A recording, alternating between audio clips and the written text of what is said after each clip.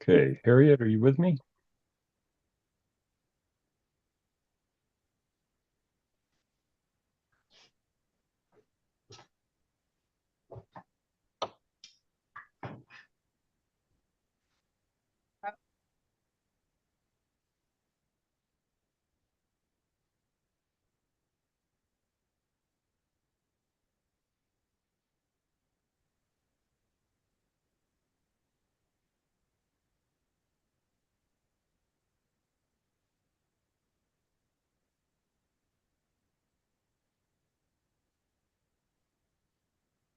Did you hear me?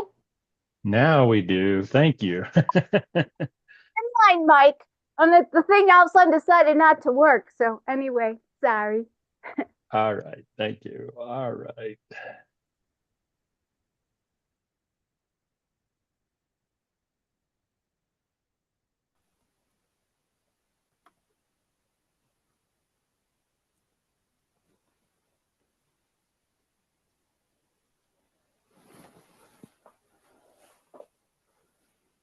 Okay. Good morning, everyone. My name is Harris Adams. I'm the administrative law judge assigned to hear proceeding number 24A-0471CP-EXT. This matter comes on for a hearing pursuant to decision R250101I. Call the hearing to order, and if we can start with entries of appearance for the applicant. Good morning, Your Honor. Can you hear me okay? Thank you. Sean Jennings with the law firm Ireland Stapleton on behalf of the applicant 303 Party Bus LLC. Good morning. Good morning, Your Honor. Roman Lysenko, Lysenko, representing Red Rock Shuttle and Explorer Tours. Good morning.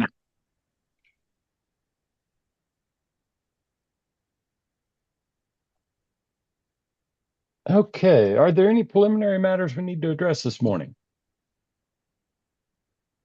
Not from our end, Your Honor. No, Your Honor. All right. I actually want to bring one. I didn't want to forget, so I'm going to bring it up now. No matter what happens in the application, I don't know, Mr. Jennings, if it might be within the scope of your plan testimony or perhaps not. The proposed authority is stated geographic areas defined by United States Postal Service zip codes is my assumption based on familiarity with some of those numbers. I don't feel that I'm going to be comfortable recommending any approval, if approval is appropriate, of the application based on that description of the geographic territory. So at the end of the hearing, we can address it, but I think we'll have a late filed exhibit, perhaps with the geographic territory graphically depicted on a map. So I know what we're talking about, and it won't change if we do in fact wind up with an approval of all or part of the application. All right. So with that, then we're ready to go. Mr. Jennings, you can call your first witness. Thank you, Your Honor. The applicant would like to start with Mr. Tony Bifolk. Can you hear me all right? Yes. Excellent. Thanks for having me. Thank you. If you would, please raise your right hand. Do you swear to tell the truth, the whole truth, and nothing but the truth? I do. Thank you. And when you're testifying today, is there anyone else in the room with you? There's not. Okay, thank you. And then so this is solely your testimony, so no one should be you or assisting you in any way during the offering of testimony. If anyone does try to reach out to you, please let me know, and we'll take a brief break and address that. Correct. Mr. Jennings. Good morning, sir. Thank you for being here. Could you please state and spell your name for the record? Sure. I go by Tony. My legal name is Anthony Bifolk. First name Anthony, last name Bifolck. Okay. And are you aware that we're here today about an application that's been filed by 303 Party Bus? Yes. And are you familiar with the company 303 Party Bus? Yes. Are you familiar with the owner, Nick Casillas, or his mother, Evelyn Casillas? Yes. Okay. And in addition to 303 Party Bus, are you generally familiar with Colorado bus transportation, taking buses to concerts and other venues throughout Colorado? Very much so. Yes. So please tell us about how you know 303 Party Bus and Mr. Casillas. Yeah. Friend of a friend, somebody organized a party bus trip on a 303. I gotta say it was years ago. I've used many companies for bus transportation specifically to Red Rocks Amphitheater. So I have been a passenger, on party bus groups, transportation to concerts, and it's super fun. It's a great option to have. Okay. So some of those rides, were those provided by 303 Party Bus? Yes. And were some of the other rides that you've taken provided by other companies? Yes. Okay. You've mentioned the types of buses that you've taken. When you go to Red Rocks, are you renting out an entire bus with a group of people? Yes. And so when it comes to 303 Party Bus rides, please tell us about those rides that you've taken out to Red Rocks. Sure. We would start at a designated location. Everybody gets onto the bus. We hang out. We listen to music. We're transported to the concert. The bus is parked in a lot. And depending on the show, I might hang out outside a little bit, or I might go in early. And then when the show's over, it's by far the easiest way to get out of there. I know exactly where to go. I get back on the bus and we head back to the drop-off / pickup location. And just to kind of reiterate something, but when you're taking these rides, are you booking these rides as a private bus for you and your friends? Yeah, it's a group thing. Okay. Could you estimate about how many rides you've taken with 303 Party Bus? It'd be difficult because I've worked with so many different companies and done this so many times. But with 303 Party Bus, if I give you a range, I'd say 9 to 12 times. And so would that be 9 to 12 different, has it always been to Red Rocks? I've only gone to Red Rocks, yeah, with Okay. any type of these types of bus transportations at concerts. It's always Red Rocks. Okay. So 9 to 12 different concerts. That's what I'd estimate with specifically 303 Party Bus. That doesn't include other companies that I've worked with. Do you roughly know the time frame? Like how long are we talking about in years when you first started working with 303 Party Bus? Last few years, it could be 3, 4 years, I'd say. I'm not positive. Like I said, I do this a lot. I once went to Red Rocks 16 times in a single year alone. So it's hard to quantify that, but it's always a really great experience. So roughly a few years prior to 2025. Correct. And when you're riding on 303 Party Bus, vehicles, can you tell us about the seating that you prefer to ride in when it comes to perimeter seating, or what types of seating arrangements have you utilized when you take 303 party bus? Yeah, the seating's always like, it's you're sitting on two sides. I'm not physically sitting on both sides, but individuals on the bus will sit on one side or the other side. So you're kind of looking at each other with space in the middle to be able to move up and down. Um, if I wanted to switch seats, or just whatever, go up front and say, hey, can we put this music on? And like whoever's controlling the music. But yeah, it's I don't know what you would label that as, but it's usually I'm able to look across at people and I'm sitting next to people like this. Okay. So is it like a bench that goes around the perimeter of the vehicle? Correct. And so it sounds like it's not a forward seating bus where all the customers are looking straight towards the driver in the front window. It's not. Are you aware, when you've been looking at different buses, do you have the option whether to go with a perimeter seating bus or a forward seating bus? The only forward seating bus that I've ever been on was for a company called Bus 2 Show, with the number 2 in the middle. Um, that might be, no, that might not be accurate. There might be another one as well where they did shuttle buses. I think that was RRX Shuttle, actually. Those were forward seating. That was like more of a coach bus with forward seating. Bus 2 Show was an actual school bus, like from when you were going to elementary school. That was forward seating. With 303 party bus, there's never been forward seating. And nor, I'm sorry, I don't think I answered the question, nor was there an option. It's just organized as a perimeter bench kind of situation. And when you're, as a customer, when you're deciding which company that you want to transport you, do you have a choice whether to go with a perimeter seating bus option or a traditional forward seating bus option?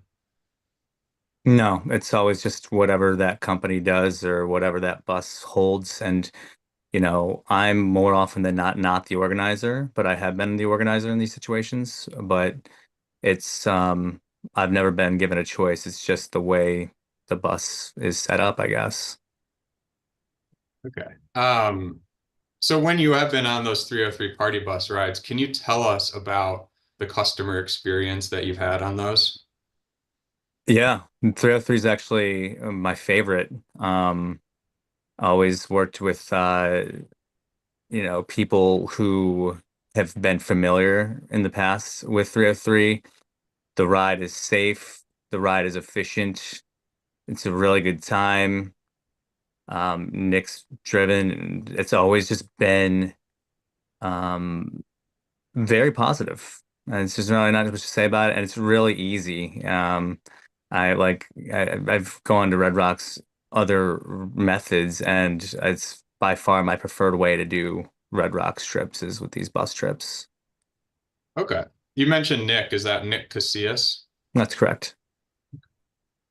Um, do you recall where you've done your pickup points from when you've gotten 303 buses?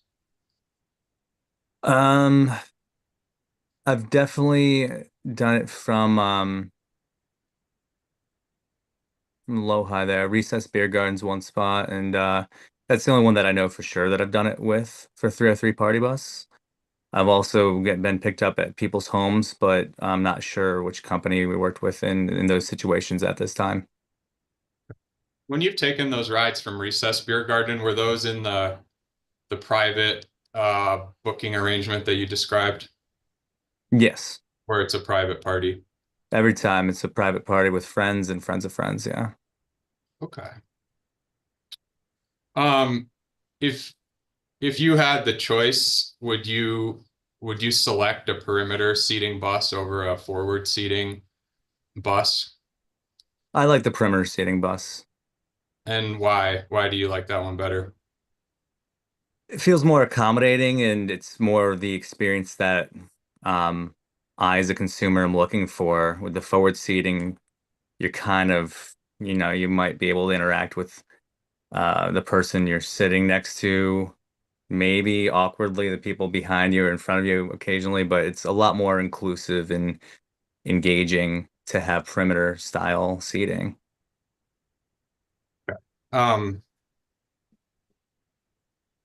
Your Honor, I'm not sure who's driving, but I would like to pull up an exhibit, please. Okay, Ms. Federico is ready. That is hearing exhibit number 112.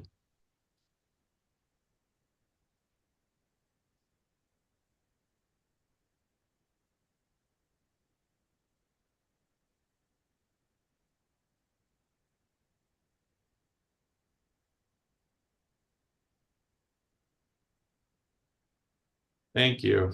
And Your Honor, this is primarily a demonstrative exhibit that I'd like to look at with a few of the witnesses. And I'm not going to ask Mr. Byfolk to admit this.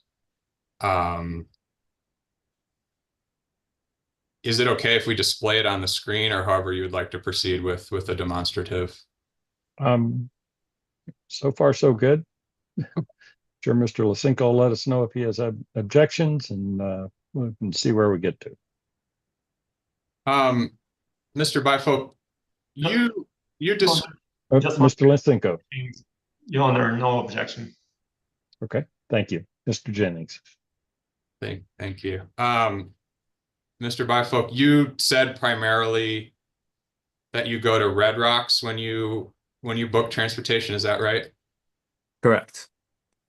On the screen here are some of the other destinations that 303 Party Bus has applied for. Would you ever envision yourself going to a concert or another event at any of these other locations? Absolutely. Okay, I may just kind of ask you in order. Would you take a 303 Party Bus to Empower Field? Yes. What about Ball Arena? Yes. Fiddler's Green Amphitheater? Yes. Dick's Sporting Good Park? Yes. Folsom Field? Yes. University of Colorado Boulder? Yes. Coors Field? No. Okay. What if they had a concert at Coors Field? Possibly, but I've got friends that live right in the neighborhood, so I'd probably just, spend time with them and maybe grab a bite of food in that area. So I think that there's definitely a market and a need for it for Coors Field. I just don't believe that I would personally use it for Coors Field in my life. Okay. The other lists that we looked at aside from Coors Field, are there, in your experience, are concerts or other events happening at these destinations? You got a little choppy on me. Can you repeat that question, Mr. Jennings? I'm sorry. With the destinations on the screen, are there, in addition to Red Rocks, are there concerts and other, events happening at these destinations? Yes. And if you had the choice as a customer, would you take a perimeter seating bus to all of these locations? Yes, for all of them. You may not know, but there's some zip codes listed on here. Are you familiar with any of the zip codes kind of in the middle of the screen? Yeah, turn the screen again to see them here. Am I familiar with any of these zip codes? Yes. When you are booking or may book in the future buses through 303 Party Bus, are you going from the city of Denver or somewhere else? You mean where's the initial pickup point? Right. Typically Denver. Your Honor, I have no further questions for the witness. Thank you. Okay.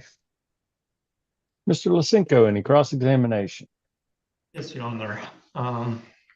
Thank you so much. Yes, Mr.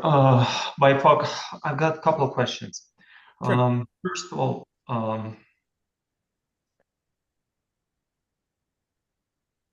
just 1 second.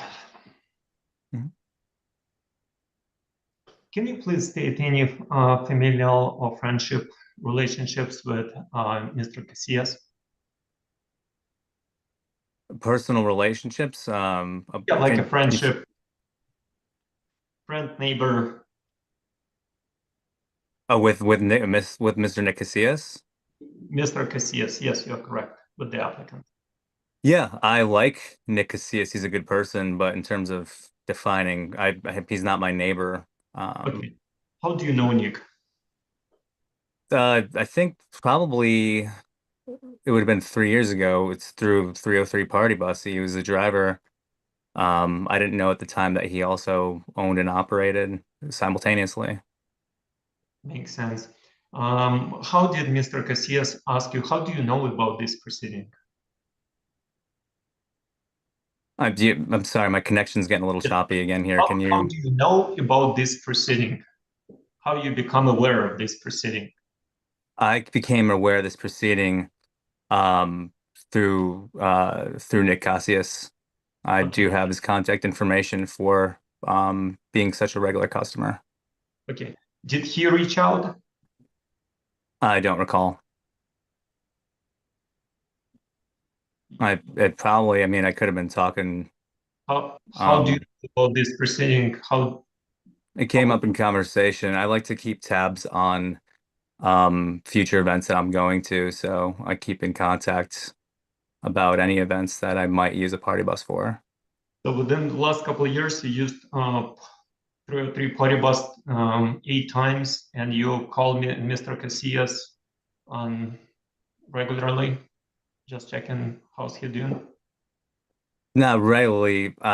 When there's information that I want and concerts are planned more than a year out at this point, I can reach out to Nick Casillas, yes. Got it. Makes sense.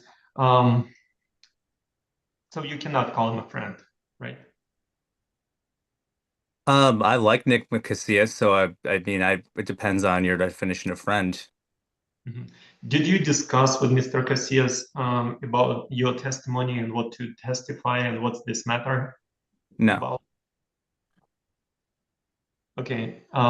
Did he discuss the questions you will be asked at this? no, Got it. Is the applicant Nick Casillas provided or promised to provide, including promises to provide anything in value, free tickets for public shuttles, no, money, anything for your time? no. Got it. Um, do you understand the difference between public shuttle and the private car service or private party bus? Public versus private. Yes. I mean, when it was mentioned before about booking privately, I assume that means yeah, public bus. Are you talking about like RTD or I just need a little more clarification about what you're asking. Public when you don't know people that you're riding with. So you just individual, you just get on one ticket for one seat, or like with your friend couple, and you don't know anybody else. Thank you for the clarification. I do understand the difference.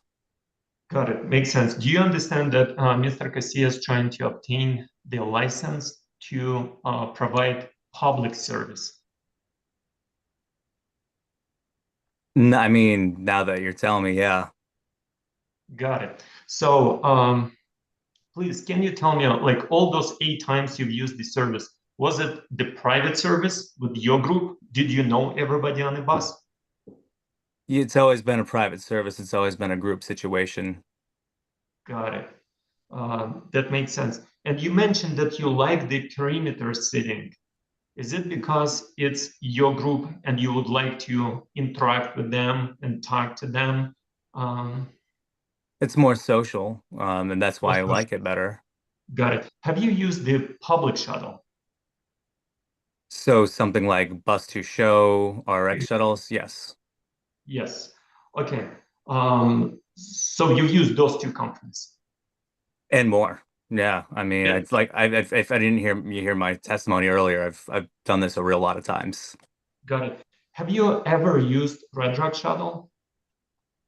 I believe so. Is that ever utilized outside of there's one on Colfax as well as over by Thirsty Lion in downtown. Is that No, that's the RRX shuttle. That's the shuttles to Red Rocks. So it's a different company.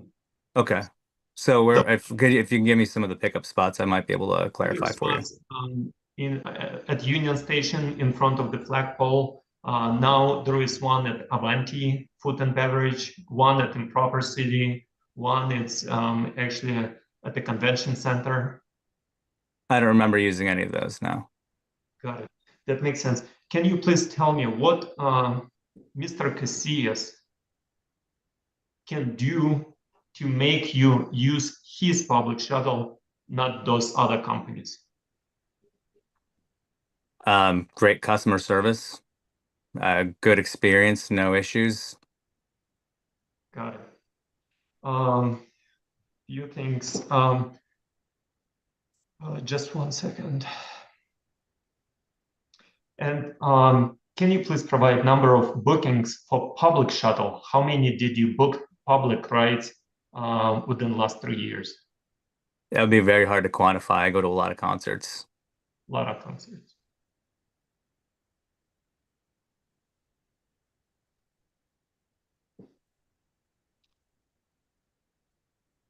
So you never contacted Red Rock Shuttle. You never used the Red Rock Shuttle. Am I correct?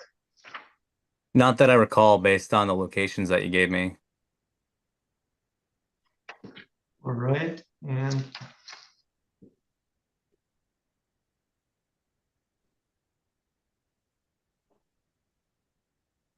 would you feel appropriate to ride with people that you don't know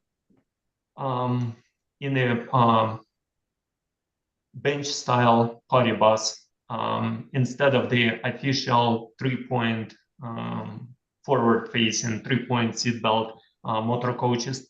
Would you feel appropriate for a public shuttle when you buy just one ticket just for yourself? You want to know where is the seat at? Would you choose perimeter seating or forward facing seating? As I mentioned earlier in the testimony, I prefer perimeter seating. The question you asked before that is if I'd feel I think you said comfortable or something. Like I don't, yeah, I wouldn't be uncomfortable. I'm not like a timid person, so I'm not afraid of strangers or anything. Makes sense. And so it's just your preference, am I correct? Correct. Got it. Makes sense. Thank you so much, Your Honor. I'm done. Mr. Belfolk, I had one question. So you mentioned that you have ridden 303 party bus 9 to 12 times, ballpark, you recalled. And the only time, or the only location you recall being picked up is Recess Beer Gardens. Do I have that correct?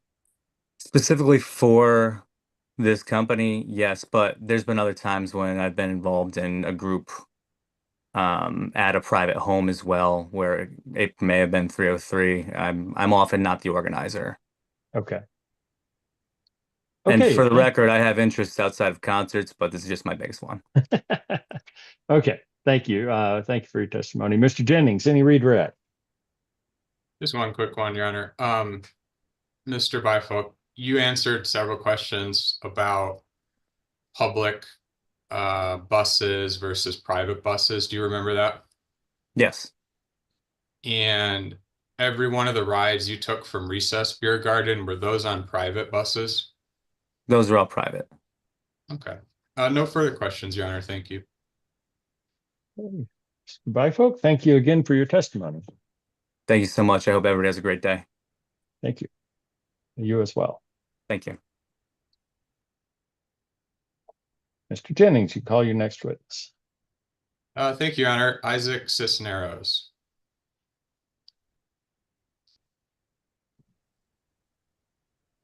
Okay, Mr. Cisneros, if you would please raise your right hand. Mr. Cisneros, I'm going to ask you, can you turn your computer? Yeah, thank you. That light I've got the same problem with mine, but anyway, do you swear to tell the truth, the whole truth, and nothing but the truth? Yes. Thank you. Mr. Jennings. Oh, I apologize. Sir, are you alone? Yes, I am. Okay. And again, during your testimony, no one should be attempting to contact you or assist you in any way. So should anyone try to do so, please just stop and let me know and we can address it. Okay. Okay, sounds good. Thank you. Mr. Jennings. Thank you for being here, sir. Do you mind stating and spelling your name for the record? Isaac Cisneros, that's ISAAC SISNEROS. And what's your current occupation? I do mobile repair, and then I'm the shop manager for 303 Party Bus. Okay. Mechanic, I guess you could say. So do you work for 303 Party Bus or do you work for a different company? Well, I have my own company. Okay. What is that company? Isaac's Mobile Repair. And what kind of company is that? What is your business? I repair commercial vehicles, roadside. Where is your business located? It's mobile. Oh, okay. Yeah, it's Can you describe that for us, how that works? You drive your service van to wherever they break down and you see what's going on with it, and then you repair it and try to get them on the road or tow the vehicle. Okay. And do you provide those services for passenger buses in Colorado? Yes, for a few party bus companies that are out there.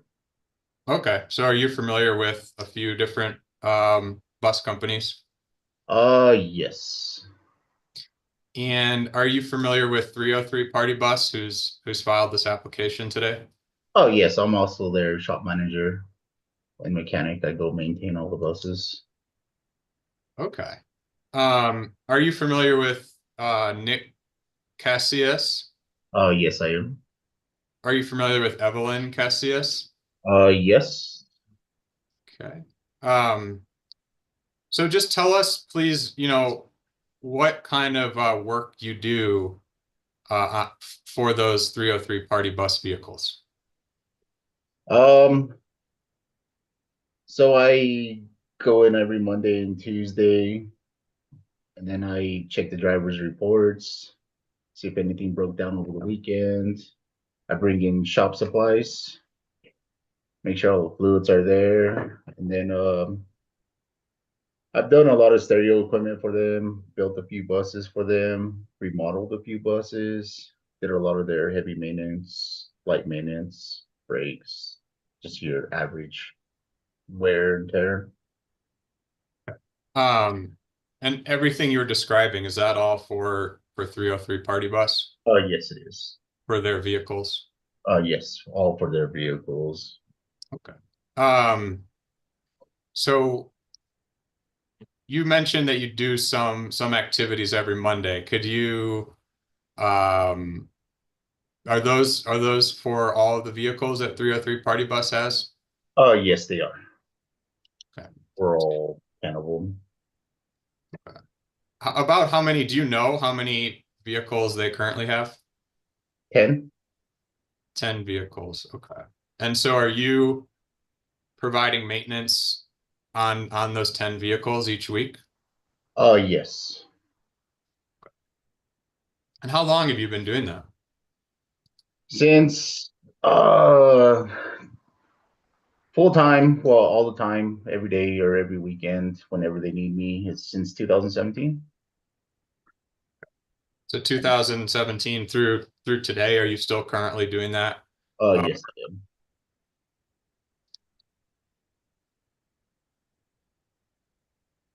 And where do you perform that work? Do you go to their location, or is this part of the mobile business? I go to their location. And where is that? What is that? 1401 73rd Street. I always call it on 73rd in Washington. Okay. Is that is that 303 party buses lot where they store their vehicles? Yes, it's a storage unit. They're all inside. Okay. They're 80 feet wide or long, 15 feet wide. Okay. I'm not sure if you heard previously, we were talking about perimeter seating buses. Did you hear that part? Yes, I did. And of the buses that you've been talking about so far, are all of those perimeter seating or some of those perimeter seating? All of them are perimeter seating. When we get them, we usually get them with front facing seats, but we take them and have them built or build them and remove those seats and put perimeter seating. So all of the 10 vehicles have the perimeter seating now? Yes. And why do you do that? Tell us about the renovation process. We do that because I think it's more the experience, the memories that they have. They can socialize with everybody, even though they don't know them. And they sure do seem to have a lot of fun in them, a lot of laughter and stuff. And the reason why we do it, it's kind of like our style. It's a unique style that we do. When you're talking about they, are those the customers that book Oh, the yes, customers. Yeah. Okay. I'm going to ask if we could pull up again that same exhibit, 112. Thank you.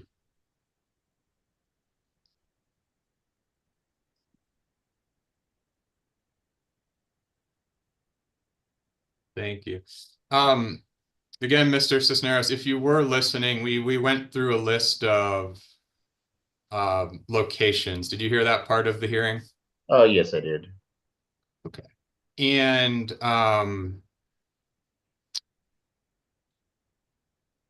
can you look at this list and tell us if you think that 303 party buses vehicles are being maintained in a sufficient way to drive to these locations?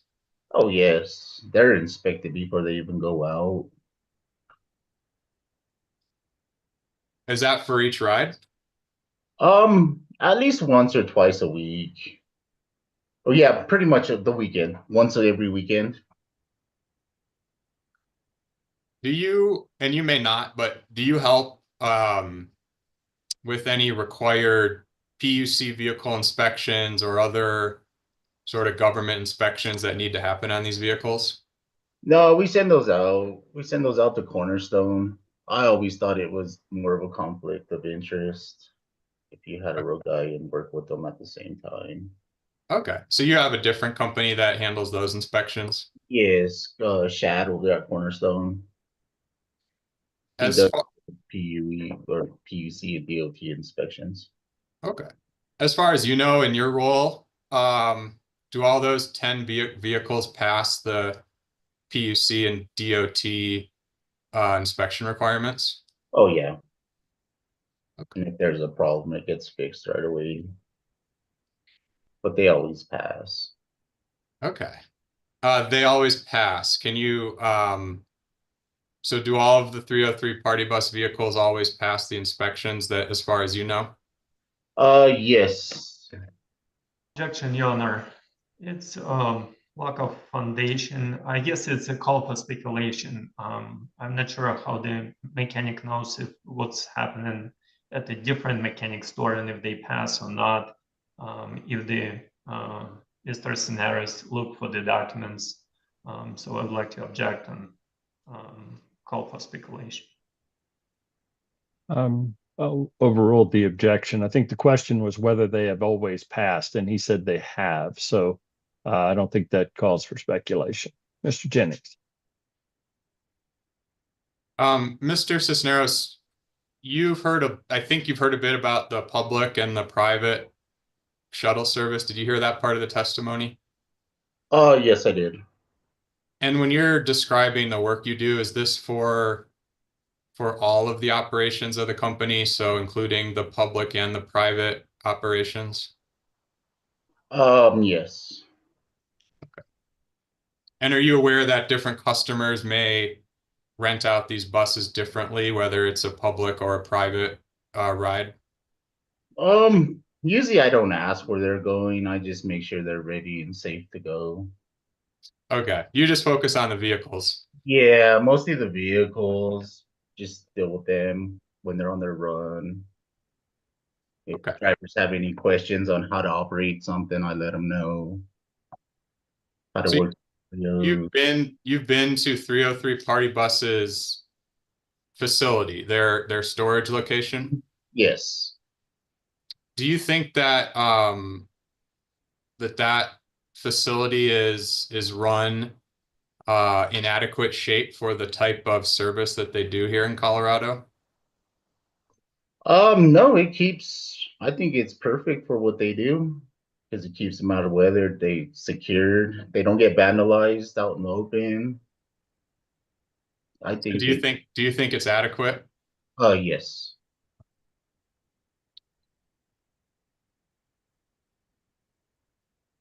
So looking back at this page that's up here on the screen, do you believe that the maintenance that you are doing would be sufficient to have the buses travel to all of these destinations? Yes.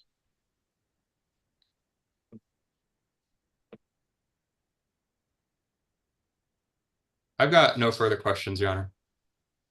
Okay, thank you. Mr. Lisinko, any cross-examination? Thank you. Mr. Scenaris, can you please tell me if you are ASE certified mechanic? ASE I was at one time, but being commercial vehicles, it's not really required, so I kind of just let it go. Makes sense. Did the Mr. Casillas ever mention that to you that you need to be an ASE certified mechanic to work on those vehicles? They know when I started, I was a Ford master technician since 2001. Makes sense. Thank you so much, Your Honor. I have no questions. And any redirect, Mr. Jennings? No, thank you, Your Honor. Okay, Mr. Cisneros, thank you for your testimony. Okay, thank you. Mr. Jennings, you can call your next witness. Thank you, Your Honor. We'd like to call Shad Richards if you are present.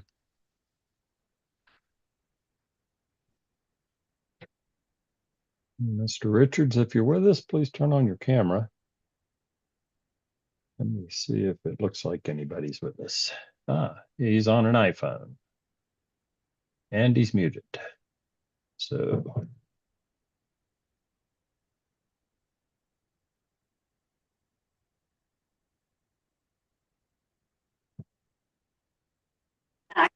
Okay, are you there? we hear you. Can you hear me? We do hear you. Can we, do you have video available? It's my iPhone. I'm not sure how to turn on the video. Hold on. I got my wife looking at it. I am like IT retarded when it comes to iPhones. Okay. We'll be off the record just a moment till we get our technical issues addressed. Oh, look, there you go. Am I there? No? Not on my side yet.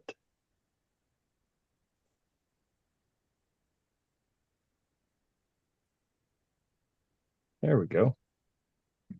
There you are. We see you. Okay. Okay, thank you. Sorry We'll go about back on that. That's okay. We'll go back on the record and why don't we let, there we go. Okay. Sir, if you would, please raise your right hand. Do you swear to tell the truth, the whole truth, and nothing but the truth? Yes. Thank you. And again, during your course of your testimony, you've indicated somebody is at least near you. So this is your testimony alone. No one should be contacting you or assisting you at your testimony. Should anyone try to contact you during your testimony, please stop and just let me know, okay? Yes. Thank you. Mr. Jennings. Thank you, sir, for being here. Could you please just start by stating and spelling your name for us? My name is Shad Richards, ShadRichards. Thank you. And what is your current occupation? I own a commercial vehicle repair facility. What is that called? Cornerstone Truck Repair. Did you mention that you're the owner? Yes. Are you an operator too? Do you work there? Yes, I am a master technician.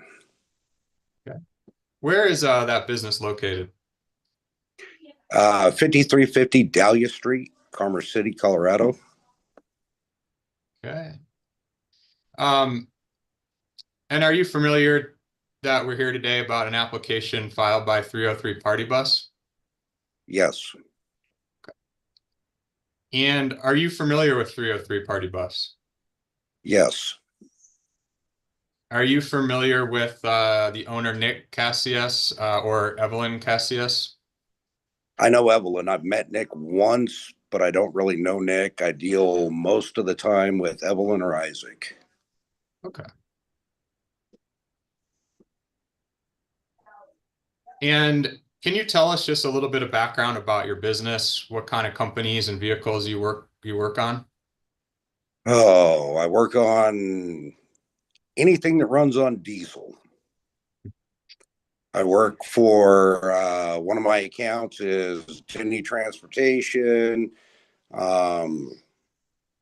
Spartacus, Sidar Energy, a bunch of owner operators, several small fleets, FDF, and then a lot of independents that are out there, and then some people that have diesel equipment that is on the private side of things. Okay. And how long have you been running this business, roughly? Since 2009. Okay. And do you work on passenger buses like the type that we've been talking about here today that transport customers to concerts and things like that? Yes. Okay. And tell us more about your experience working with 303 Party Bus when you started working with those folks. It was about late 2016, early 2017, right in that time frame. Okay. And tell us about, it's been a few years, but tell us generally about the work that you've done for that company. Oh, let's see. I do any major repairs if it involves taking apart the engine or pulling the transmission out. I do their DOTs, their PUCs, drivability problems. If Isaac can't figure it out, he brings it over to me. Any structural problems that may happen as far as cross members and frame, I take care of those issues. Their air conditioning issues, because I'm certified in air conditioning. I deal with all their air conditioning issues, items like that. Okay. The big things and the things that you got to be certified to be able to do. Okay. So would those be the 10 or so perimeter seating buses that we've been talking about? Yes. And you mentioned, do you do the PUC vehicle inspections for 303 Party Bus? I do. Do you do the DOT inspections for 303 Party Bus? I do. And have they passed all of those inspections since you started them? Yes, if something fails, I red tag that vehicle until the repair is made, and then I will re-inspect it and certify that the repairs have been made before they get their paperwork and their stickers. Okay. Yeah, let me ask that a little differently. So after you've done all sorts of follow-up work and repairs, have the vehicles always, ultimately passed their inspections to get back on the road? Yes. Are you ASC certified? I'm ASC certified in air brakes, hydraulic brakes, air conditioning. I was a master tech, but I let it go because I started getting certified through dealers instead of, a state test that anybody can take online and whatever. I've been going through dealerships and getting certified through dealerships now. Okay. As far as you know, do you possess all the qualifications needed to do the PUC and the DOT inspections? I do. Okay. Sorry for the questions. Yep. That's okay. Yeah. I file with State Patrol to make sure that I still am qualified and certified to do so.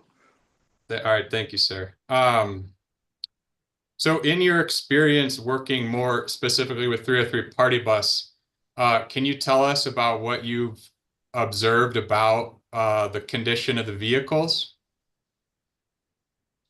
The condition of the vehicles is always good. I've never seen, bald tires. I've never seen, low brake pads. I've never seen, um, you know, unsafe interior, unsafe fire extinguishers, any of that. They're all up to snuff when it comes to when I inspect them or when they come to my shop. It's for, a mechanical repair that Isaac can't handle. It's never, all the safety issues are always in place as far as when they come into me.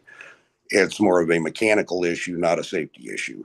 It's like a transmission starting to fail, or sorry about that, or the air conditioning is starting to blow a little warm, or it's got a miss in it and they don't want to send it out, so it comes over here and I pull it apart and do injectors, or it's always things like that. But as far as the safety items go, they've always been up to snuff. Okay. And in that 8 years or so, have you had a good working relationship with the management of 303 Party Bus? Can you tell us about anything you've observed with the management of this company? As far as management goes, I've never been there when they've dispatched loads or anything like that. But as far as my end of things, I get the vehicles done. Isaac comes and picks them up, and Evelyn comes in, writes us a check. It's never bounced. It's always been paid on time. And we've never had a problem with 303 Party Bus. I'm going to ask, please, for Exhibit 1112 to be shown on the screen. Thank you. Mr. Richards, can you see stuff that we're showing on the screen? Yes. All right, you see that bullet point list? Yes. Okay.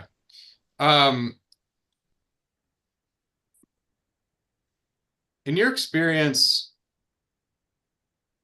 does 303 Party Bus have adequate vehicles to be servicing the destinations that are listed on the screen? Yes. And I know you may not have seen this list before, but are you familiar with the destinations that are listed here on the screen?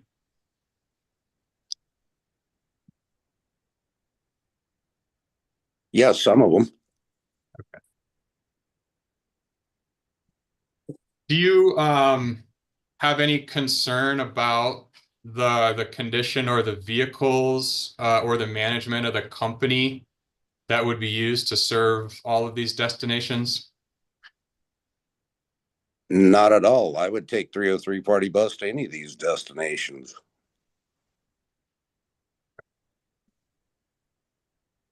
Do you think that the number of vehicles they have and the type of vehicles they have would be adequate to serve all of these destinations?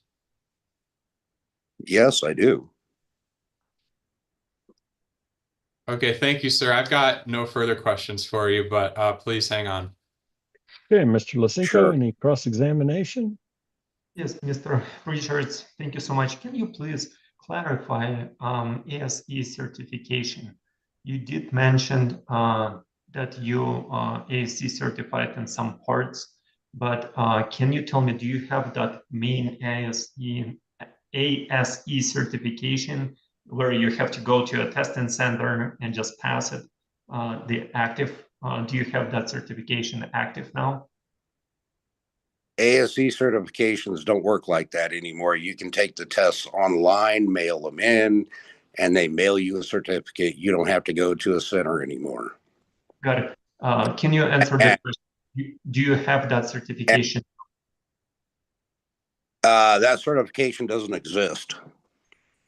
What you're asking is a master tech certification, which means you take all of the ASE tests and pass them, and then you are a master certified ASE technician. And no, I do not have that because I think ASE testing is a sham and a gimmick to get customers to come in to have their vehicles repaired. I would rather be certified through dealers and manufacturers where the testing is true and not online, and anybody can take it, put your name on it, turn it in. So no, I don't have that one. Makes sense. And how often do you do inspections for Mr. Casillas for 303 party bus? Annual inspections once a year, PUCs inspections once a year. And when was the last? I'm sorry. Let me interrupt. Mr. Richards, sorry, your answer broke in there for me. Annuals one time a year, and you said then PUC is one time a year. Thank you. Okay, Mr. And Lisinko. how many years have you been working with 303 doing inspections? I've been doing their DOTs since 2017, and their PUCs I've been doing for the last 3-4 years. Makes sense. And when is the last one you've done? November. This November. Got it. Thank you so much, Yep. Eleanor. I have no further questions. Okay, thank you. Any redirect, Mr. Jennings? No, thank you, Your Honor. Okay, Mr. Richards, thank you for your testimony and your time. Wish you a good day. Thank you as well. Thank you. Thank you. Okay. Mr. Jennings, call your next witness. Thank you, Your Honor. Our next witness is going to be Amanda Mikulinchich. Ms. Mikulinchich, if you would please raise your right hand. Do you swear to tell the truth, the whole truth, and nothing but the truth? I do. Thank you. And as I've seen you here, but I'll tell you as well. This is your testimony alone. So is there anybody with you now? My son is here, but he's in his room. Okay, thank you. And nobody should be trying to contact you about the subject matter of your testimony as you testify. Should anyone try to reach you or contact you other than your son for something unrelated to this case, please stop and let me know that. And if your son needs something, please let me know that as well. So thank you. Mr. Jennings. Good morning. Thank you for being here. Could you please state and spell your name for us? Amanda Mikulinich, AMANDA MICULINICH. Thank you. And can you tell us what is your current occupation? Well, during the day, I sell health and life insurance. And then the nights and weekends, I drive for 303 Party Bus. Okay.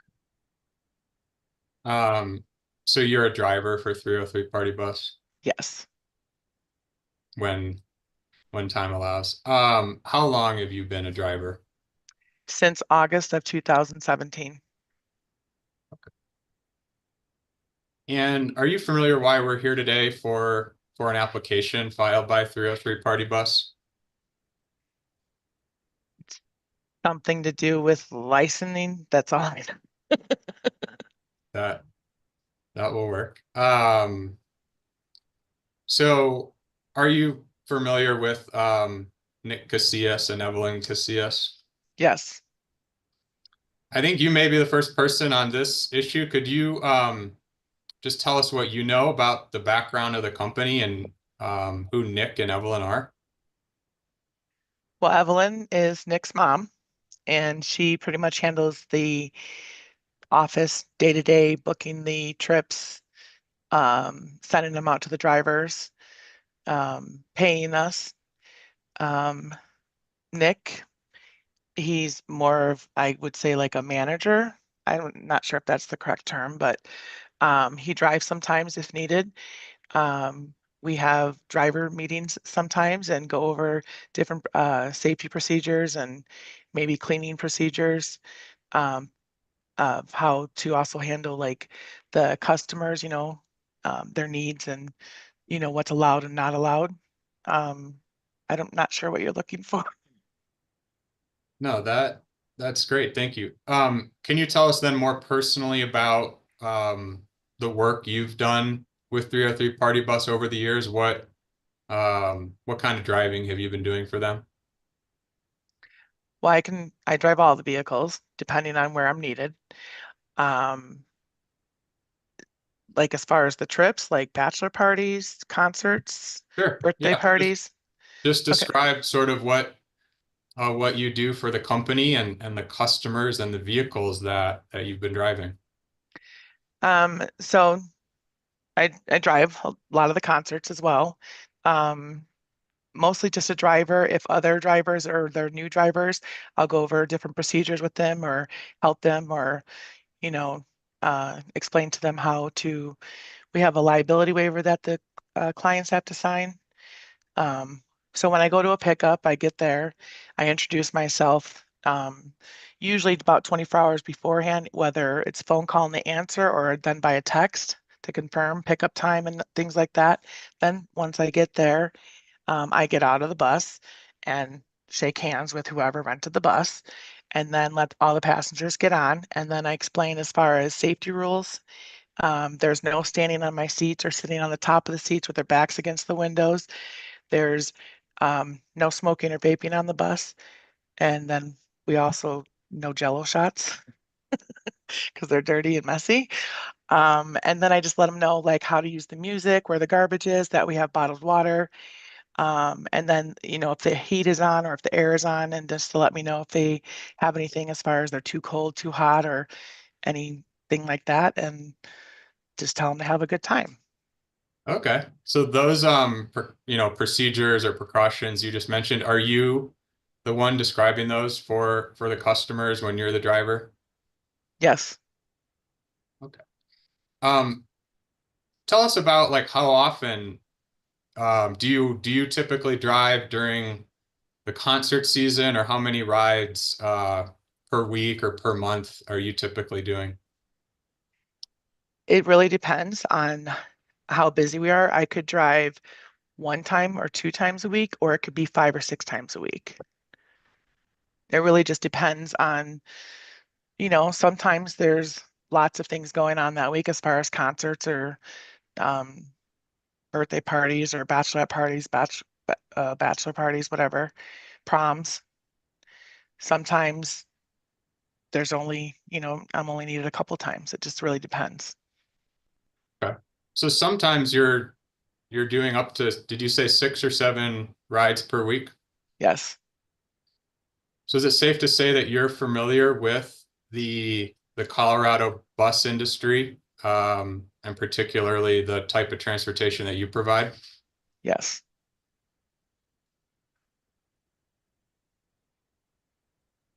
Tell us about what your experience has been so far with the customers, and the type of customer experience that you think 303 Party Bus provides.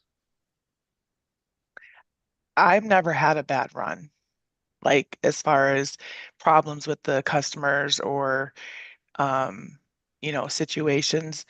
Um, I've also had my CDL for 25 years, so I've been doing this a long time. But as far as, if you meet and greet the customer and you set the expectations as far as what's allowed and not allowed, I don't feel like there's going to be issues or problems. I stay the whole time. So somebody always has my phone number. I also put it up on the board with my name, make sure that at least one, the person that, rented the bus or another client as well has it. So in case their phone dies or something, send a pin. I always stay with wherever we're at. I don't leave. I'm more of a, I guess, mom figure type of thing. So I don't, if something happens and they need to leave or weather changes, whatever, I'm always there to be able to make sure that I transport them safely back. I'm going to start by asking you about Red Rocks. Can you tell us your experience with doing rides out to Red Rocks for 303? I've had great experiences. How long have you been doing it? During a concert season, roughly how many of those runs are you doing, that type of thing? Well, I've been doing it since August of 2017. Like I said, it could be 2 a week or it could be 5 a week. It depends on who's playing, if the buses are being rented, if she needs me to drive. I don't really know how to give you a definite answer on that, except for I'm there quite a bit. Yeah. So is it safe to say in that time frame that you have experience with bus transportation specifically out to Red Rocks? Yes. So in your experience, tell us about the demand that you've seen. Well, let me ask another question first, please. Have you heard us discussing about public and private bookings that 303 Party Bus does? Yes. And you've described the rides for us. Do you do both public and private rides for 303 Party Bus? They're all private. Okay. We get it, I call it a trip sheet, but it's an email with the trip sheet information to who to contact.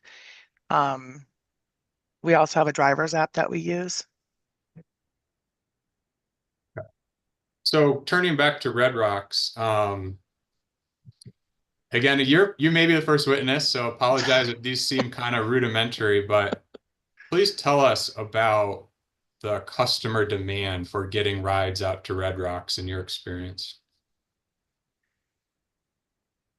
I believe it's high demand. I think it also depends on who's playing, if that makes sense.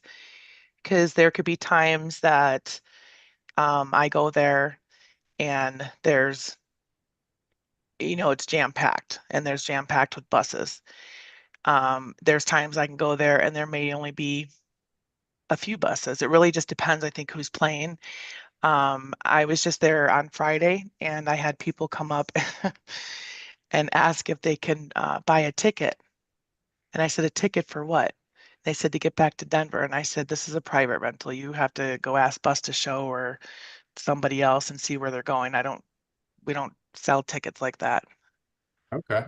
So in that instance, was it your understanding that the customer did not have a ride back to Denver from Red Rocks? Yes. And they asked you if you could provide a ride? Yes. Tell us a bit about, I think you're probably familiar with the different lots that are out there at Red Rocks. Can you tell us about how the lot system works and where 303 Party Bus goes? So typically we can go and drop them off at the top, the circle up top of Red Rocks. And then we have to go park down at the bottom, which is Lower South Lot 2. So for, I don't know if it depends if it on different nights, but is it typically busy on the top lot with bus companies up there? So when you're driving up the hill on the right-hand side, there are limos and Sprinter vans or maybe private SUV vehicles that are parked there. And then on the left-hand side is the one parking lot. Sometimes there's a couple buses there. Sometimes it really depends. And honestly, I don't really pay attention to, there's so much going on when you're driving up there with people walking, maybe people riding bikes or other cars or buses trying to come down the hill. And it could be a tight spot sometimes that I'm more focused on just making sure that I'm safely getting the people up there and then coming back down safely. But there's there's buses there. Sometimes I don't pay attention, to be honest. This may be hard to, if you had to estimate, are we talking about, are there thousands of people up there on a busy concert night? In the areas that you're describing. So are we talking about hundreds of people, thousands of people? It can depend on the concert. Yes, hundreds. It could be more into the thousands, depending on, sometimes there's a line to get in, sometimes they're not. It just really depends also what time you're getting there to drop off, I think. In your experience up there, are you familiar with some of the other shuttle or some of the other bus providers besides 303 Party Bus? Yes. Could you estimate how many different bus operators do you think are up there?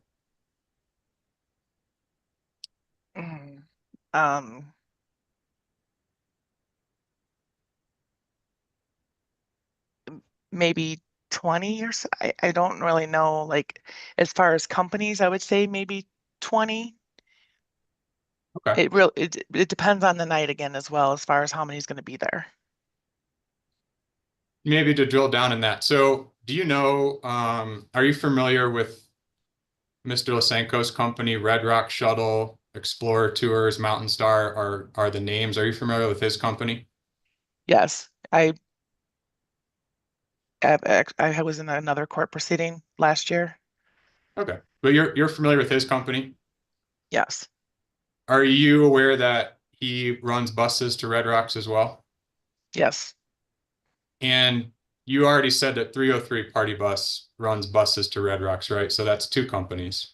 Yes. So to kind of get a handle on the additional companies, are there more than 5 other bus companies up there per night? Yes. Are there more than 10 bus companies up there per night? Sometimes. And you think it could be up to 20 potentially? They don't all have their names on the side of the buses, but drivers do talk to each other, so yes. Okay.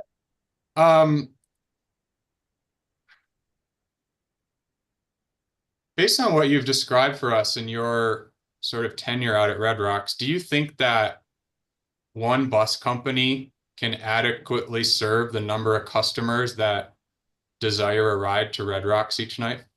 No. You testified that you know Mr. Lysenko's company, Mountain Star Transportation, right? They're the coach buses, correct? The Well, ones at the top of the I have hill. to ask you. So, well, that's what I think they are. Are you familiar Yes. with his company? I don't know if they say that name on the side, but I do see coach buses at the top of the lot. And then I see RX shuttles and little tiny white buses at the bottom of the hill. So if that's his company, then yes. Okay. Do you think that Mr. Lysenko's company could take all of the riders that want to ride to Red Rocks on a given concert night? No. And why do you say that? There are so many people that go to Red Rocks. There's so many different places to pick up people, whether you're Denver, Boulder. Object. It just call for speculation. It just there is no. It's a local foundation.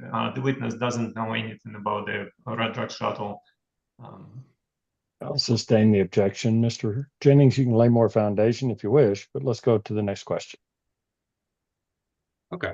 So Ms. McCulloch, I'm gonna say, let's say a company had 5 buses, hypothetically, that they could run to Red Rocks, okay? Mm-hmm. And those buses seated 50 to 60 people each, okay? Do you think that would be sufficient to take all the customers on a given night who wanted a transportation ride to Red Rocks? No. And why do you say that? I mean, Red Rocks holds almost 10,000 people. And like I said, I could be there 5 nights out of the week. And depending, usually I drive the bigger buses, and that fits about 32 to 34 passengers. People like the perimeter seating as far as being able to socialize, you know, if they want to stand up and dance. The lights, the music, I mean, that's just, Okay.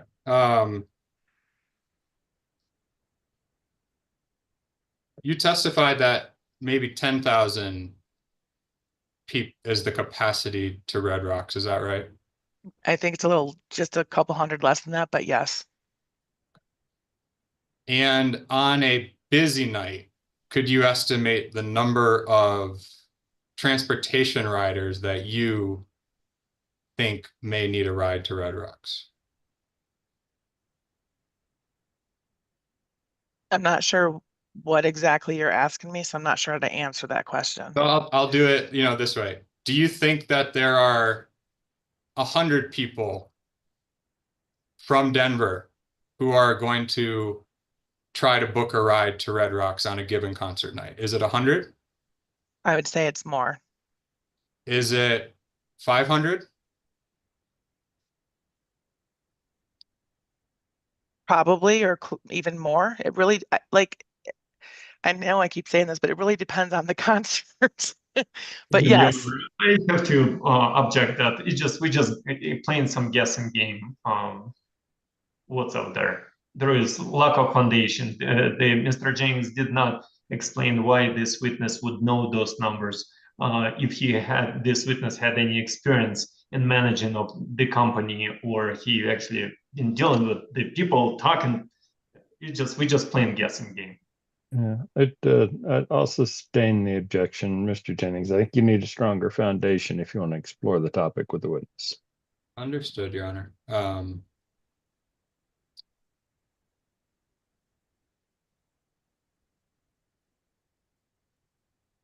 So, and I'm sorry I'm asking all these math questions, but forget about general number of customers and any other provider. But on a busy night, how many riders do you think 303 Party Bus transports up to Red Rocks?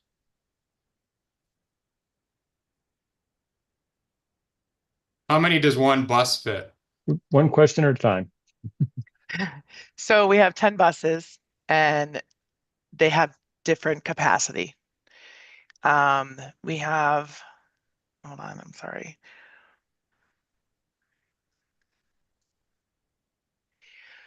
Probably close to 400 to 500 people. I mean, I can get a calculator out and try to give you exact number with adding up how many passengers we can have on each bus, but it's gonna, take a minute. All right. So on certain nights, is there sufficient demand only for your company to bring 400 to 500 riders to Red Rocks? What do you mean? Just our company alone, or? Right. Yes.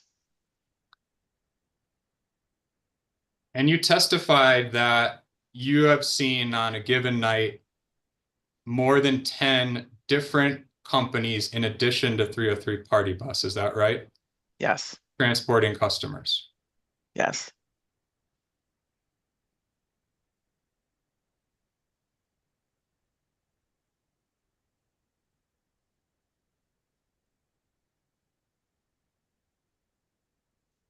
I'm going to ask for us to pull up that exhibit number 112 again, please.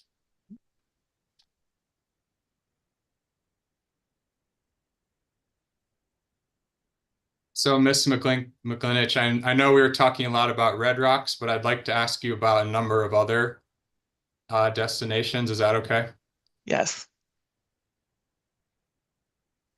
So, if you're able to glance at the screen, have you personally driven any rides for other of the destinations listed on here? For all of them. Okay. And it sounds like your scope of your rides has been limited to private or luxury limousine rides. Is that right? Private parties? Sorry.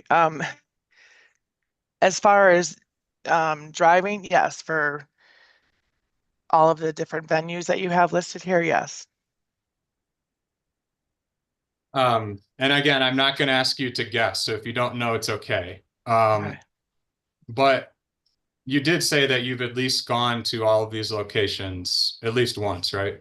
Yes.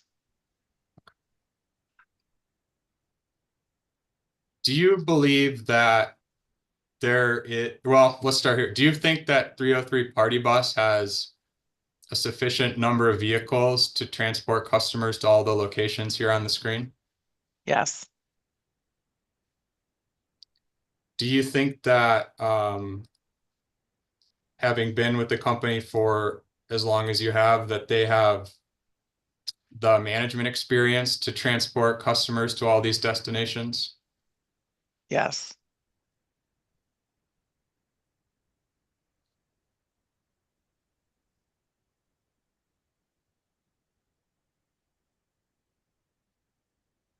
And you can pick out destinations if you'd like, but in your experience, is there a public demand for riders to go to the destinations listed on the screen?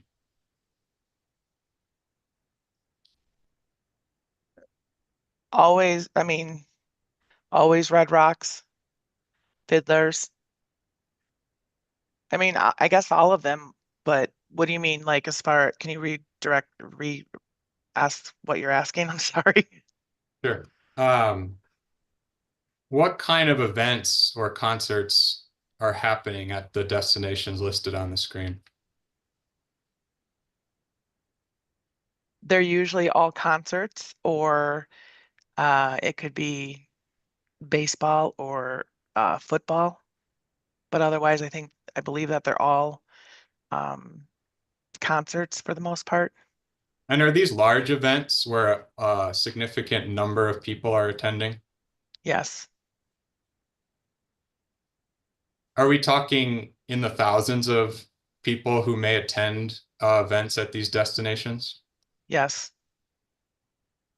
Are we talking in the tens of thousands for some of the destinations? For some. Are you familiar with any of the zip codes that are kind of shown in the middle of the screen? A few of them. Tell us about what you know about where those are, and whether you think there's a rider demand in those areas. Like I said, I don't know where all of those zip codes are. I don't, but I believe some of them are Denver. When you're doing rides, are you typically picking people up in the city of Denver? For most of the time, yes. Do you ever pick up in any kind of surrounding areas in Jefferson County or north of the city of Denver? Yes.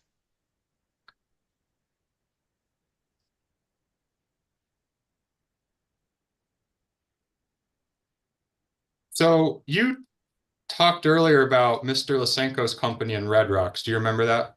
Yes.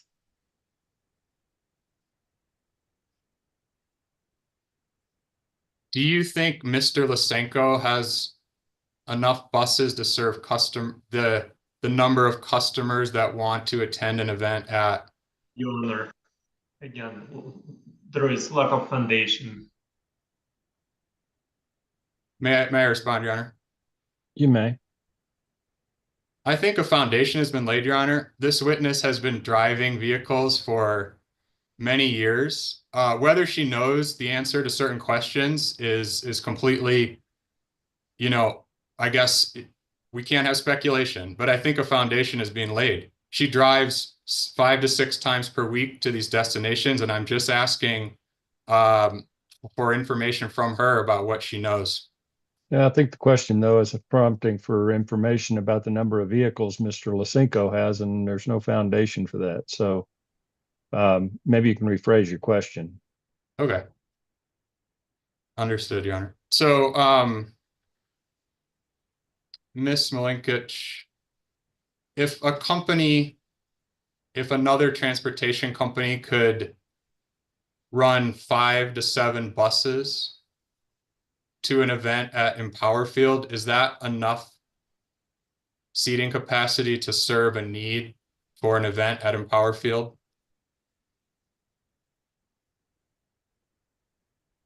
From one company? Correct. No. And I'm sorry these sound basic, but why is that? I mean, there's thousands of people going to certain events. I don't think sometimes you can go to these events and you can see 30 buses, 50 buses. I mean, I don't know how to give a better answer than that, but it really depends on what the event is, you know, like Dick's Sporting Goods on, what is it, Labor Day weekend?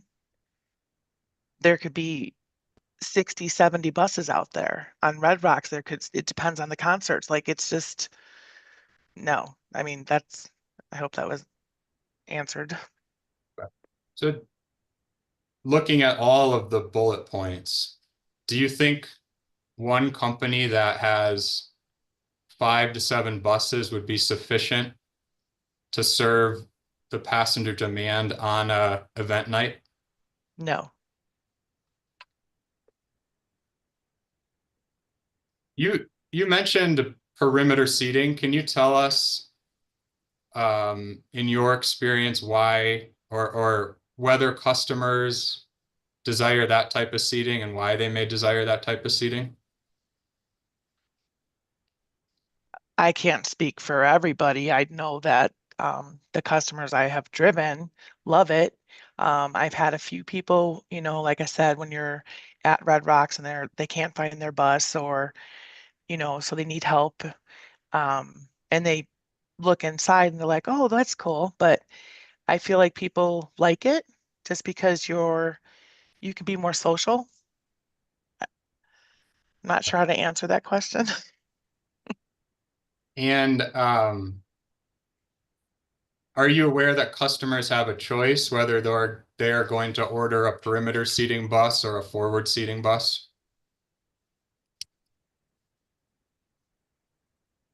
Do customers have a choice to order a perimeter seating bus or a forward seating bus? Yes, not with us. We only have perimeter seating. Okay. So you're looking at this list, as far as you know, would you be offering perimeter seating buses to drive to all these locations? Yes. And would they be picking up from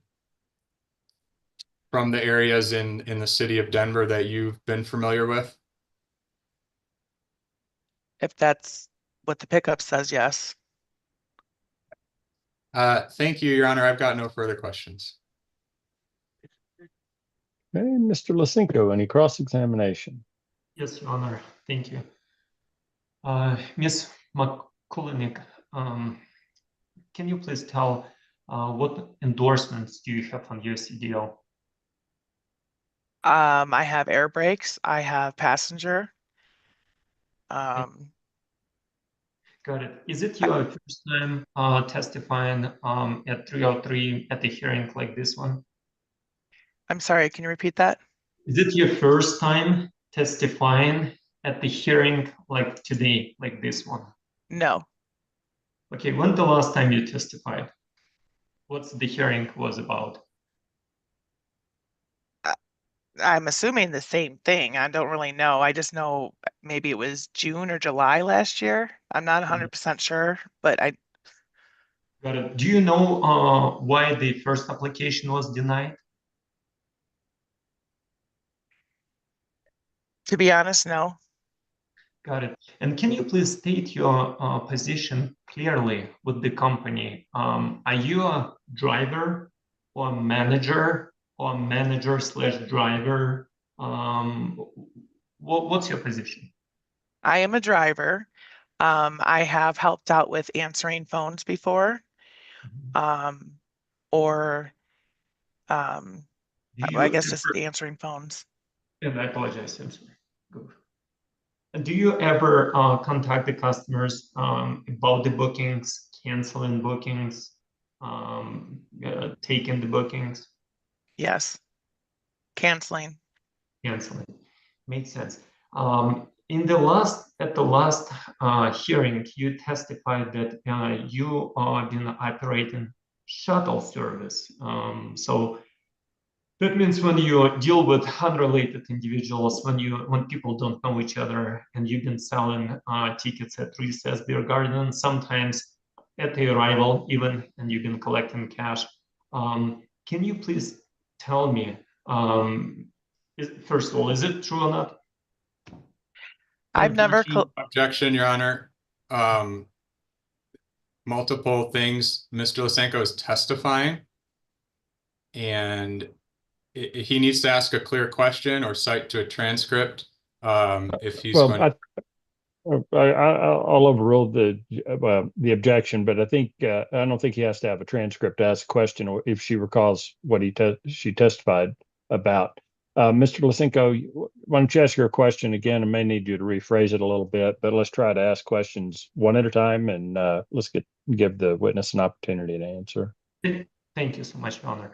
So, Ms. McElhenney, have you ever provided shuttle service? So that means when you been in contact with passengers that don't know each other. Yes. For 303 party bus, am I correct? Yes. Got it. What pickup location that was from? Recess sometimes. Any other? No. Got it. Have you ever collected the payment? No. At the Recess? I do not collect any payment from any customer. Okay. When was the first, do you think, when the first time you operated the shuttle from Recess Beer Garden? Last year sometime, but I don't recall. Okay. Anything in 2023 season? Possibly. I mean, I don't remember. I know that sounds horrible. I possibly. When was the last time you operated? What date? What date? Mm-hmm. Maybe the end of July, beginning of August.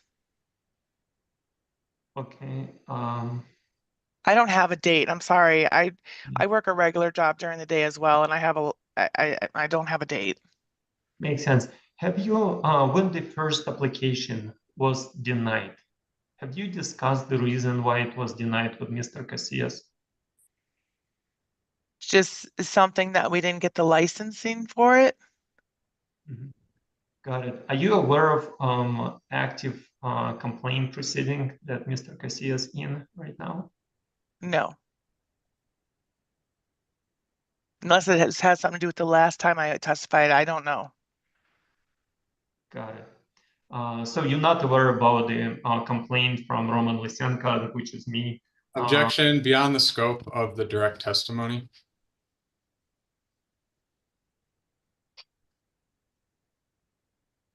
Mr. Lysenko? Yes, Your Honor. Amanda McCullough testified about the experience that she received. So I'm just trying to find out where did she get that experience, and if it's been from the prior illegal activity or not. Well, there's part of the issue that I think Mr. Jennings is raising is that you have the opportunity to call Ms. Mikulinich in your case. Right now, this is Mr. Jennings calling his witness. So you can cross-examine her right now based on the scope of what Mr. Jennings had asked her. I think so. I'll allow you to follow up on that testimony if you wish. But if you're trying to get into another area, you would need to ask to call her later in your own case. Got it. Thank you, Your Honor. So moving on then, just got a couple questions. Mr. McClinnick, you just mentioned that usually when you drive up to Red Rocks, there are several bus companies over there. Yes.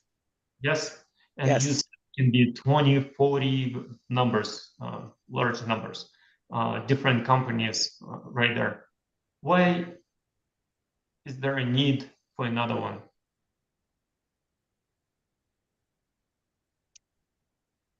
Well, I mean, we're already there, but we get a lot of requests for Red Rocks. That's one of our biggest,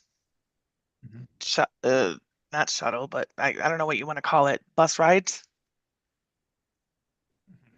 And you testified that the one single company cannot handle the 10,000 people demand.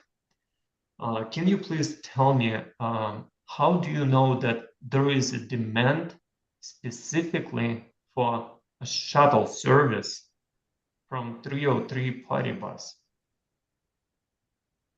I don't know that. I just know from driving there. Are you aware of the different types of transportation? Uber, taxi, limousine companies, party buses, motor coaches, charter buses, shuttle buses.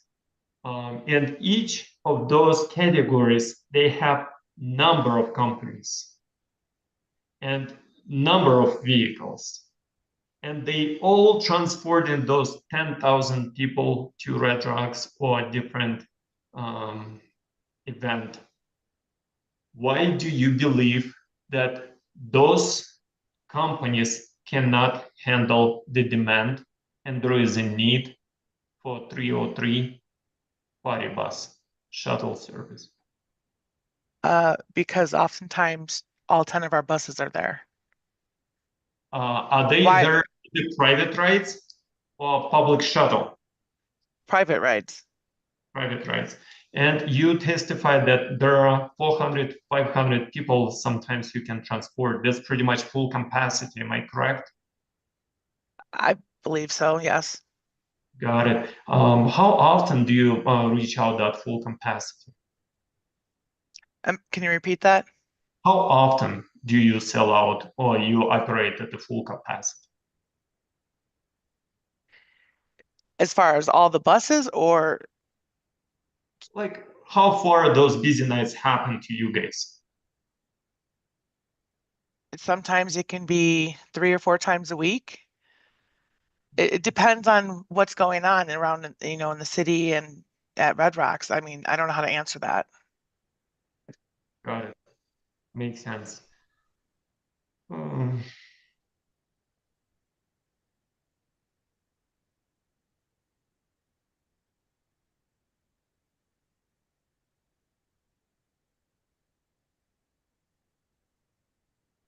This is it, Your Honor. Thank you so much.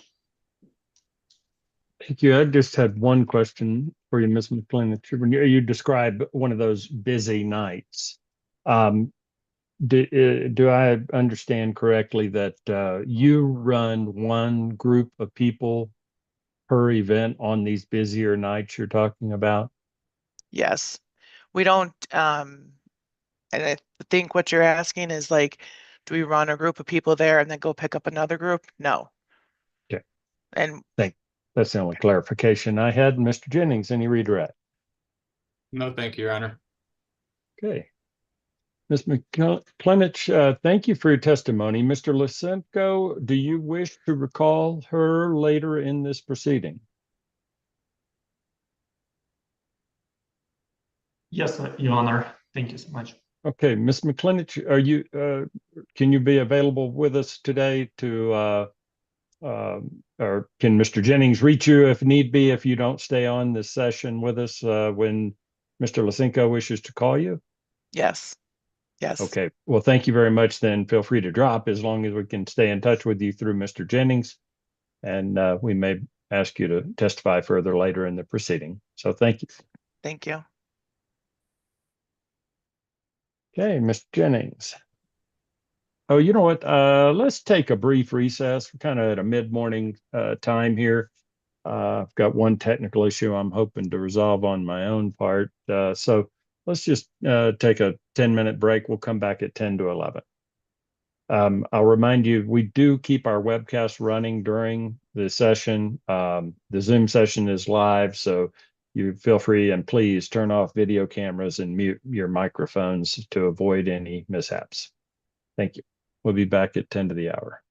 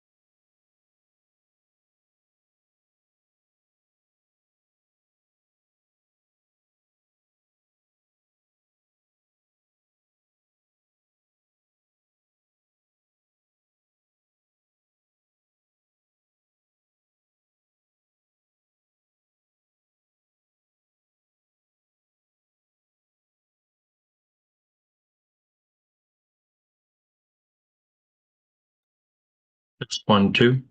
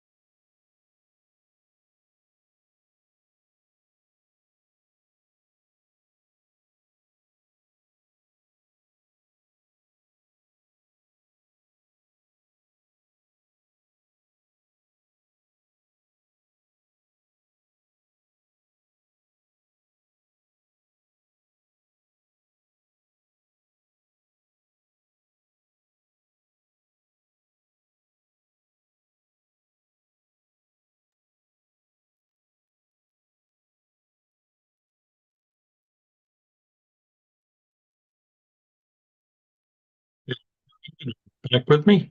Yes. Thank you. Okay. We'll go back on the record, and Mr. Jennings, you can call your next witness. Thank you, Your Honor. Donald Van Gilder will be our next witness.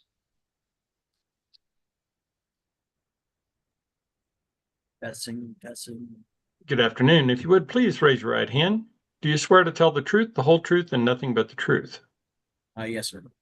Thank you. And this is your testimony alone, so you should not be assisted in any way or communicated with by others other than counsel asking questions through this session.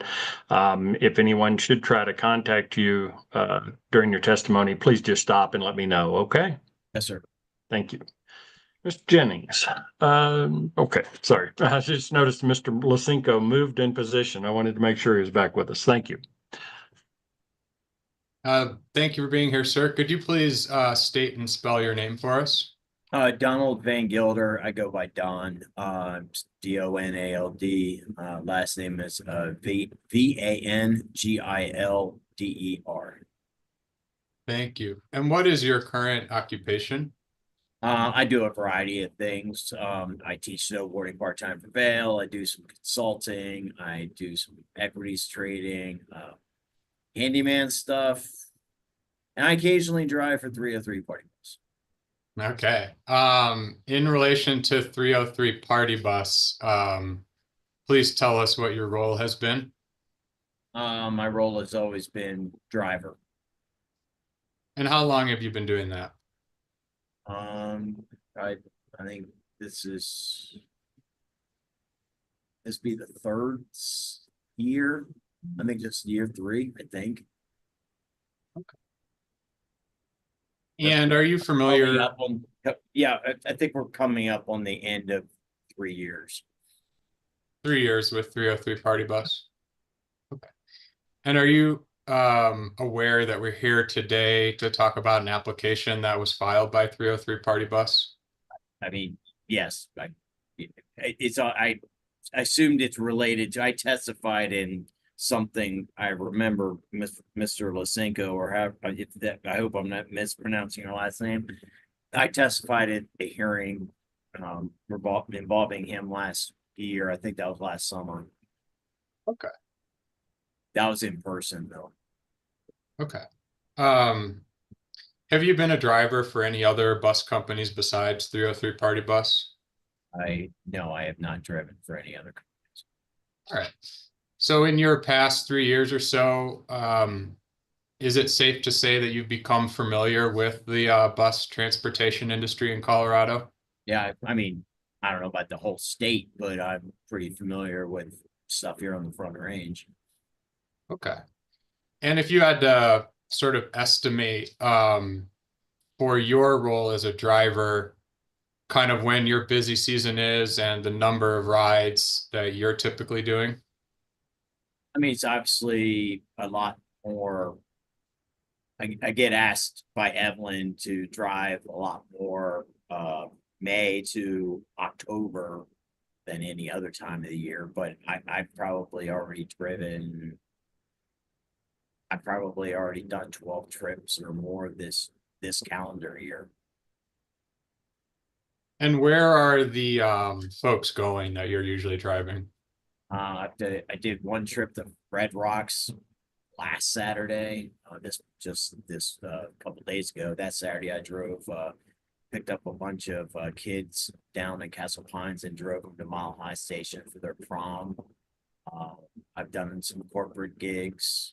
A couple bar crawls.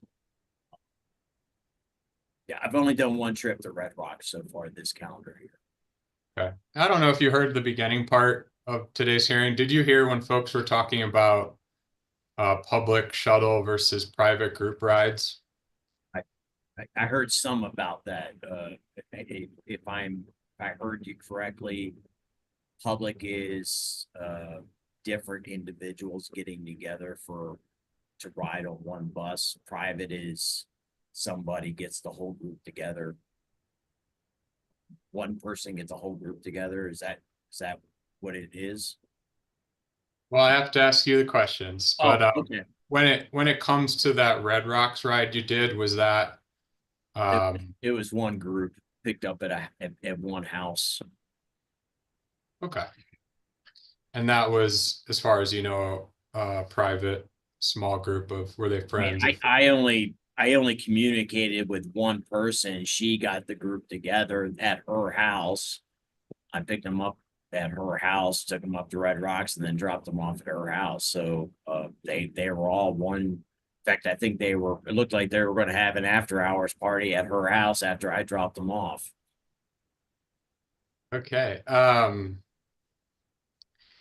Can you, and I'm going to ask you not to, if there's things that you think that the prior witness already covered, then you don't need to, kind of restate it. But in your experience as a driver, can you tell us about the customer experience and the perimeter seating that that you think 303 Party Bus has been offering?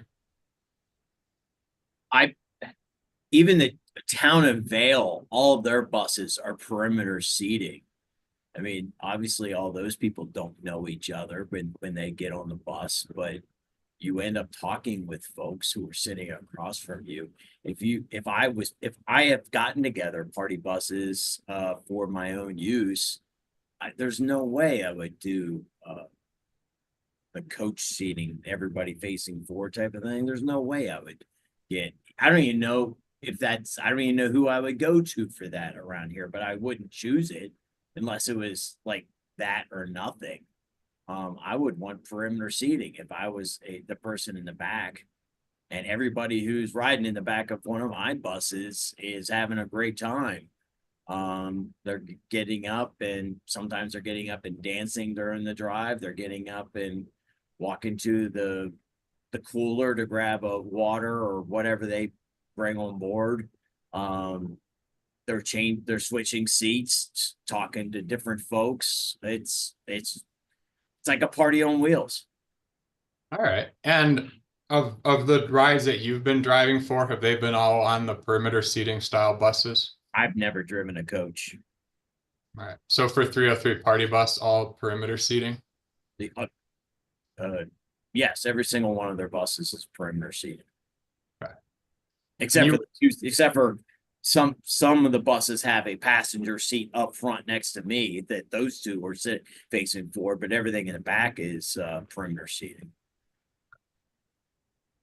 Are you familiar at all with Mr. Lysenko's company and his operations? The only time I've ever heard his name or his company mentioned is during these two hearings. I've never seen his buses up at Red Rocks. My only experience with him or his company is in these today and the hearing that was last year.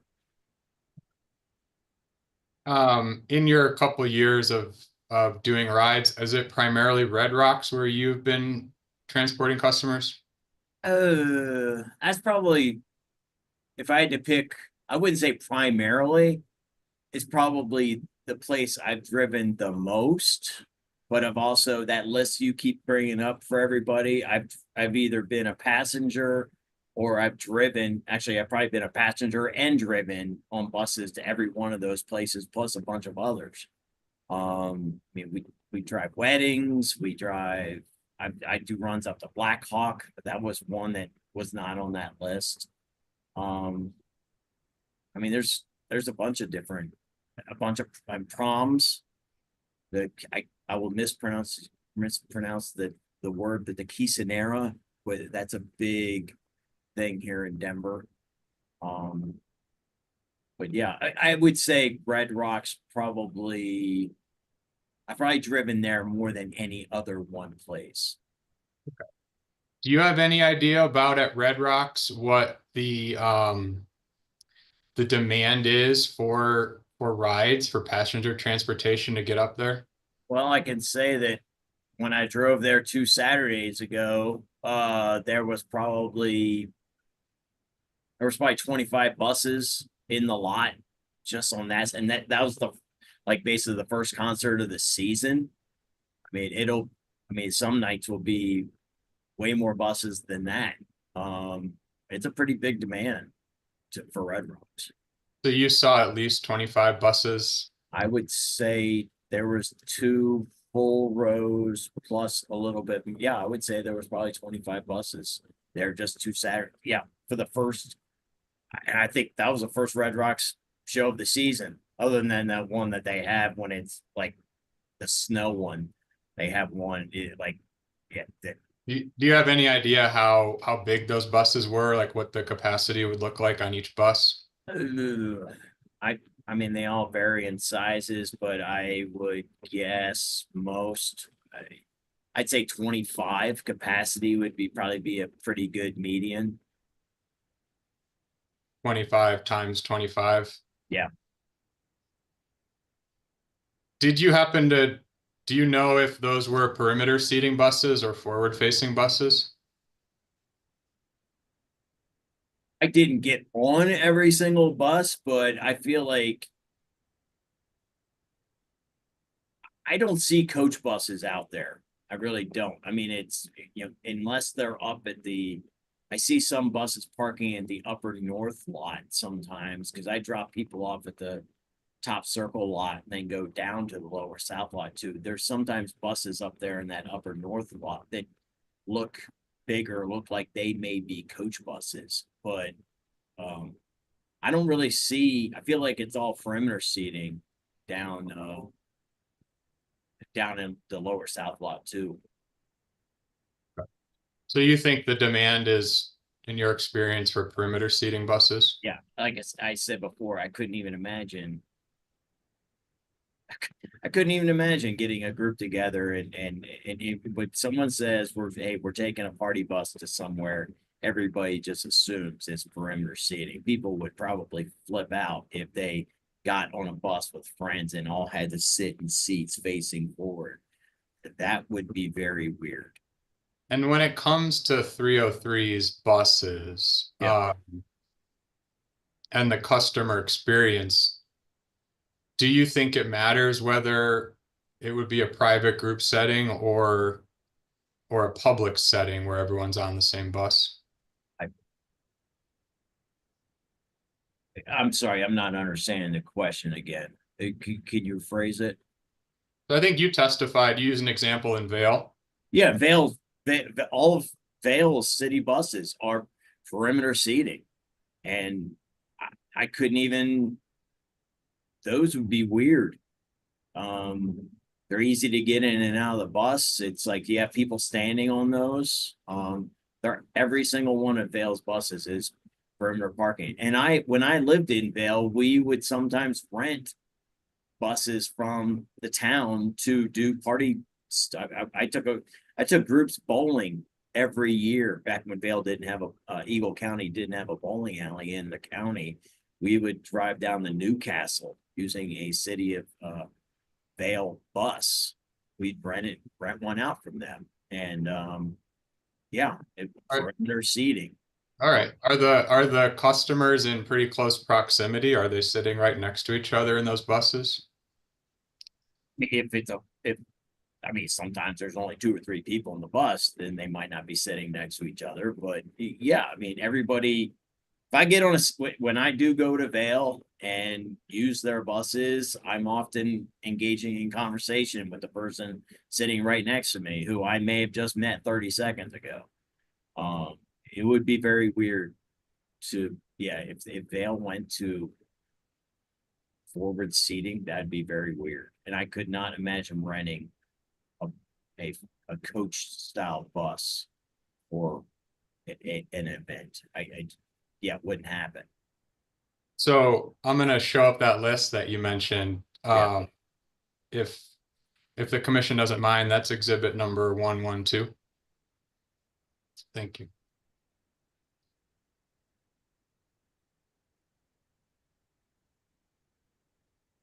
If it's here it comes. I have driven to every single one of those places, and I have been a passenger on a party bus to most of those.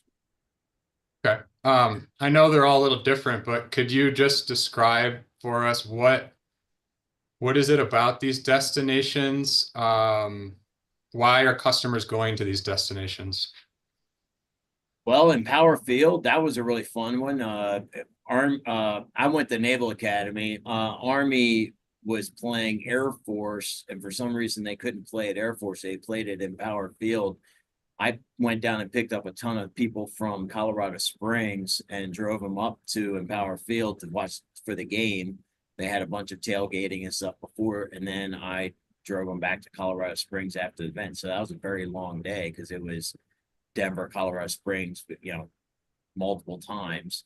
Red Rock speaks for itself. Ball Arena, I've driven there a bunch for mostly concerts. Fiddler's Green, again, all concerts. Dick's Sporting Goods, all concerts. Folsom Field, I've driven there for football games and concerts. The University of Colorado, Folsom Field, same thing. Coors Field, I've driven there for baseball games. I don't think I know they have concerts there sometimes, but I think I've only driven there for baseball games. Okay. There's some zip codes on there too. Are you familiar with any of these zip codes? I used to live in 80205 and I now live in 80211. I mean, I know all the other ones are in the Denver area, but I couldn't tell you like what part of town is 820. All right. In your experience, are those all in the city of Denver or close to the city of Denver? I would think. I would think those are all around the city of Denver. I can't say I'm not 100% on that, but I would just, based on the numbers, I would think they're all in the Denver area. When you were talking a bit about the customer volume, are you picking folks up from the city of Denver primarily, or other, like where are you typically picking up customers? Well, just this past Saturday night, I picked up all those high school kids at a Castle Pines, in that gated community, and then drove them drove them to Wash Park, and then to dinner, and then dinner to Mile High Station for the prom, and then back to Castle Pines. The Red Rocks run was, I guess that would technically be Lakewood, where I picked them up and drove them to Red Rocks. I've done the corporate gigs. I picked them up at various offices and driven them wherever they wanted to go. I would say the bulk, 90% of the times I'm driving, I'm picking up folks in the Denver metro area. Okay. Occasionally I did a prom up in Fort Collins, I think, one time. Like I said, I picked up that group in Colorado Springs, but it's 90% of the ones I do are Denver metro and Boulder. I should throw in, some people include Boulder and Denver metro, but I don't. So the demand for the pickup points that you've seen is approximately 90% in the city of Denver. I wouldn't say city. I guess most of them are city of Denver. I asked this earlier, but as far as the capacity of the venues on the screen, do you have any idea about the capacity of how many people would attend an event at these destinations? I've driven concerts to Empower Field. That's 40 to 50,000 people there. Red Rocks is, I think, around 9,500. Ball Arena, I think that when they're set up for a concert, that's around like 25,000. Fiddler's Green, I want to say their capacity is around 14,000. Dick's, I'm not sure of, but I think it's probably it's probably at the same size as Fiddler's. Folsom is probably, I'm guessing, 25 on that one. Coors Field, probably 25 to 30,000. Okay. And you mentioned you've been to all these destinations as a driver, is that right? I've been to every one of these as a driver, and I've been to most. Do you where are you typically passenger too? Where are you typically parking, or is it a parking lot, or do you drop folks off? How busy is it? It depends on if they want to pay for parking. It depends on in Power Field, you have to, if you want the bus to stay there, they gotta pay for parking. And I stayed on site. Red Rocks, we have to park in Lower South Lot 2. Ball Arena, again, if they want the bus to stay on site, they have to pay for parking. So sometimes there I'll go, if they don't want to pay for parking, I'll go find a spot nearby and then tell them to meet me there, or I'll swing back by. Fiddlers, that's a weird situation there. Their parking is kind of gapped up, but it's nearby. Dick's is really easy. It's a lot. They usually have one lot for their buses. Folsom Field, again, that one you have, if you want the bus, that they have one lot that they let the buses park at, but you have to pay for that. So sometimes I'll go hang out in a different parking lot somewhere in town, and then I'll swing back by when they want to get picked up. Coors Field, it's down below the stadium. You mentioned Mr. Lysenko's company. Do you have, I mean, and you may not know, do you happen to know how many buses he has? I said my only experience with Mr. Lysenko's company is through these two, today's hearing and the one last year. I don't know anything about his company. I can't even tell you the name of it off the top of my head. Okay.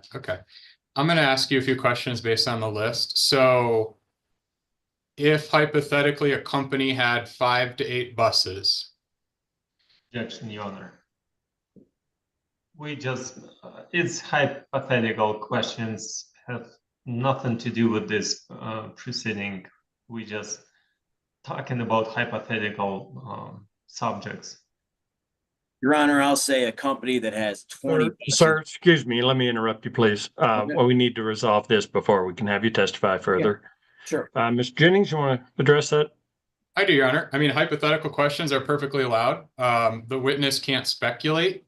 And what I'm trying to ask about is, he's been a driver for several years. He's been to all these destinations. And I'm trying to ask about, in his experience, the volume of traffic and whether one company could serve these venues.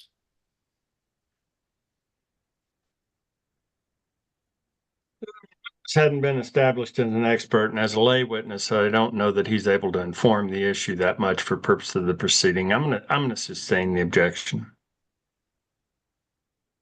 Mr. Van Gilder, I'm going to ask you kind of a different question here. Looking at this list, do you think that there is a demand for what we've been calling the public bookings? If members of the public could rent a perimeter bus to go to these destinations, do you think that there's a customer demand? Oh, I'm sure there would be. Yeah, I'm sure a lot more people would take a bus out to Red Rocks if they could, because a hell of a lot of them take Ubers and Lyfts right now that costs a heck of a lot more per person than they would for if they bought a seat on a bus.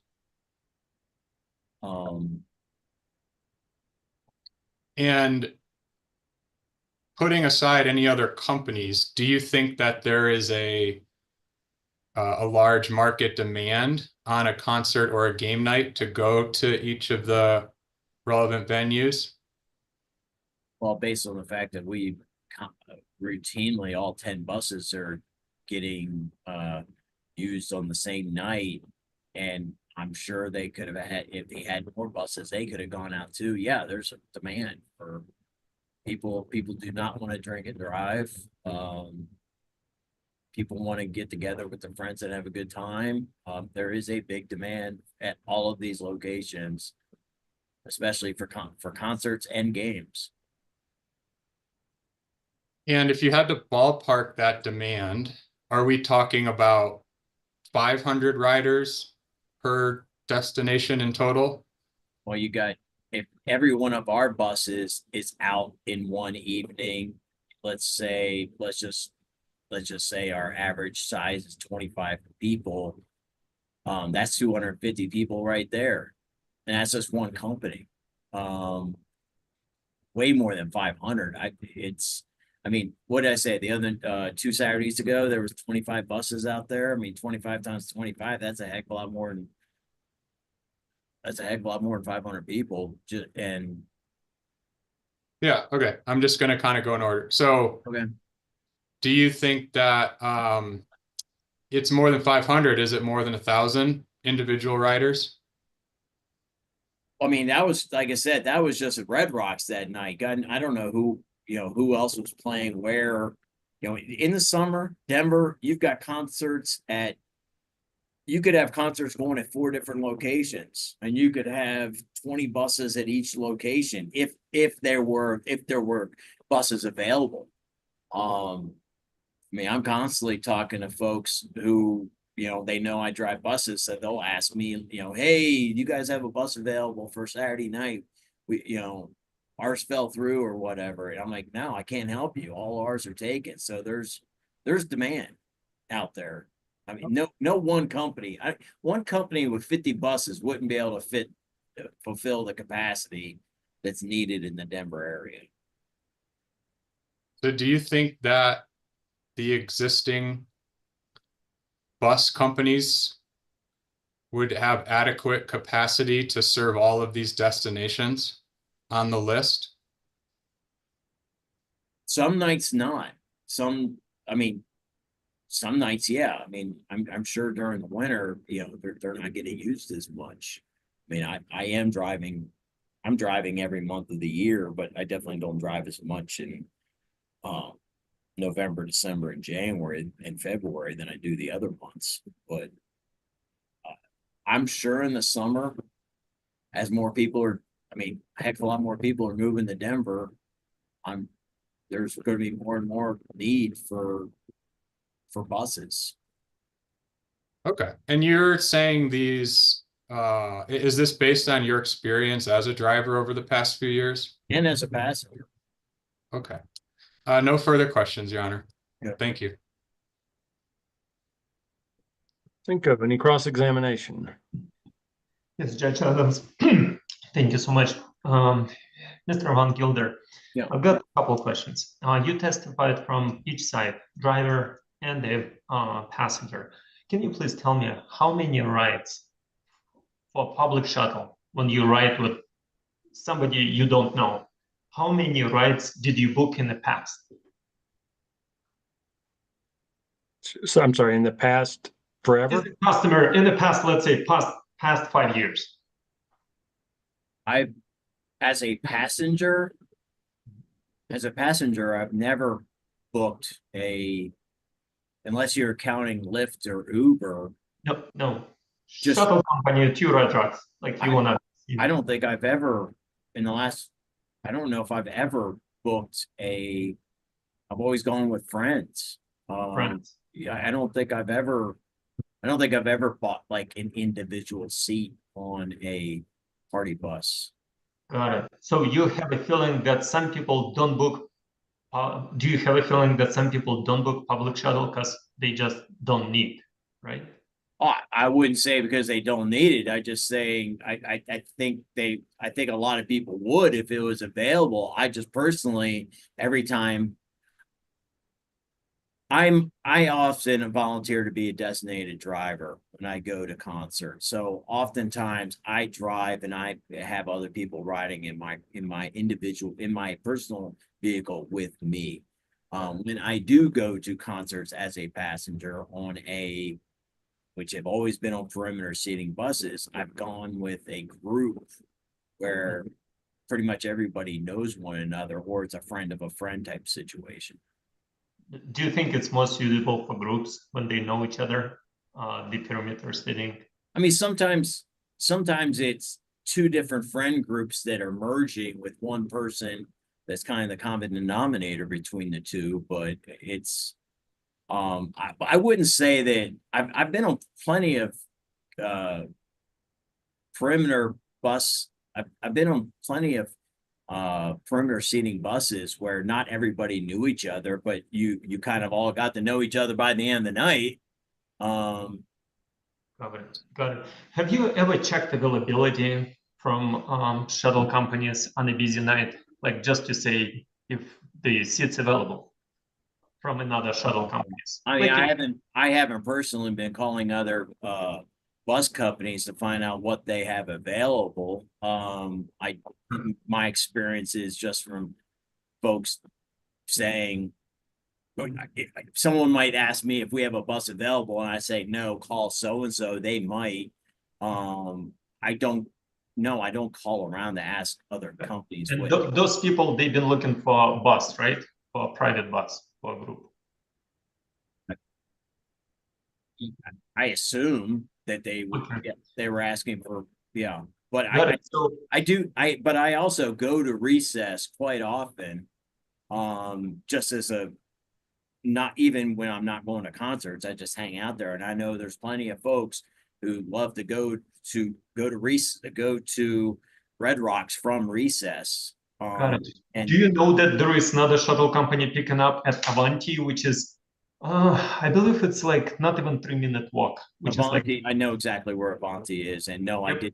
I did not know that there was you're calling it a public public bus. shuttle. No, Yes, I did not know there was a public shuttle operating out of Avanti. No, I It's didn't. called the Red Rock Shuttle, and next time you can recommend those people that are looking for a public shuttle. So anyway, you mentioned, so have you ever contacted Red Rock Shuttle looking for a shuttle? No. Have you ever contacted Red Rock Shuttle saying, I would love to ride your shuttle, I but just because told of you I have never contacted Sir, them. we need to ask one question, one answer. Let's not talk over each other. It's bad in person and it's impossible in this technical environment. So let's let Mr. Lysenko ask his complete question. Then let Mr. Van Gilder give his complete response before asking the next question, Mr. Lysenko.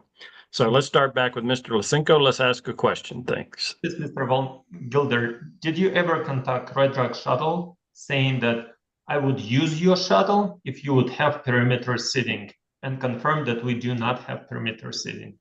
I have never talked with anybody from Red Rocks Shuttle about anything, so I've never had any communications with them, unless it has been possibly with a driver up in the lower South Lot 2 that I didn't know that they worked for them.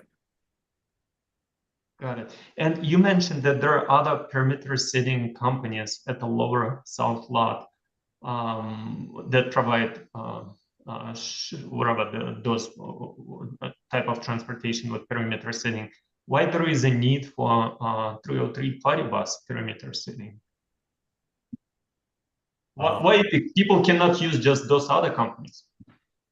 Well, if all those companies or all their buses are out and there's still more demand, it's. Wait a minute, can you rephrase the question? Yes. What makes you believe that there is a public need specifically for 303 party bus perimeter seating?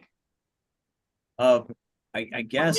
Believe that there is a need out there. You testify that there is a need. What makes you believe? If you're saying, you're asking me why is there a specific demand for 303 if every other company that I see up there has got all their buses being used on a particular night and there's still demand, you'd have a lot of, if 303 party bus did not exist, you'd have a ton of people looking for buses that can't find them. How do you know that they cannot find them? Because did somebody ever reach out to you? Because I see the demand out at the lower South Lot too. I see hundreds of kids I see 100 kids who are getting on and off buses. If you took, well, when I was up there 2 Saturday nights ago, almost all our buses, all the 303 party buses were at Red Rocks that night. If they weren't there, you'd have 250 kids who who'd be looking for spots on other buses that didn't exist. How do you know that they don't exist? How do you know that the other companies don't exist and those 250 people cannot use other company? I can say that I talked to a few of the other bus drivers that night, and they all said, yeah, all our buses are out tonight. You know, most of them are up here. So it seems to, by logic, says that, well, a lot of most of these bus companies are all being used that night, and most of them are up in Red Rock. So if 303 didn't exist, you have a bunch of people looking for buses that don't exist. I mean, it just seems like logic. But do you understand that with this proceeding, we're not talking about existing? The question is not existing 303 party bus. 303 party bus been providing service, and they will be providing private service. Okay. But 303 party bus wants to do add on to that private service. They want to add on a public shuttle service. So can you please tell me what makes you believe that there is a public need for 303 party bus, and why? Yeah, go ahead. Oh no, I didn't say anything. Go ahead and finish your question. I don't want to do the compound question or whatever it's called. So please answer. What makes you believe that? What makes me think? Well, I mean, Your Honor, I'd like to object. I think this has been asked and answered several times. I think there's a lot of folks. Sir, I'm sorry. We have an objection. Let me address that first. Sorry, sir.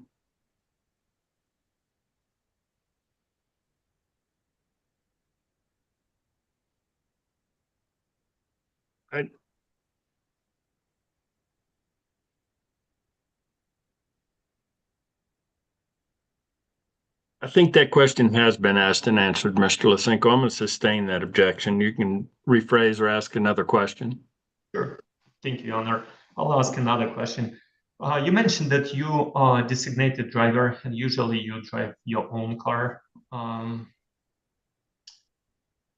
What makes you believe that people all want to use the shuttle, those 10,000 people, they want to use the shuttle, not just ride own vehicle or ride the Uber?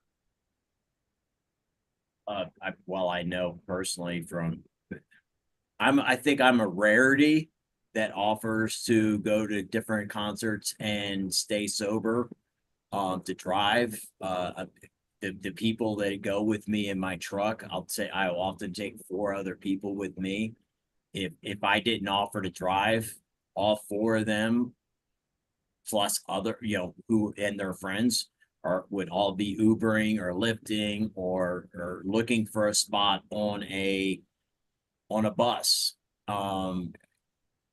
That's my experience. We're oftentimes going up and meeting folks at a concert that have taken a bus or an Uber or a Lyft. So and as Denver continues to grow, there's going to be, I also know a lot of people do not even have vehicles here in Denver. I'm meeting more and more people all the time that don't have cars. What they use? Huh? What they use for transportation? Uber, Lyft, bike. Why would they use 303 party bus, or why they cannot use the existing service provider? Why do they use Uber?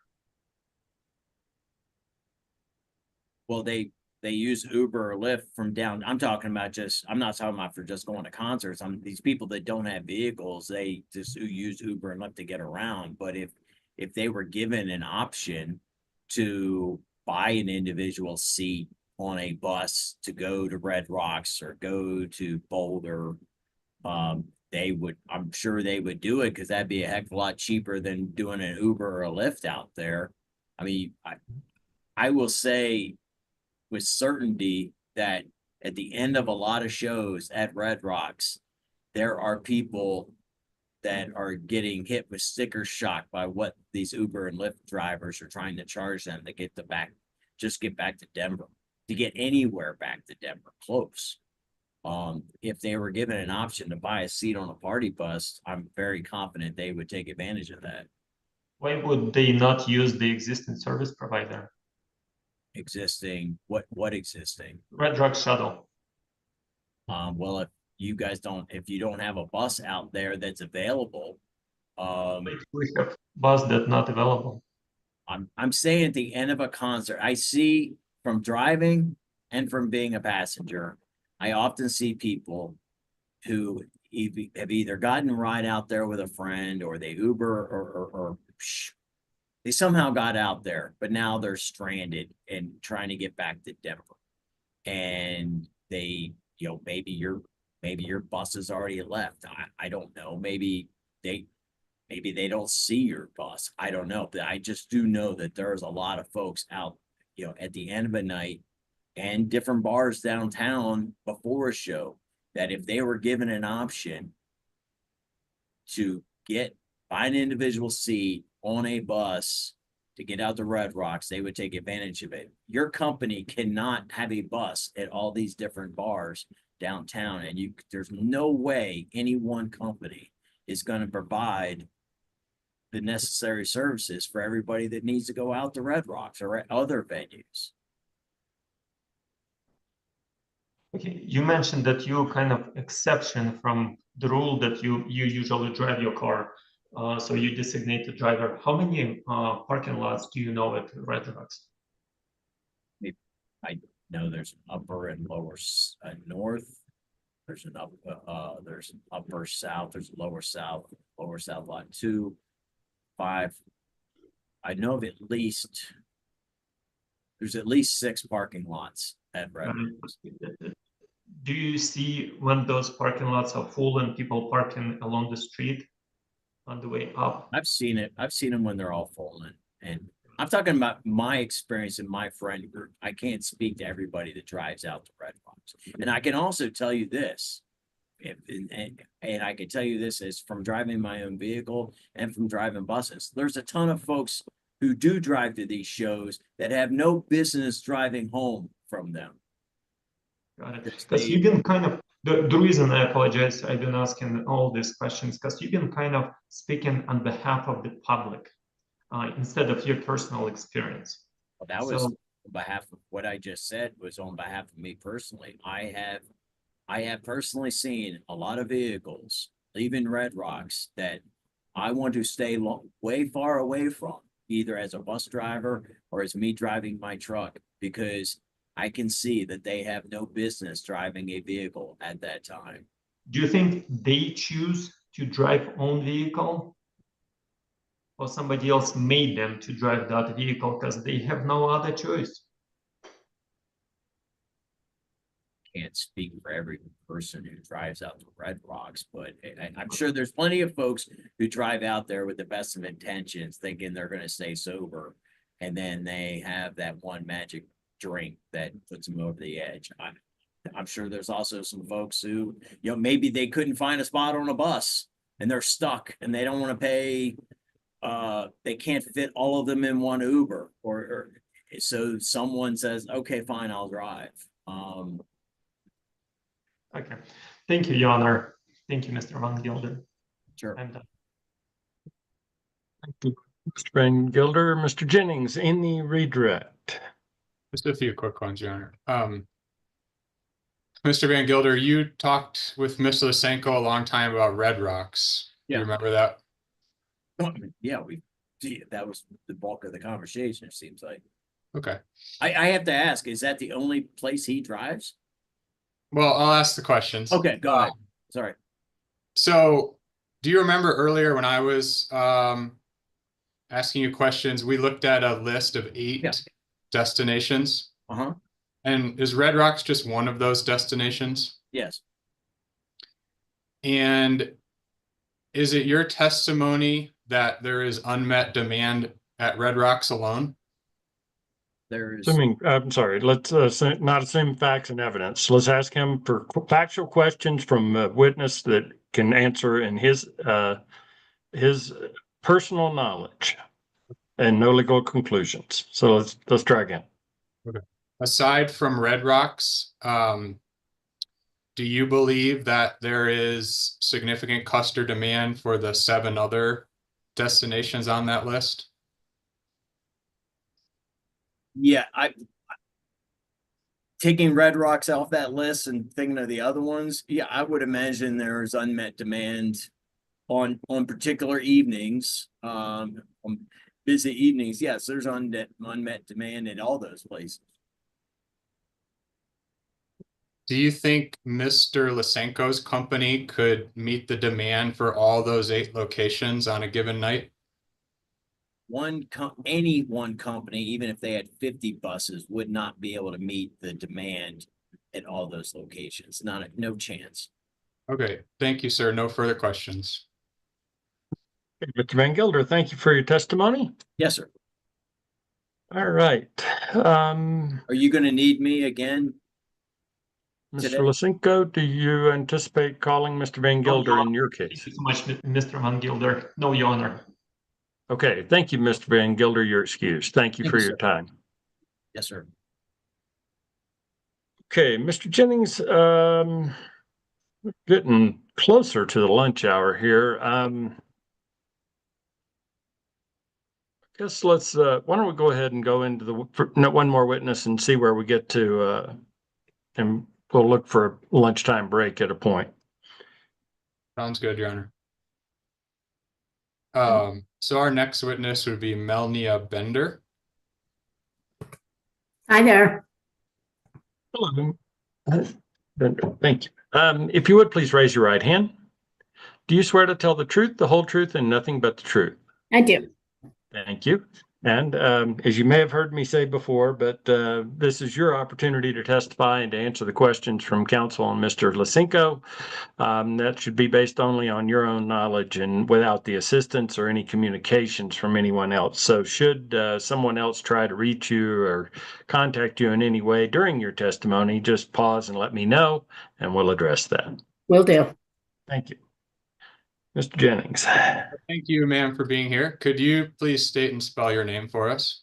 It's Melnia, Melnia, Bender, Bender. And what's your current occupation? I am a traffic reporter and I am a driver for 303 Party Bus. Okay. When it comes to 303 Party Bus, how long have you been working with those folks? 4 years.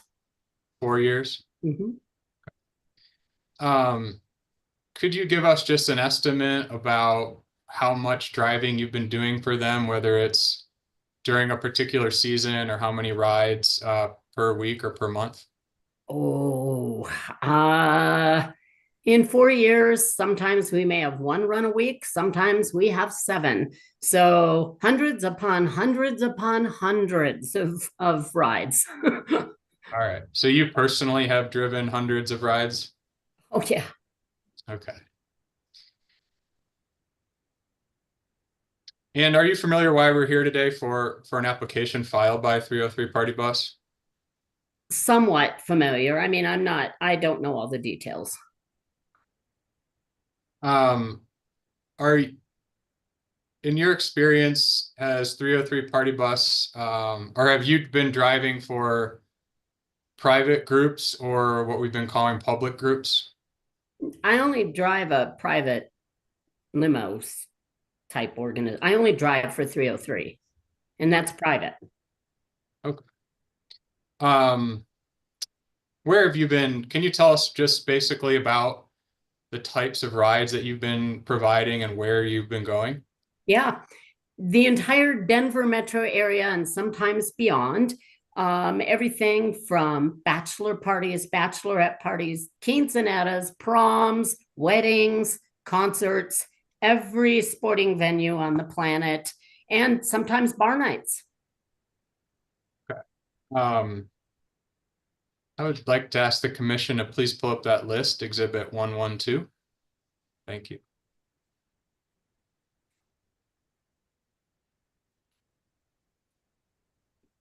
And Ms. Bender, are all the rides that you've been providing in the perimeter seating vehicles? Yes, that's all we have. So taking a look at this list, have you been providing the private transportation service to any of these locations? Every single one. There are some zip codes down there as well. Where do you primarily pick up passengers from? I see all the zip codes. In fact, I live in one of them. But I pick up from everywhere. Are a lot of your customers in the city and county of Denver? Yeah, we have a lot in Denver, yes. Based on your experience, can you tell us about the demand for passenger wanting rides to the destinations on this list? Demand is huge. That's why there are so many party bus companies. And can you break that down for us a little bit? What's the demand over at Empower Field? Depends on the event, but most of the time it's pretty good sized. Broncos games, concerts are huge. And other events. Sometimes they hold private events that people rent out Empower Field for, and we'll drive them there for organizations that will do their corporate stuff there.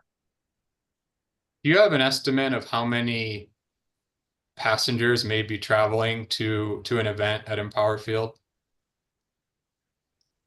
Customers, as in for a 303 party bus? Just total capacity, total people who may need a ride to an event at Empower Field. I think Empower Field holds 76,000 people, I believe. So tens of thousands of people need to be there.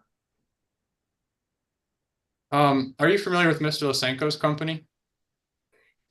A little bit. I think I've seen his shuttle once or twice. In your experience, could one company serve those 70,000 people for one particular event at Empower Field? No.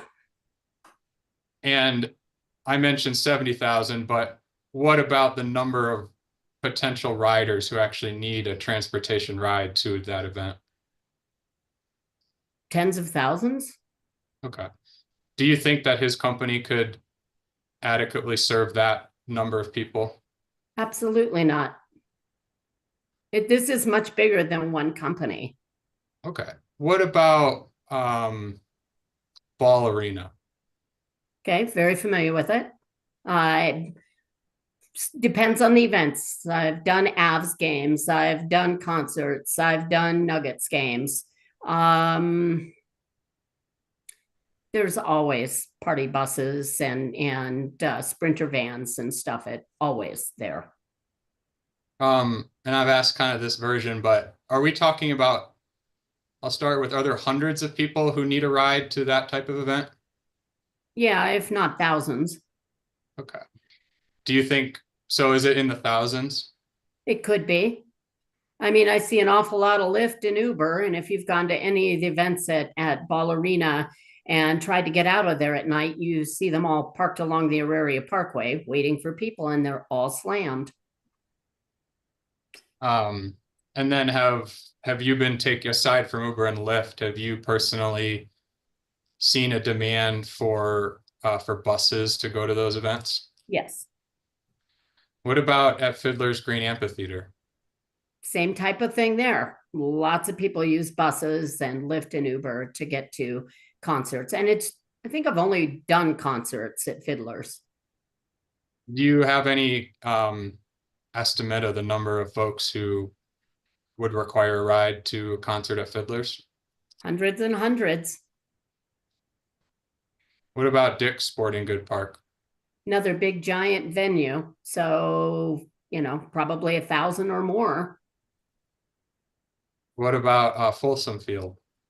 Same type of thing. You've got football, you've got huge concerts. It could be in the thousands as well. For instance, when the Grateful Dead played last, it was nuts. And what about University of Colorado? University of Colorado is where Folsom Field is. So yes, same thing. What about Coors Field? We do baseball games and stuff. And yes, there is a lot of demand for rides. And is this demand based on what you've personally observed as a driver? Yes. Do you think that one bus company could adequately serve all of the locations on this list? Absolutely not. So do you think Mr. Lysenko's company could serve all the locations on this list? I do not. That's a lot of locations and a lot of people. And looking at the whole list in total, do you believe that there is sufficient demand for perimeter bus seating to travel to these listed locations? Say it one more time. I'm sorry. Do you believe that there is a public need for perimeter bus seating to serve all these locations? I do. Objection, lack of foundation. Why would witness look at this exhibit and say if there is public need for perimeter seating? May I answer that? Well, I'm going to sustain the objection.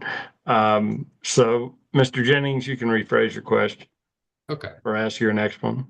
Ms. Bender, with the perimeter seating, have you only been driving perimeter seating buses for 303? Well, yeah, that's all we have. And have you personally done hundreds of rides with the perimeter seating buses? Yes. So based on your experience, do you believe that there is a customer demand for perimeter seating buses to serve all of these locations? Yes, I do. And tell us about perimeter versus forward seating customers. Do you have any sense of whether there's a need specifically for perimeter seating versus forward seating? Personally, I've had no experience with forward seating passengers or riders. I've only dealt with people sitting in the circular seating, the perimeter seating. But in my opinion, if I were to be in a party bus, I wouldn't want to sit in rows facing forward. I'd rather be across from somebody talking to them. And would it matter whether it was a private group of people or people who got in the bus who didn't know each other before? I don't honestly know that because I've only dealt with private. I've got no further questions, Your Honor. Okay. Cinco, any cross-examination? Yes, Your Honor. Thank you.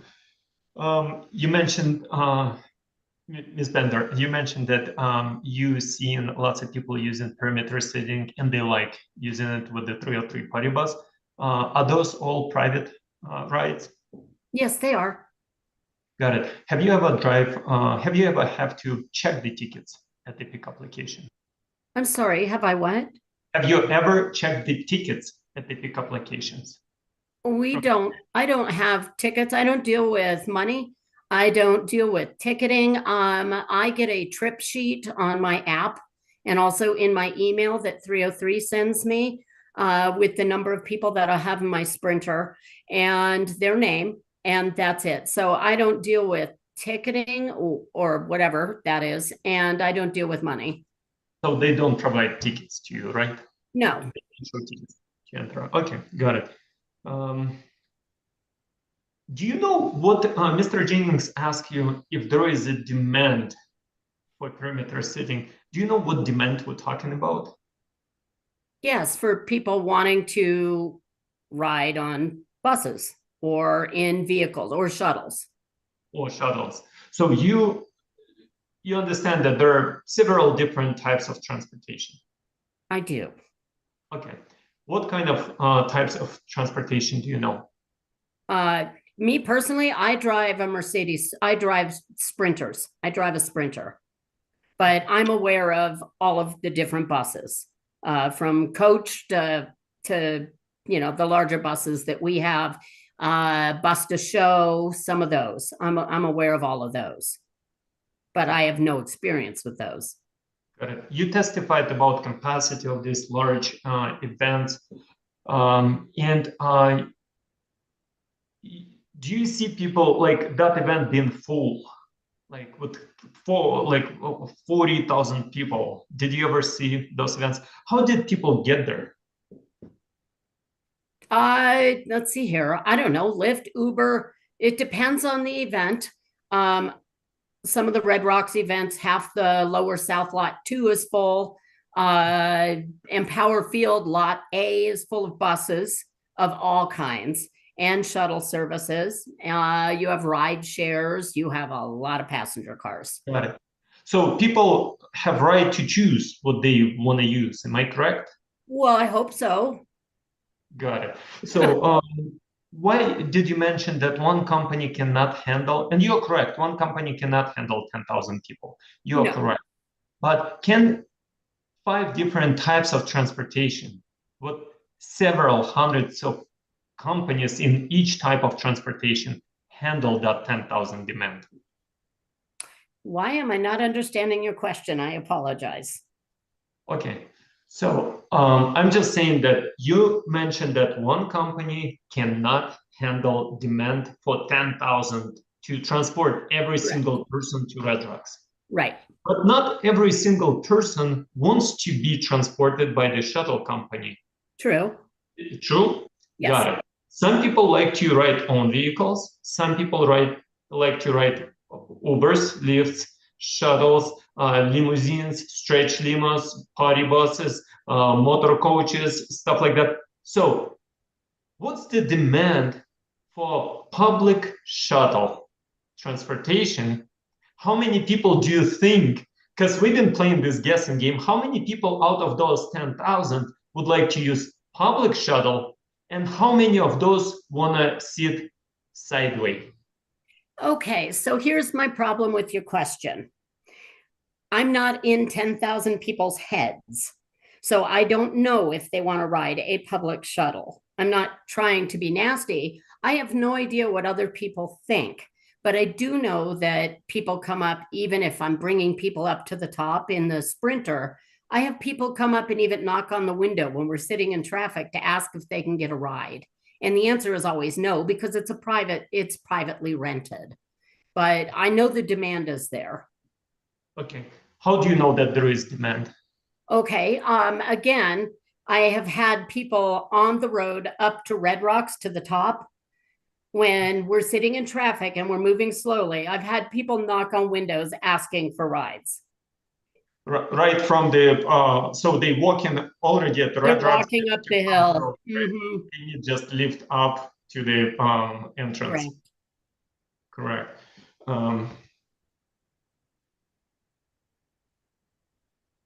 And do you think that demand is unmet?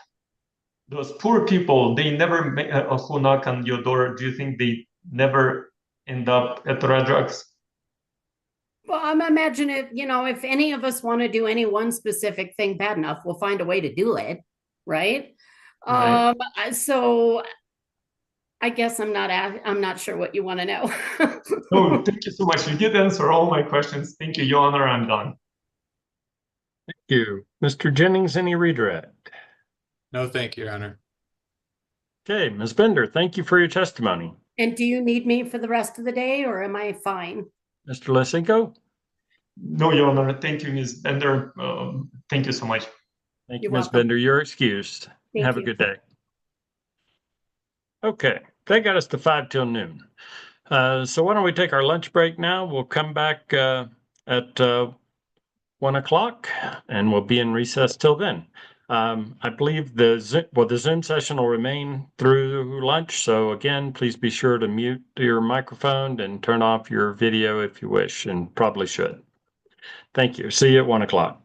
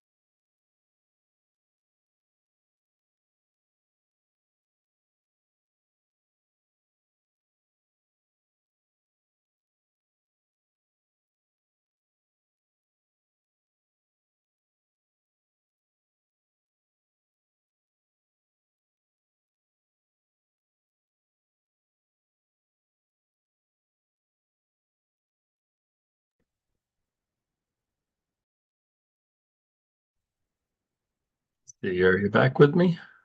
Yes. Thank you.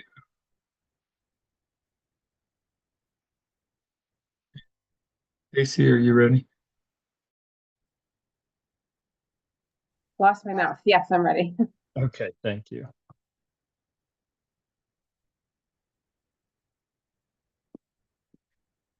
Okay, we'll go back on the record after our lunch break. And to Mr. Jennings. Thank you, Your Honor. Our next witness will be Blair Watkins. Blair actually won't be here for that one. We have Corey next. Okay, so we will not be calling Blair Watkins. Yeah, correct. Thank you. Our next witness will be Corey Ayote. Okay, Mr. Ayote, if you're with us, please turn on your I'm right here. camera. Okay. If you would please raise your right hand. Do you swear to tell the truth, the whole truth, and nothing but the truth? Yes, sir. Thank you. And again, this is a remote hearing. You're in hopefully a comfortable location, but this testimony is only yours. So you'll be answering the questions as counsel and Mr. Lisenko ask you. It should be solely your testimony without the assistance of anyone else. So should someone try to contact you during your testimony, please just pause and let me know that, okay? Sounds good. Thank you. Mr. Jennings. Good afternoon, sir. Thank you for being here. Could you please state and spell your name for the record? Corey Ayotte, Coreyayyotte. And Mr. Ayotte, are you here appearing as a customer of 303 Party Bus? Yes. Okay. So you're just here as an individual? Correct. Okay. Are you sort of generally familiar with why we're here today with an application filed by 303 Party Bus? A little bit. I mean, Nick's briefed me a little bit. I don't really understand the whole lawsuit, but I am just here to answer whatever questions you guys have for me. Were you able to attend or listen into any of the earlier portions of the hearing? I was not. I was working. Okay. Okay. So could you tell us a bit about how you know 303 Party Bus and Nick Casillas? Yeah, I've used 303 probably, I'd say at least 20 times. Right. And do you roughly remember when your first ride started, how long you've been using them? I've been using them for a few years. And tell us about those rides. Where are you typically going and what kind of passengers are riding with you, that kind of thing? Typically Red Rocks. We've had a couple to other venues, but it's always my friends. Okay. So are you the person who's typically setting up the booking and renting the bus? Yeah. Okay. You mentioned it was your friends. So are these typically just like private groups of your own friends that have the whole bus? Usually, yes. Yeah. Actually, every time. Yeah. And tell us where are those pickup destinations usually from? It depends on where we want to be that day. We do it from different bars that we frequent over in Lodi typically. So it could be from a bar or some other or a house or someone's house. Yeah. Okay. Are those locations typically in the city of Denver? Yes. Okay. I would like to ask the commission to pull up the exhibit number 112, please. Thank you.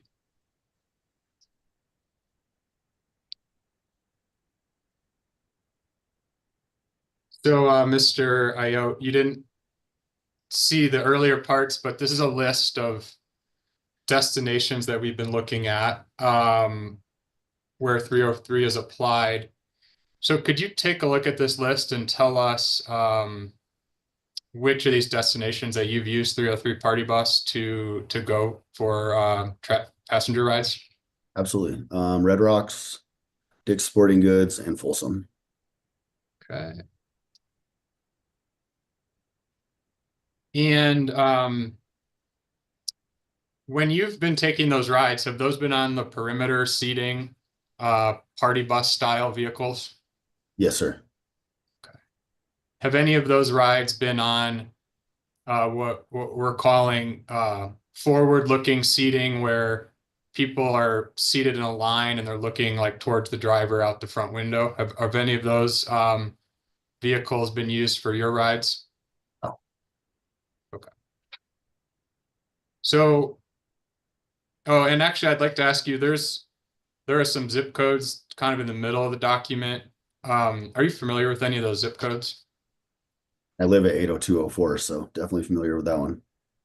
Okay. 80205, I know it's right. It's just east of me. Okay. And those are in the city of Denver? Yes. Can you just tell us about, as a customer, what kind of things you've experienced working with 303 Party Bus rides, and, why you keep coming back to them to continue booking rides? I mean, it's just been convenient. It's easy. The buses are really nice. My friends always have a good time. So, as long as that keeps happening, we'll keep using them. And when it comes to the perimeter party bus seating, is that typically what you're looking for when you would want to rent a bus to go to like a Red Rocks concert, for example? Absolutely. Yeah, I did. I've done bus to show one time ever, and I would never do that again. All right. Can you explain to us what that is and what that experience was? Bus to show is they do their own pickups and drop-offs at Red Rocks. Usually they leave from like Chiba Huts, I believe. It's been a lot of years since I've ridden one, but I don't know exactly what they're doing now. But they're all front facing. Do those buses have the perimeter seating? No, they're front facing. Okay. Like school bus style. Okay. And would you rent a bus now that was forward facing instead of perimeter seating? I missed that part, sir. Could you repeat that? No, sir. Okay. Taking a look at this list here, would you use 303 Party Bus to take perimeter seating rides to the listed destinations here? Yes. And would that potentially be all of the destinations if you needed a ride there? I've just used the 3 personally. Typically the ones that are a little further away. Obviously, when you're at concerts, you're drinking, and so it's a lot safer to be, to have a driver and something reliable. Speaking of that aspect, why would you rent a perimeter bus instead of trying to drive yourself or have a friend drive you to one of these events? Well, I mean, obviously drinking is a big part of that. I would not want to be driving after a concert. It's a lot safer. And then the biggest thing is that I get to be with all my friends at the same time, and the social aspect of it. Have you ever taken a ride on one of the 303 Party Buses that has mixed groups, like that are other folks who aren't your friends? We've combined with different friend groups, but that's it. I mean, if I had 15 people and they had 15 and we had a 30-person bus, that I've done that like once or twice, but typically it's just I fill it up myself typically.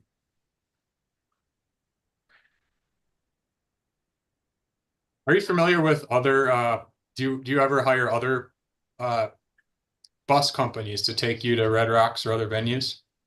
I had in the past.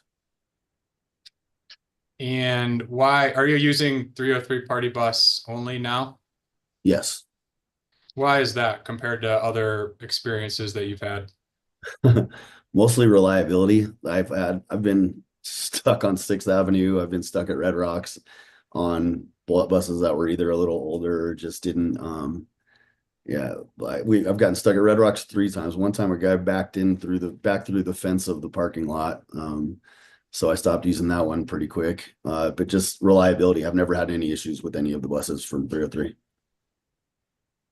Do you have an estimate of how many other companies you used besides 303?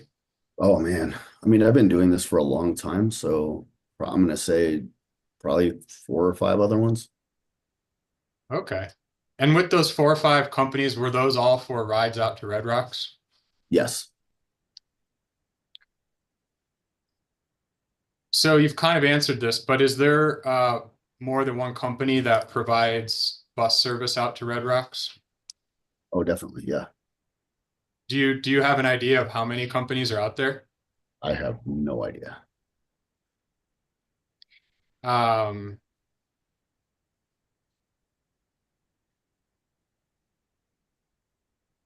every time that you've rented or booked through 303 Party Bus, have you ever experienced any safety issues? Not at all. Okay. Any just customer complaints about how the service was ran? I have not. And have you had an opportunity to get to know Nick Casillas at all as a Yeah. business owner? Yeah, I have. What, if you have an opinion, can you tell us what you've observed about him as a business owner? I mean, he definitely cares about the people. If there's ever any kind of an issue, it's taken care of quickly. And I mean, he definitely he takes care of the buses that he has in his fleet. They're all really nice, and like I said, very reliable. And when you say they're nice, is that compared to some of the other 4 or 5 companies that you've used? Yeah. They would be considered nicer vehicles, or why do you say that? Yeah, just I mean the interiors, it's the seats are all really nice. The bus looks appealing. It's aesthetically pleasing. When we look at this list again, you've attended some concerts at some of these venues, is that right? Correct.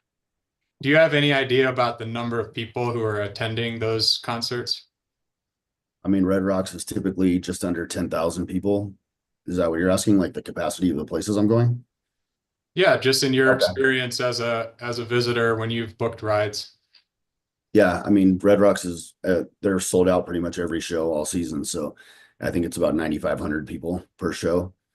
The Folsom show I went to was about 20,000 people, and Dick's Sporting Goods shows I've gone to, I think, are around like 12 to 15. In your experience looking at this list, do you think that one bus company would have enough buses or seats to serve all of these destinations? You'd have to have a whole lot of buses. I don't think so. Not any that I know of. Okay, not any that you know of? No. Okay. And looking again at that list of zip codes, to the extent you know, do you believe that this list would cover some of the pickup destinations that you would desire if you were going to use 303 Party Bus? Yeah, I actually don't know what the zip code is in Lohi, but that's typically where we get picked up. Okay. And back to the perimeter seating, and you're experiencing going to these shows, is there a difference in the customer experience when it's a perimeter seating style versus traditional forward seating? Absolutely. And what makes you say that? Just the social aspect. I mean, everyone's facing each other and talking and things like that. When everyone's facing forward, you can't do the same thing. That's the whole point of having a party bus and being with your friends, is the social aspect of it. And if you didn't have enough capacity, for example, to rent out a whole bus, would you be willing to get on a perimeter seating bus that had other folks, other members of the public? Yeah, that'd be fine. And would that apply to the whole list of destinations here if you needed a ride to one of these destinations? Yeah. Okay, I've got no further questions, Your Honor. Thank you. Okay, Mr. Lysenko, any cross-examination? Yes, Your Honor, just 1 second. All right. Mr. Ayod, thank you so much for being here. Just a quick thing. Can you just, I'm not sure if Your Honor would allow me to explain the reason why we're here, because Mr. Ayod mentioned that there is some lawsuit here. So there is no lawsuit. So Mr. Casillas trying to obtain— Objection, Your Honor, to testifying. Yeah, Mr. Lysenko, we do need to ask him questions. Okay, will do. Thank you so much. Mr. Ayod, can you please tell me how many shuttle tickets did you purchase in the past 3 years? Shuttle tickets? Yes, public shuttle. Public shuttle tickets? No, zero. Zero. Do you understand the difference between public shuttle and private car service? I would guess public shuttle, anyone can, it's individuals purchasing tickets rather than renting out the bus by yourself.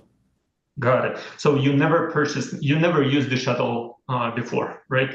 Unrelated, when people unrelated. No. Got it. Did you ever contact Red Rock Shuttle? Did I ever contact Red Rocks? Red Rock Shuttle. I did not. Never. So you've never been denied by Red Rock Shuttle, am I correct? Correct. Got it. Do you know what 303 party bus can provide that Red Rock Shuttle cannot provide? I don't know what Red Rock Shuttle is, honestly, so I don't know. Got it. Would the shuttle you will be, if at some point in the future you buy a shuttle ticket, buying a shuttle ticket where there is a perimeter seating or forward-facing seating, will that be a deal breaker for you if somebody would tell you, oh, we have a forward-facing motor coaches, luxury motor coaches, instead of perimeter seating? Will it be a deal breaker, and would you say that, okay, I'm not going with you because of that? It would probably be a deal breaker for me. I'm a very social person, so. Got it. Makes sense. Have you ever checked with other companies if they have a perimeter seating? Yeah, I've rented from other companies. Oh, for public shuttle. We're talking about public shuttle. Oh, public shuttle, no. I've only done the public shuttle once or twice ever, and that's years ago. Got it. Makes sense. A few other questions. Can you state any familial or friendship relationships other than business relationships with Mr. Casillas? I've gotten to know Nick over the years, so we become friends. Yeah, I would call him a friend. Got it. Has the applicant Nick Casillas provided or promised to provide, including promises to provide anything in value, like free shuttle tickets, free rides, money for your time to testify today?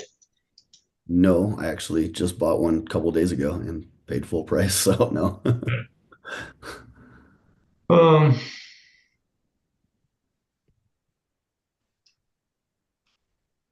Just 1 second.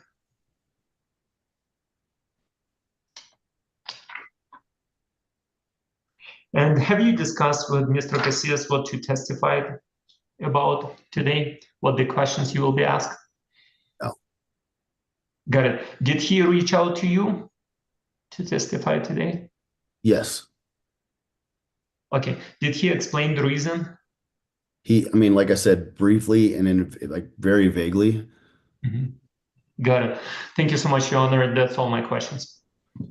Okay. Any redirect, Mr. Jennings? No, thank you. All right, Mr. Ayotte, thank you very much for your testimony today. You're excused. Have a Thanks, great sir. day. Thank you. You too. Okay, Mr. Jennings. Thank you, Your Honor. We would like to call Mr. Lysenko at this time. Okay, Mr. Lysenko, you would please raise your right hand. Do you swear to tell the truth, the whole truth, and nothing but the truth? I do.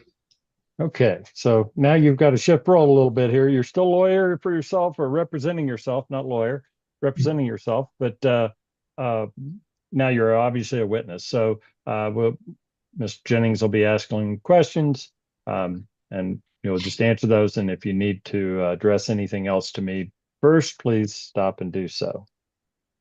Okay, Ms. Jennings. All right, good afternoon, Mr. Lysenko. Do you mind stating and spelling your name since this is your first time as a witness here today? Yes, Mr. Jennings. So it's Roman, Roman, Lysenko, Lysenko. And are you the owner of the company Mountain Star Transportation LLC? Yes, I am. Are you the sole owner? Yes, I am. So there are no other owners of the company besides yourself? No. Does your company go by the trade name Red Rocks Shuttle? Yes, it does. Does your company also go by the trade name Explorer Tours? Yes. Okay. So for Red Rocks Shuttle, how long have you been operating that business? Oh, need to check, but probably 3-4 years. Do you know when you received a PUC authority for Red Rocks Shuttle? I cannot recall exact, because we didn't actually modify it. So when you apply to extend, when you apply to remove stuff or lease or transfer, so it's actually so there was several modifications. So I cannot, but it can be. It's in PUC records. So I'm pretty sure we can find out that it's probably sometime in either like 2021. Also, cannot recall exact. Because prior to that, we had the Explorer Tours certificate, which was granted right after COVID, or actually right before COVID. So, but I'm pretty sure we can pull it up by PUC. Exactly. Okay, we could pull up, please, exhibit number 104.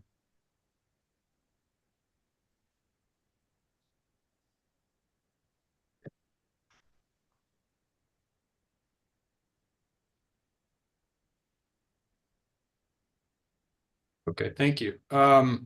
Mr. And we can scroll through the whole thing if you would like, Mr. Lysenko. Does this look like a copy of the intervention that you filed in this case? Yes, looks like, yeah.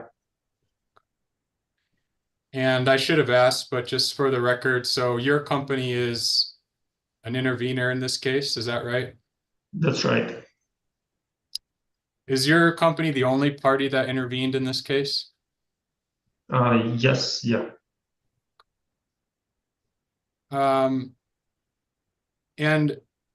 is it Ms. Frederico? Do you mind pulling to the final page, page 6? One more page. Thank you.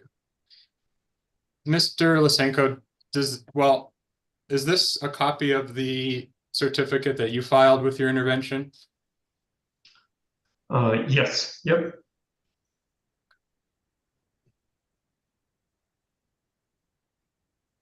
And having filed and drafted this, are you familiar with this document? Yep. And Yeah. you just object on that because it's all on the record. We just keep repeating it's already been on the record. We're just pulling up documents from the record right now. I don't have the question. Restate your question, Mr. Jennings. Well, I would like to admit it as an exhibit, Your Honor. I'm going to ask Mr. Lysenko, more specific questions about it, but I think he has laid a foundation that the exhibit is admissible. Yeah, Mr. Lysenko, are you objecting to the admission of this document into evidence? Yes, because it's already on the record. It's duplicated. Yeah, technically, I agree to an extent. It is in our administrative record. He's asking that it be admitted into evidence. I think a sufficient foundation's laid, and exhibit 104 will be admitted.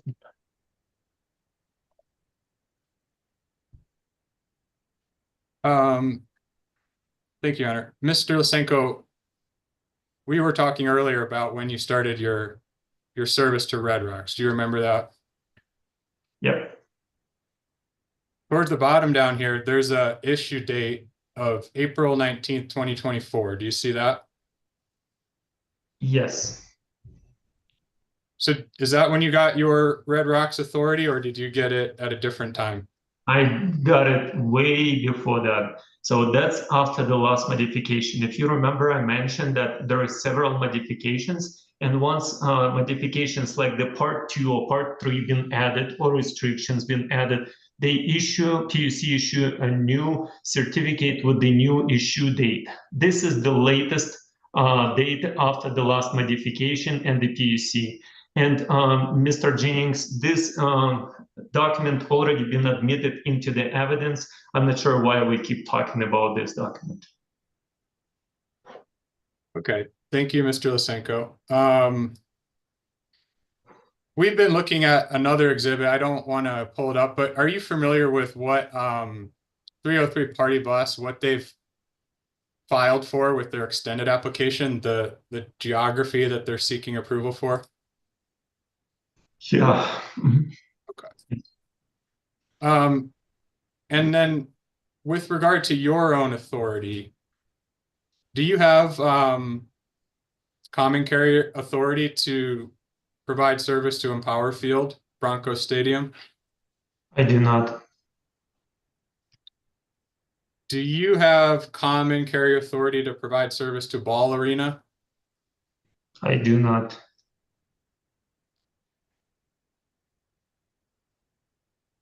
Oh, Mr. Jennings, I apologize. I need to check my certificate. I believe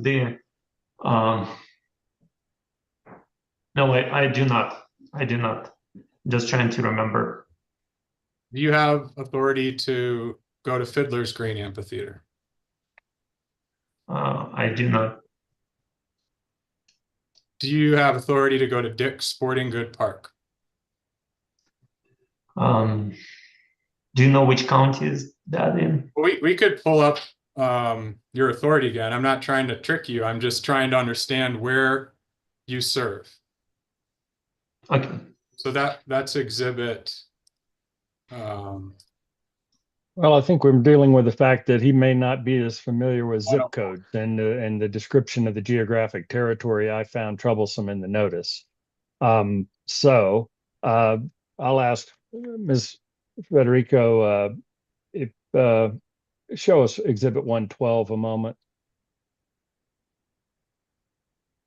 And Dick's Sporting Good Park appears this demonstrative information from the application indicates Dick's Sporting Good Park is in Commerce City, Colorado, zip code 80022. Mr. Lysenko, are you aware, does your authority allow common carriage to Dick's Sporting Goods Park?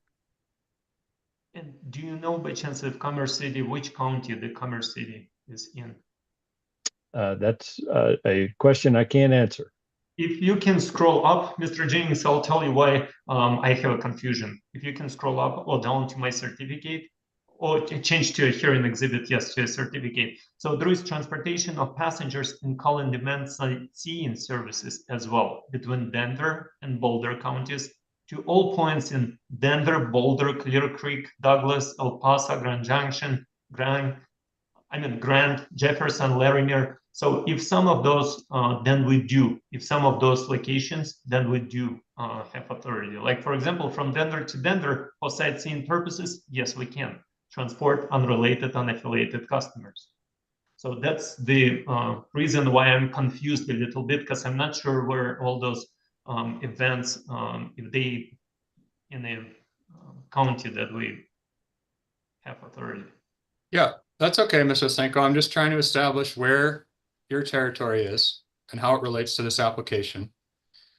So looking at your application, paragraph numeral 1, that says sightseeing service, is that right? Yep. And is sightseeing different than call and demand shuttle service? Yeah, there is slight limitations, like it has to be the round trip only. It has to be the scenic spot where you go in. So I believe there are a few limitations from the shuttle service. Okay, because down there, number 3, it actually says call and demand shuttle service. Is that right? Yeah. Mm-hmm. Okay. So the authority that you have under number 1 is different than the authority you have under number 3. Is that right? Yeah. Okay. And you are aware that we're here today about call and demand shuttle service.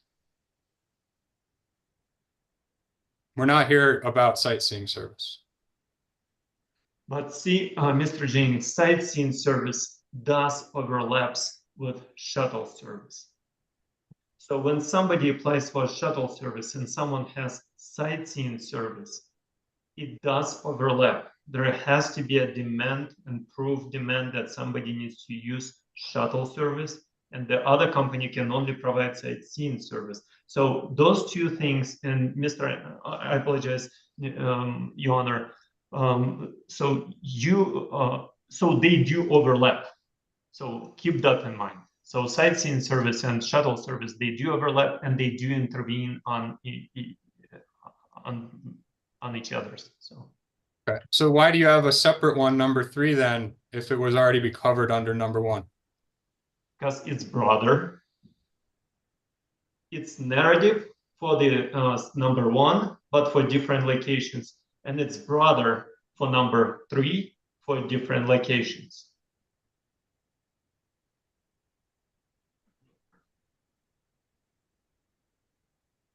So if someone was going to a concert at Red Rocks, a concert starts at 6 p.m., would that be a sightseeing service or a call and demand shuttle service? For the concert, it would be shuttle service when we go to the Red Rocks concert. Yes, it would be a shuttle service. If someone was going to Empower Field to see a Broncos game, 2:25 in the afternoon, would that be sightseeing service or shuttle service? I believe it would be a shuttle service, but again, that's what my beliefs are. Okay. You know, the other ones that the applicant has applied for, Ball Arena, Fiddler's Green, Dick's, would those be, and if a customer was going to go see a specific concert or event there, would that be sightseeing service? So if we're doing a tour to that location, then it would be a sightseeing. If we're doing the just transportation, and it can be defined by the type of the service we provide only, not by the time you provide, not by the type of transportation you provide. It's only by it can be defined only by the service itself, what we provide to that location. So I'm not sure.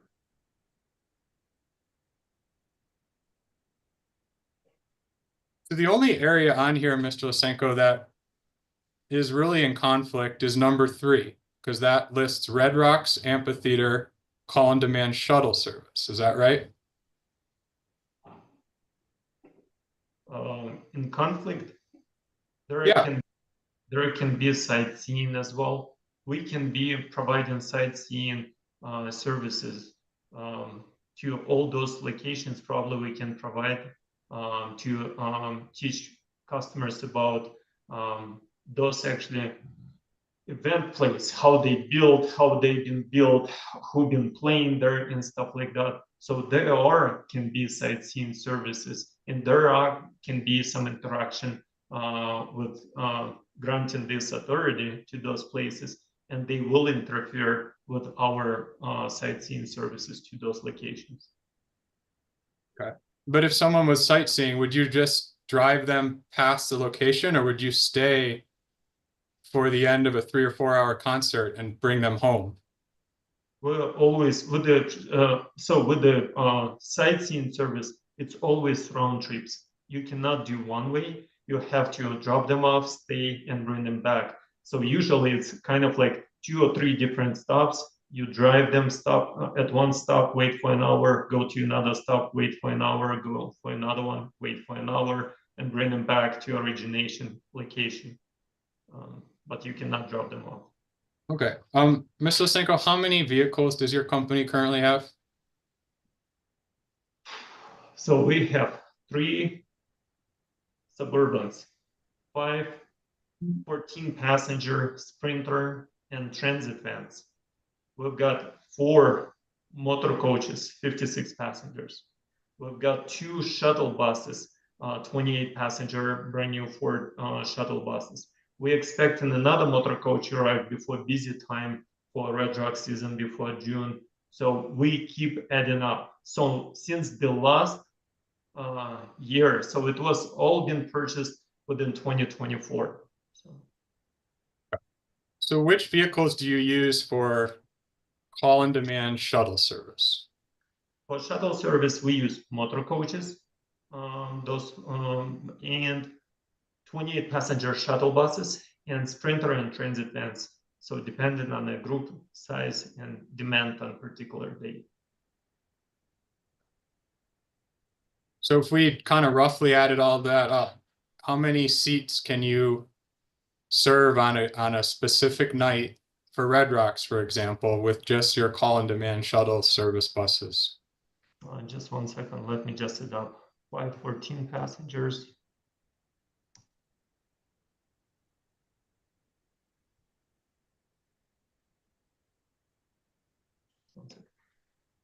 I apologize, I kind of lost it, but can you add up, please? It's 5 14 passengers, 4 56 passengers, 2 28 passengers. Do any of those buses have perimeter seating? No, the reason why we came from luxury limousine. So before I've been operating luxury limousine and the party bus company. So we had those large perimeter seating buses. And we've tried, once I obtained the public shuttle license, we've tried those buses with perimeter seating. And we had several complaints about people didn't know which seat they bought. They didn't know what's the capacity for that bus. They've been complaining about people sliding all over the place and they feel uncomfortable because some other people who drink a lot been sitting on their laps and stuff like that. So we actually on purpose, after getting all those complaints, we actually sold all those perimeter seating party buses, and we actually bought on purpose motor coaches and the shuttle buses, 28-passenger shuttle buses. So we already had that experience. We already tested that scheme and that model. Okay. So right now, none of your buses have perimeter seating, is that right? That's right. And if we would get at least one call or couple calls saying that people want to be in the perimeter seating, we would get one. So we have funds and we want to serve every person. We want to get the market covered. We want to serve. And if there is money in perimeter seating in a public shuttle, we would definitely obtain the bus right away, and we would start using those buses. So we would be more than happy to get those buses. We just never had a request like that, such a request. Okay, how many new buses could you purchase right now if you wanted to? What buses are we talking about? Perimeter seating buses. So Mr. James, do you know how much they cost? I'm asking you. Got it. So there are a few options. For example, Mr. Casillas, I've checked this that in his application, there are several 2013, 2014 buses, something like that. So we can easily get probably 10 or 15 of them because they are 10, 12-year-old buses. We can get them if there is a demand for them. If we will be buying brand new ones, then of course it's going to be less. Okay. When you say you can get them, you have sufficient funding right now to purchase 15 buses. That's right. And what are the what's the rough cost per bus? So it's probably would be on the average, those 10-year-old or 12-year-old buses probably would be around like $60,000, $60,000. So. Okay. I'm sorry, Mr. Lisenko, are you saying 16 or 60? Probably 60. Thank you. You could, but you don't have plans to purchase any perimeter buses, is that right? Only if we get the demand. Mr. Jennings, I want you to understand that we purchased in 2014, we purchased 4 motor coaches. Each motor coach cost $350,000. They're most comfortable, the safest vehicle to transport people on the road.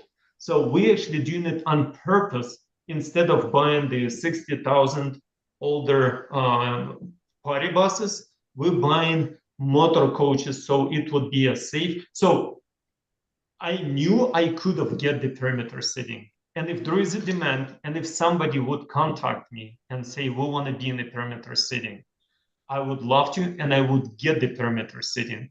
Again, we never get that request. Never, ever. Do you have any outstanding loans on your current buses? No.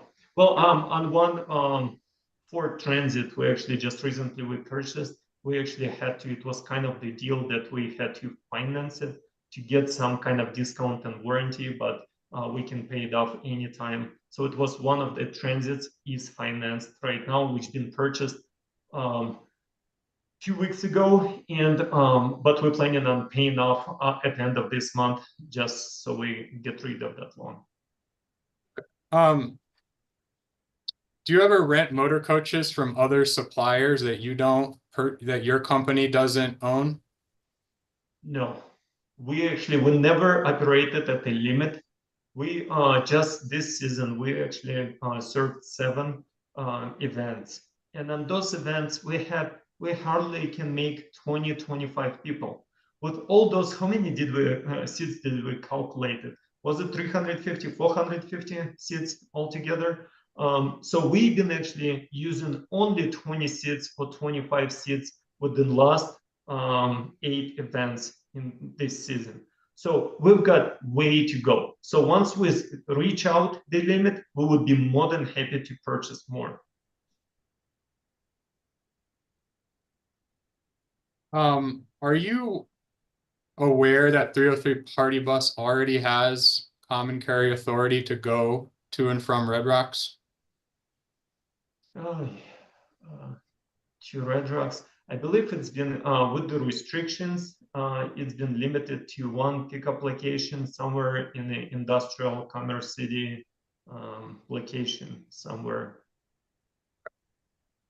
So, yes. Mr. Lisenko, you were talking about the different applications and amendments you've done. Have you ever been denied an application by the PUC? Yes. And tell us about when were you denied and why were you denied? The first time when I applied for sightseeing license, I believe it was 2018 maybe, I don't remember. And I didn't know what it takes to actually to obtain the license. It was administrative law judge Garvey, I believe. And so I couldn't prove the public need, demand. I couldn't prove the substantial inefficiency of the existing service provider. So that was it. So that's why it was denied. Okay. And then did you file another application and go through the hearing process again? Yes, I did. And you got approved the second time? Yes, because I did actually, so I did my homework and prepared the case and I tried again. Yes. Okay. Was that around 2019, September 2019? I believe so. It's before COVID. Yeah. Okay. Do you think that was in proceeding 19A? Well, you don't need to remember the proceeding number, but Do you remember if your approval was based on a sub-market within the transportation industry? I don't know if that was the only reason. There was several reasons, and one of the reasons that the shuttle companies, I mean sightseeing companies, being sold out on regular basis, and the customers could not obtain the tickets from them. So it was not only based off the subgroup, it was based off of the availability as well. And yeah, so it was different things, a few different things which allowed me to go. Was one of the things based on the language that you were catering to certain customer populations? One of the things, yeah, it was one of the things. Was that considered a sub-market within the whole Colorado transportation industry? I'm not sure if it's called sub-market or not, probably. Not sure.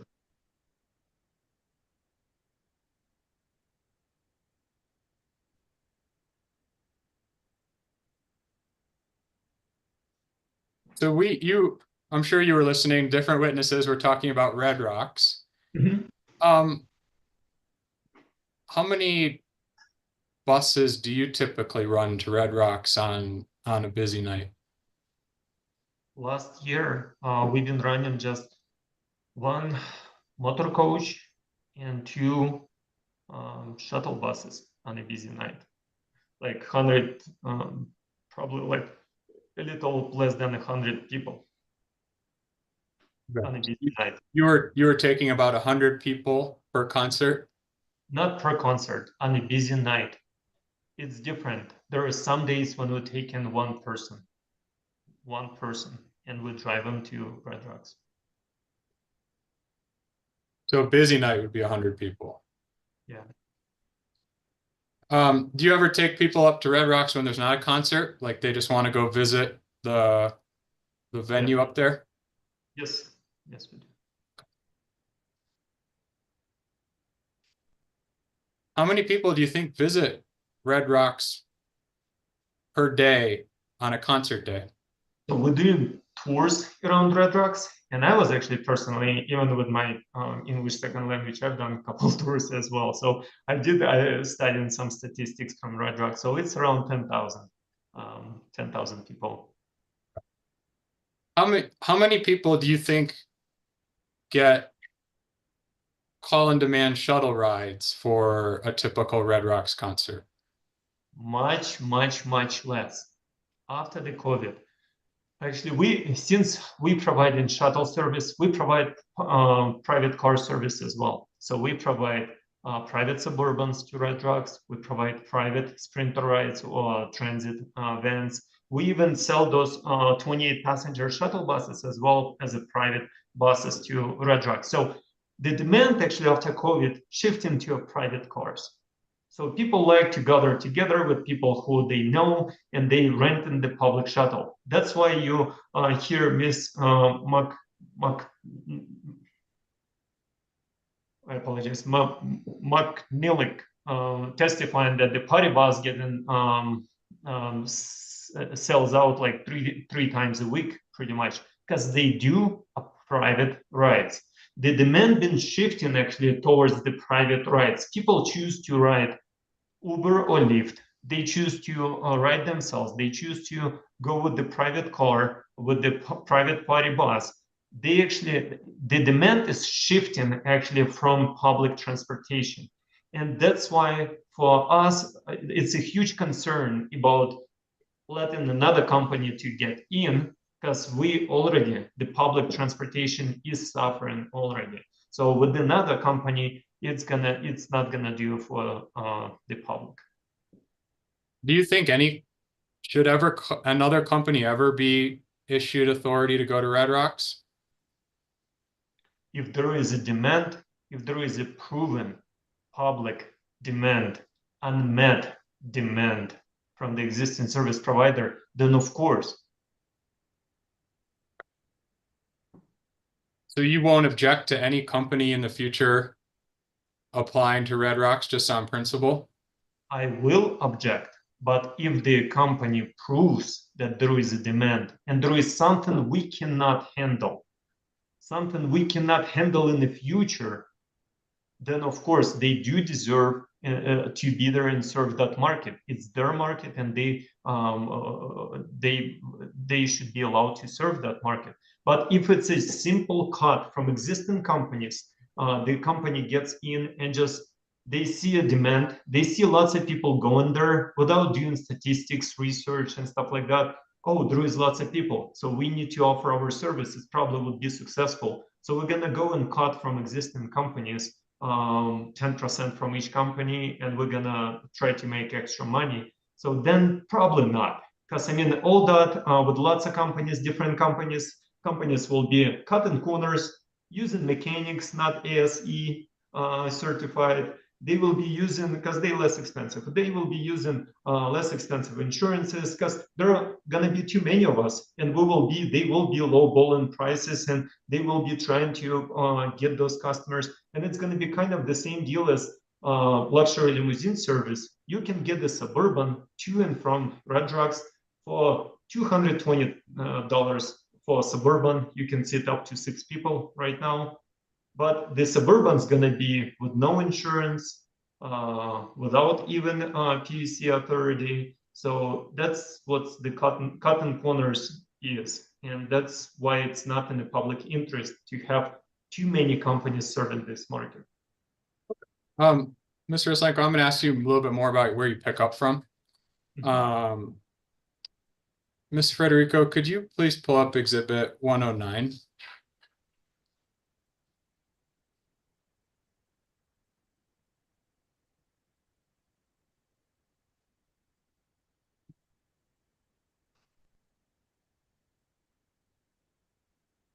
Thank you. You know, as mentioned earlier, we thought it'd be helpful to have a map of territory as well. Mr. Rosenko, could you take a look at this document and see if it looks accurate as to your pickup points in Denver? Yes, plus the Origin Hotel. So yeah, in Denver, yes, you're correct. It's Colorado Convention, Union Station, Avanti, and Improper City. Yep. So does this map represent the written certificate that we looked at earlier, your pickup points in just in the city of Denver? What do you mean if it represents? Yes, that's what we currently set up as a pickup locations. Okay, I just want to ask you if it looks accurate. Yeah, looks accurate. Your Honor, we would move to admit Exhibit 109. Any objection to the admission of Exhibit 109? No, Your Honor. Exhibit 109 is admitted. So Mr. Rosenko, you may have just covered it, but where do you currently pick up in the city of Denver? What locations? Again, please. Sorry, which locations? Where do you specifically pick up in Denver? Union Station, Colorado Convention Center, Avanti, Food and Beverage, and Improper City. Okay. And at Avanti, do you pick up from Avanti for every Red Rocks concert? Yes, every Red Rocks, even one person. So we'll always pick up. So yeah, yes.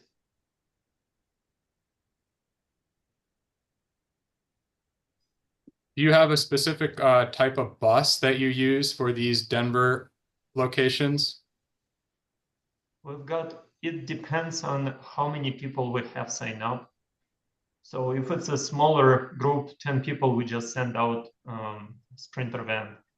If it's 20 people, shuttle bus. If it's more, then we're doing motor coaches.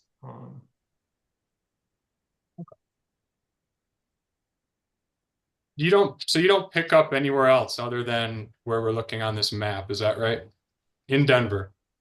At this point, no, but we're willing to, we would love to. If somebody will tell us where they need another pickup location, we would set up a pickup location right there. We did test a couple places like Cherry Creek. We tested some other spots in Denver, and we didn't have any demand, didn't get any bookings for those locations. So if somebody aware of another pickup, like for example, there is going to be a witness saying that we would love to set up location at our restaurant right here, we would love to set up that location right there.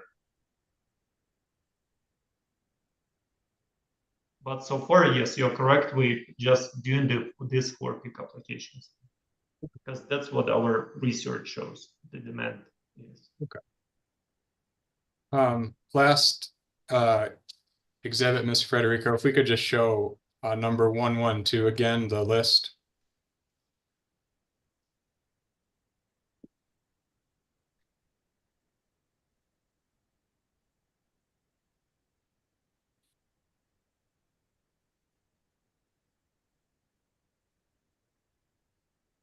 Thank you. So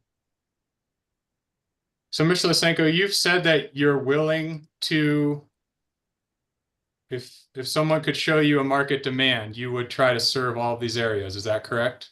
That is correct. Okay. Do you have a business plan to serve the areas that are on this screen?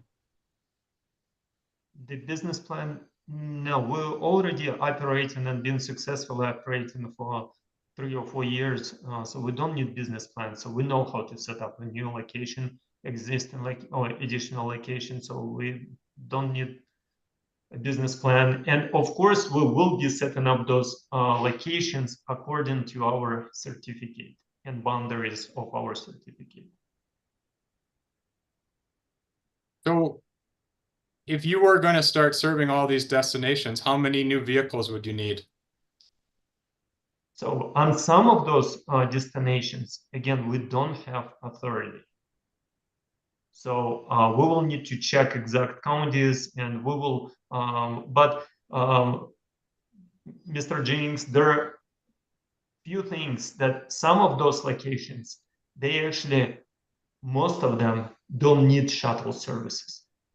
So the reason why I say that, because they within the city limits and people not afraid to get an Uber and stuff like that, because they already in the city.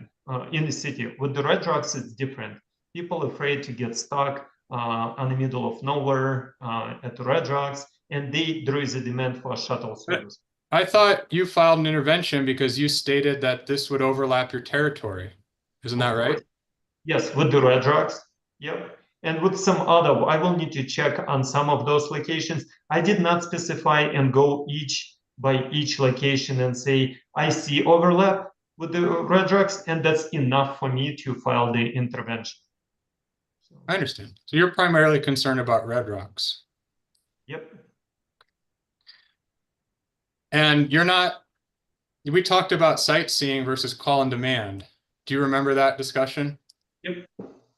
And you don't have call and demand shuttle authority to serve several of the locations on the screen. Is that right? Call and demand shuttle, yes. Yes, you're right. You don't have the authority. For shuttle service, no, I don't. Okay.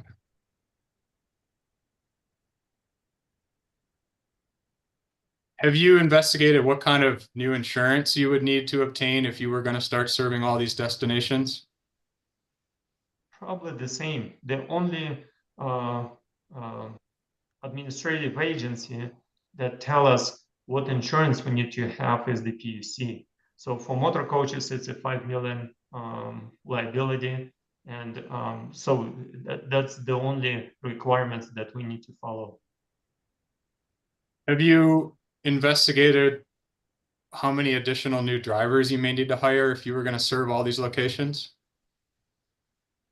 Yes, but we have no problem hiring drivers.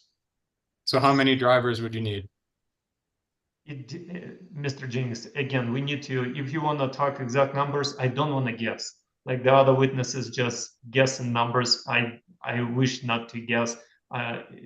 We need to see how many of those we can, how many we cannot serve, and how many drivers we need, and what's the demand is. We will be just, right now, I will just speculate. Well, it's because you haven't done the analysis. Is that right? For these locations? Right. That's right. So I'm not asking you to guess. I'm just asking if you've performed an analysis.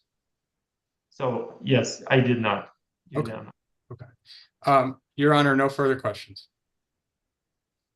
Okay, Mr. Lisenko, your opportunity to cross-examine yourself. I'm assuming there would be none, but if so, we'll figure out logistics of how you would do that. Yes, Your Honor, none actually. You're correct. I have no questions for myself. Okay, and you can obviously address your testimony and your portion of the case. There be no redirect then. So thank you for your testimony. Now you're no longer as a witness in the proceeding for the moment. And Mr. Jennings, you can call your next witness. Thank you, Your Honor. That will be Marie Zecca.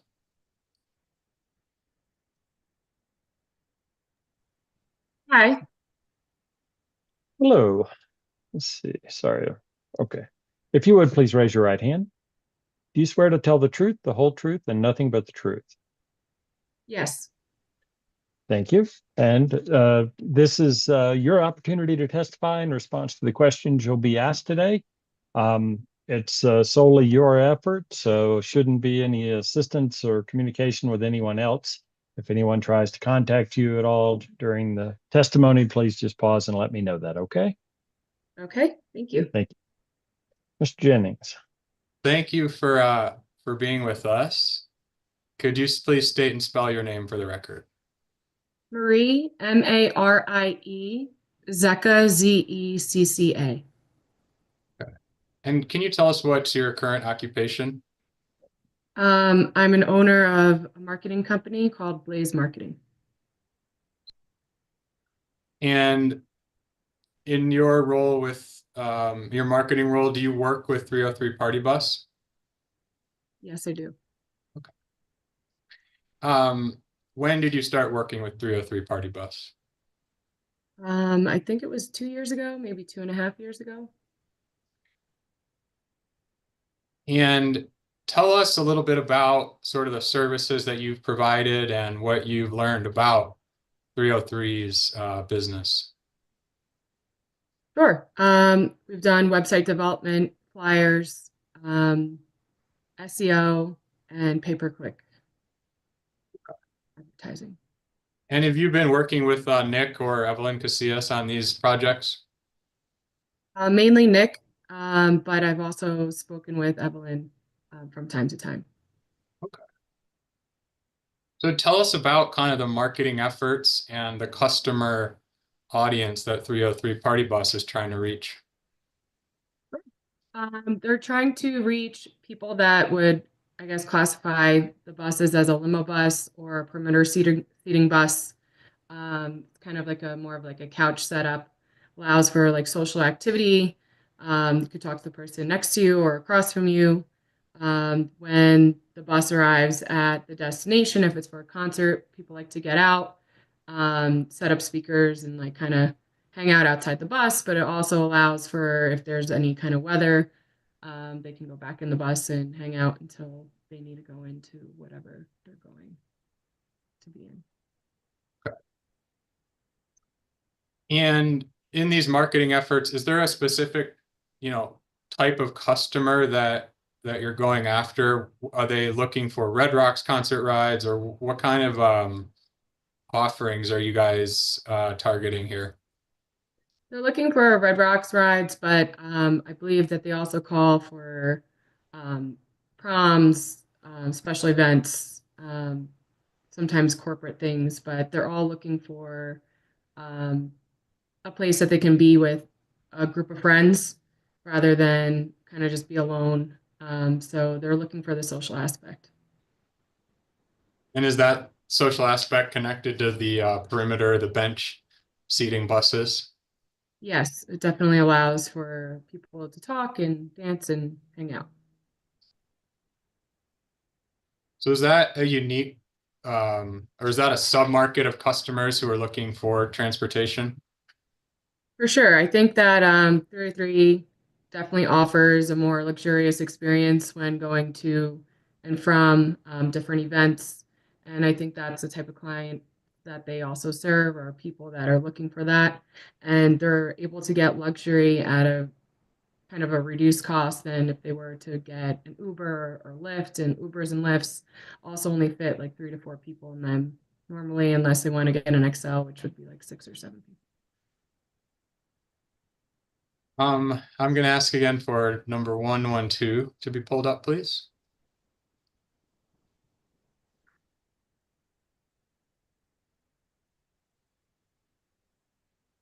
Thank you. Ms. Zecca, you probably have not, I don't know if you've seen a list like this before, but could you take a look at the top part where the destinations are and tell us if these destinations fit within the marketing strategy that you've described?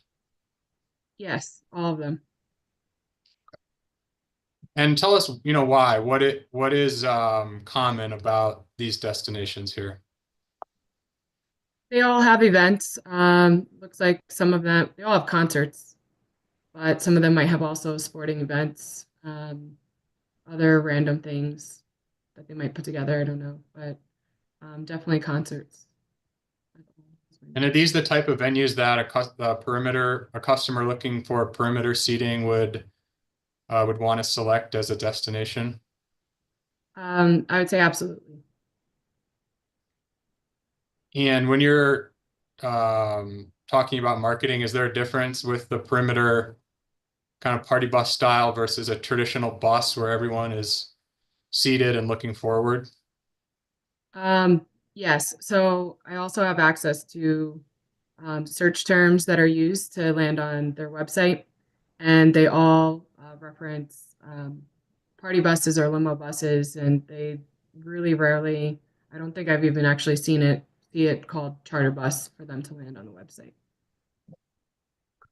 So are those the terms that you're using when you're marketing for 303 party bus? Yes. Okay. So are you doing that kind of purposefully based on the audience that you're looking for? Yes. There are a bunch of zip codes in the middle of the page. Are you familiar with any of those zip codes? I'm familiar with all of them, except I'm not sure with 14 and 16 what area that is. Okay. Are your target customers, are a lot of them located in the city of Denver? Yes, mainly all of them, or they're going to be staying in Denver, coming here for vacation. They're outside of Denver, coming in here for vacation with a group of people and looking for a rental with friends. Okay. So based on your knowledge, do you think that there is a demand for perimeter seating or party bus type vehicles to go to the destinations on this page? Absolutely. I also have found that there's been times where I'm also a customer of 303, and there's been times that you cannot get a bus because they're all sold out, and no company can offer a bus because they're sold out for concerts and different events. And do you think that there's sufficient population in the city of Denver and these zip codes to, are there a significant number of potential riders in these zip codes? Yes.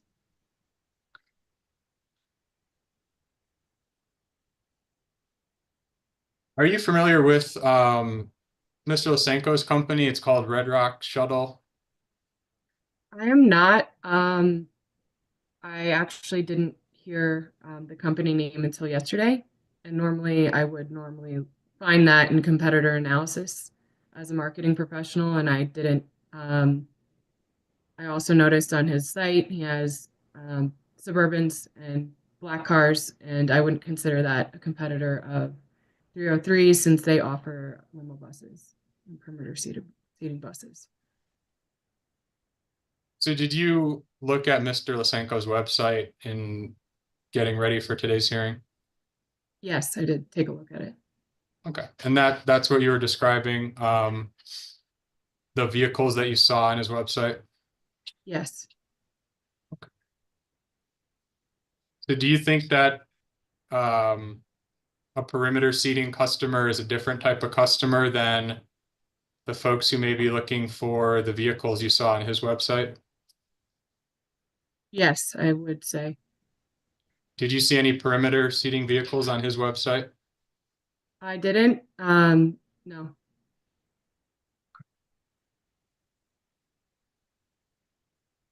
It sounds like you may not be as familiar with his company. Do you think that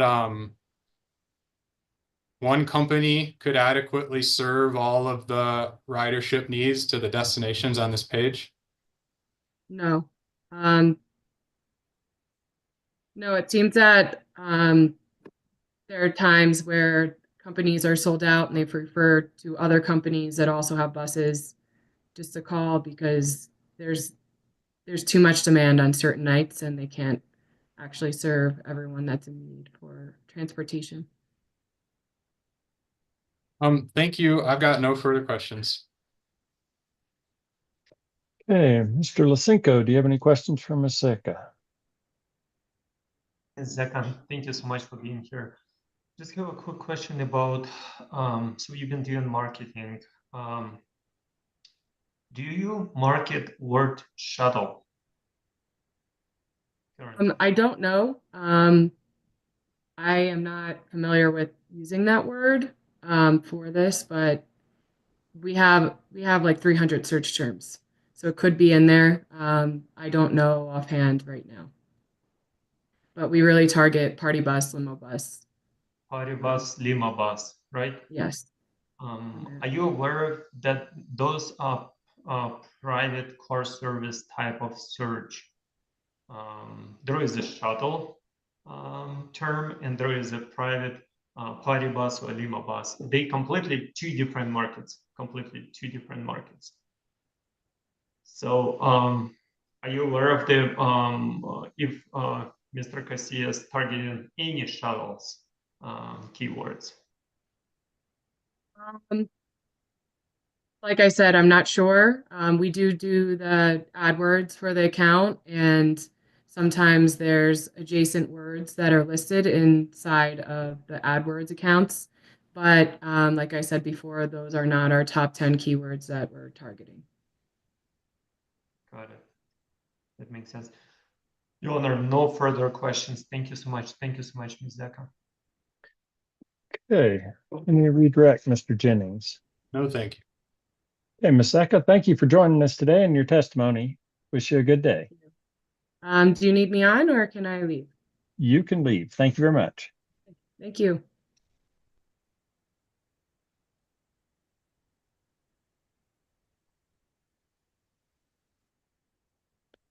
Okay, Mr. Jennings, you can call your next witness. Thank you, Your Honor. We've just got 3 more witnesses here. These are the primary company witnesses. Evelyn Casillas, could you join us, please? I thought I had. Hey, Ms. Casillas, if you would please raise your right hand. Can you turn on your video?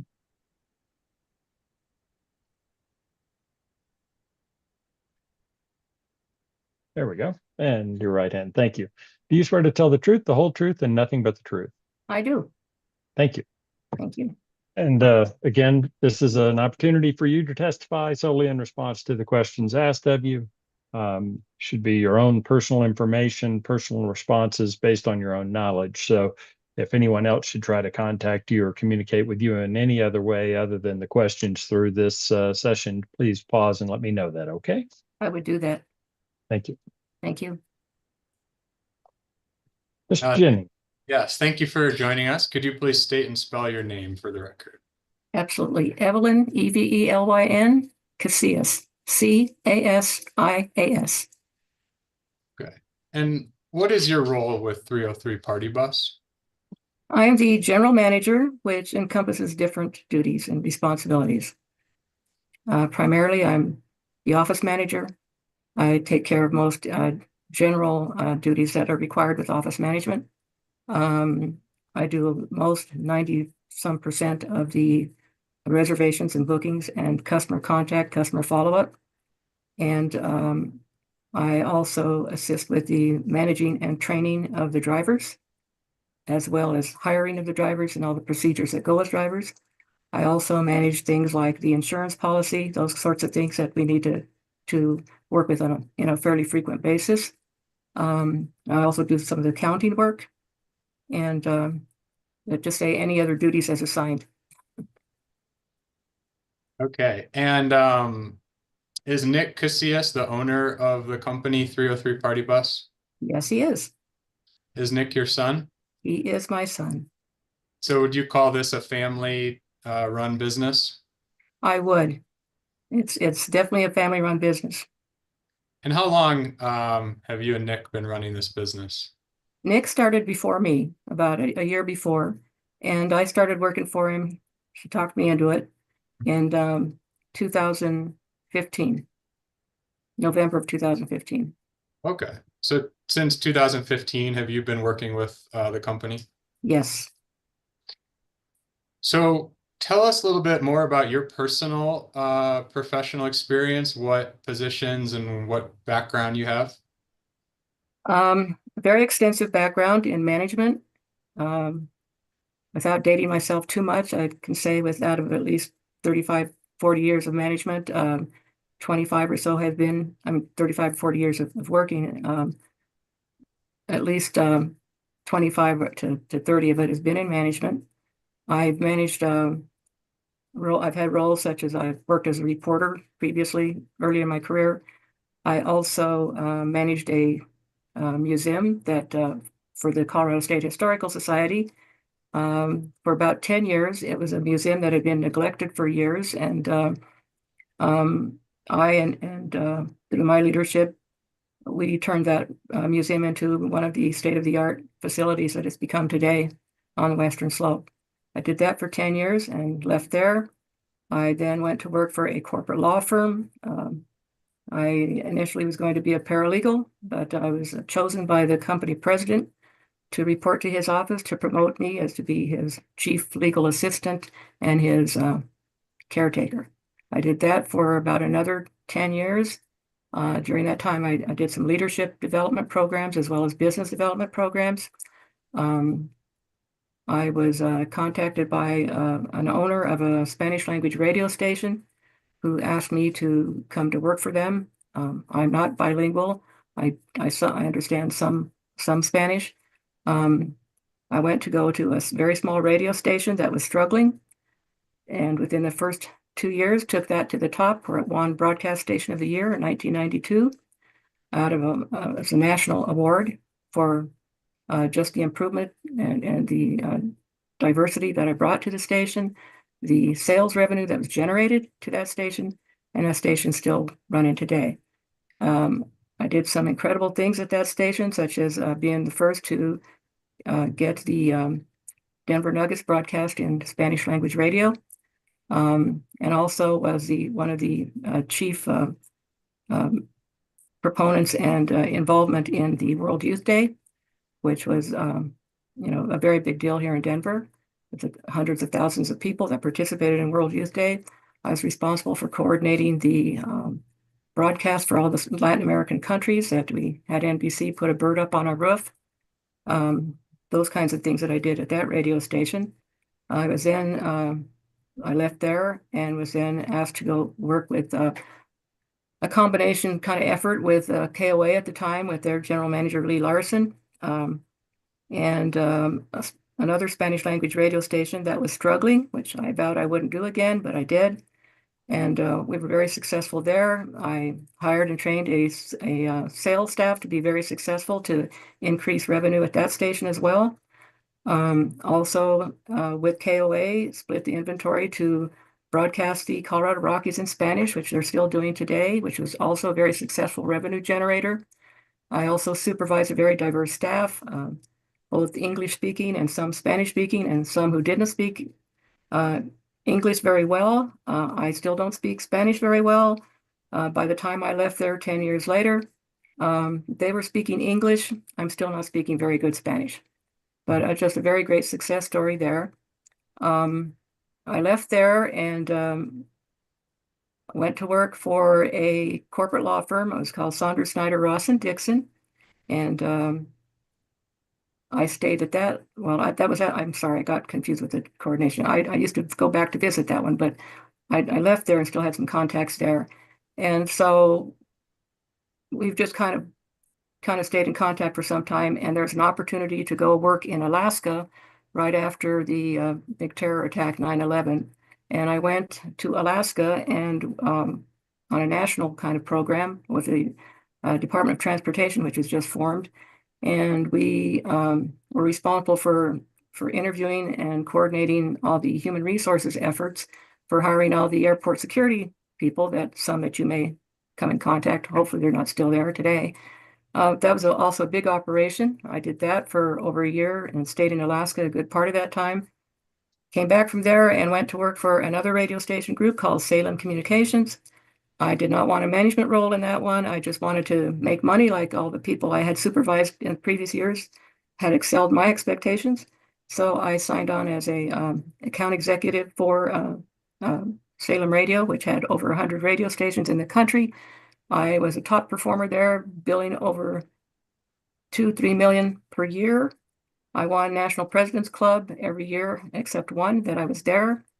There was only over a little less than 100 people in the whole country that won the President's Club Award. I left there in 2008 to care for my ailing sister.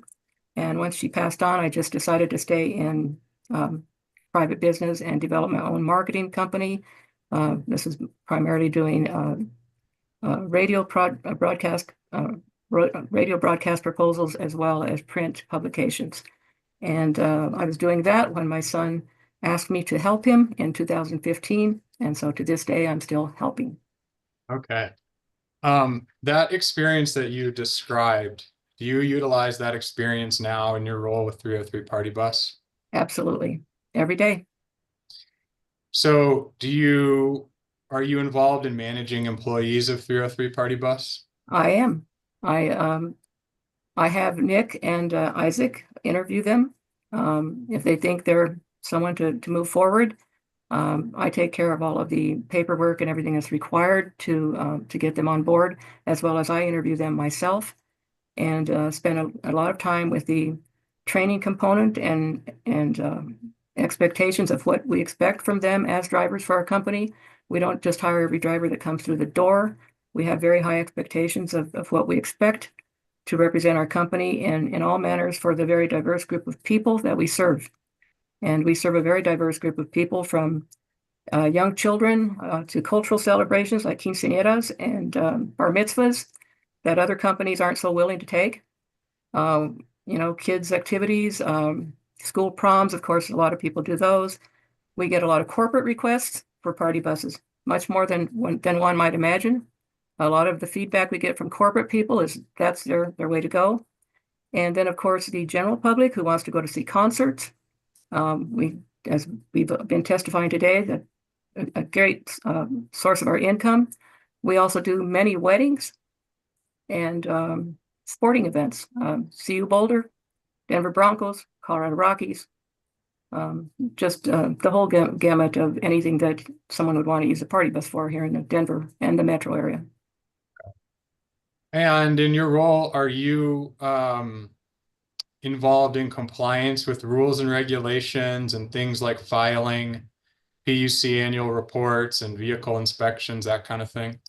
I am, and I have a lot of experience in compliance and regulations, having managed radio stations for as many years as I did.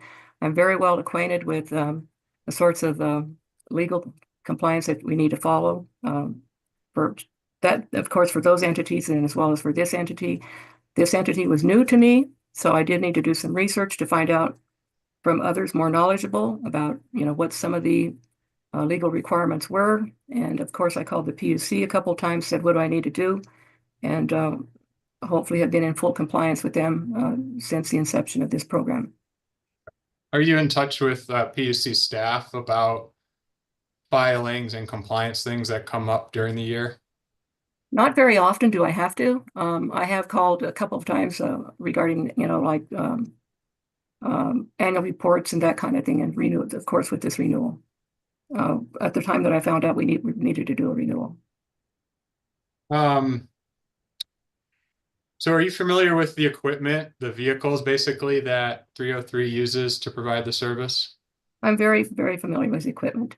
I'm very proud of the equipment that we have, from the buses themselves, how they look on the outside, how they're maintained.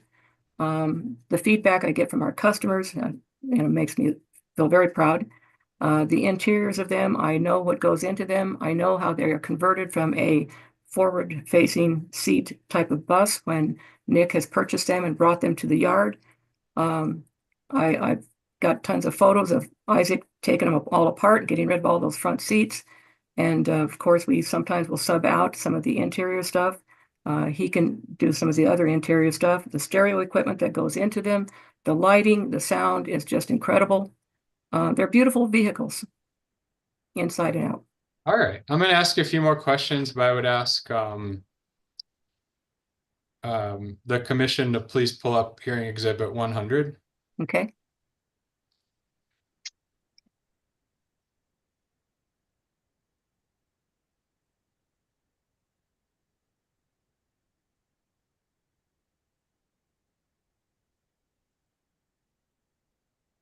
Thank you. And this document is several pages, but Ms. Casillas, do you recognize what this document is? Of course. And what is it? It's our application for our extension of our license. Okay. And is that the application that we're here about today? It is. As the general manager, did you help prepare and file this application? I did. Is your name listed there on the first page on behalf of the business? I believe it is, yes. Your Honor, I would move for the admission of exhibit 100. Any objection to the admission of exhibit 100? No objection, Your Honor. Exhibit 100 is admitted. And could we please scroll down to page 3? Okay, thank you. Or a little bit further too, just to get the, okay. So Ms. Casillas, this page describes what you have applied for. Does that look accurate?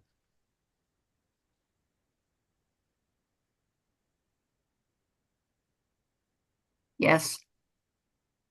And so when you were describing the equipment and the vehicles, do you believe that your company has sufficient vehicles and equipment to serve the areas that are listed here? I do. I believe that we have sufficient vehicles now, and we're also looking at purchasing additional vehicles. Okay. And are you looking at purchasing additional vehicles if this application is granted? Absolutely. And would that help you serve the additional locations that are identified here? Yes, it would. You testified about the personnel, the staffing. Do you believe that you have sufficient drivers and personnel and staffing to serve the areas listed here? We do. There's always room for more. Drivers sometimes come and go. Right now we have quite a few on our roster, approximately 26 to drive 10 buses. So if we're going to purchase additional buses, we will need additional drivers. I will also say that some of the drivers that we've had with us have been with us for 7, 8 years, and anywhere from 4 years on up. Okay. And if your application here is approved, would you consider hiring additional drivers or additional staffing? It would be necessary to do both. So you would plan to do that if you got approved? Yes. Very earlier this morning, we heard about your facility where your storage lot is. Do you think that your office space and your garage are sufficient to provide the service that's listed here on the screen? It is sufficient now. We have opportunities to expand as we get more buses. We have that assurance from the current location. We also may be contemplating finding our own place at some point in the future as we continue to grow. So if you're approved, you have already investigated whether you could add new space to your current garage? We have, and we've been assured that we can. And would you be willing to look at additional locations beyond your current garage? We certainly are.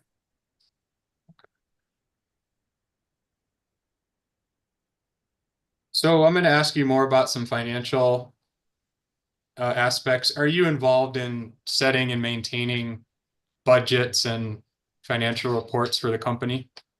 I am. Okay. I'd like to ask, please, to pull up Exhibit 111.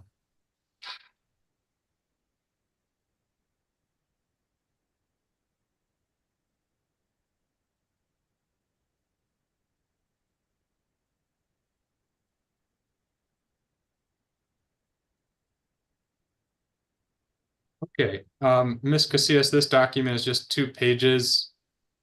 Are you familiar with this document? I am. Can you tell us what it is? Yes, that's our profit and loss.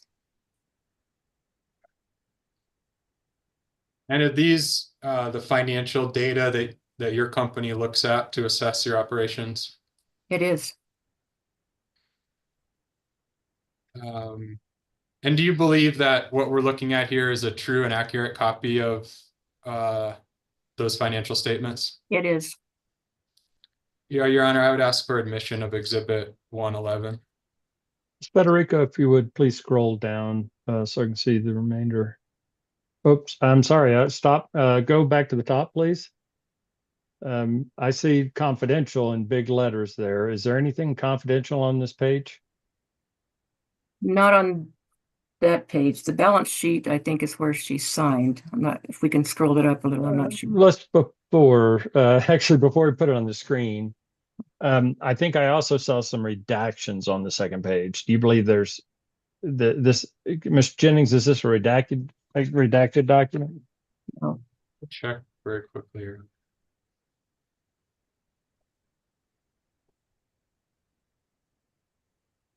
Oh, yes, Your Honor, we do intend to discuss this document at the hearing. What's been redacted are account numbers, like bank account numbers. So you take a look at it as you put it in your box.com folder, and are you satisfied that the document can be displayed then? Yes. Okay. All right. Thank you, Ms. Federico. If we could go back and scroll down now through it. Yeah, those would be account numbers. That's for our balance sheet. Bank account numbers.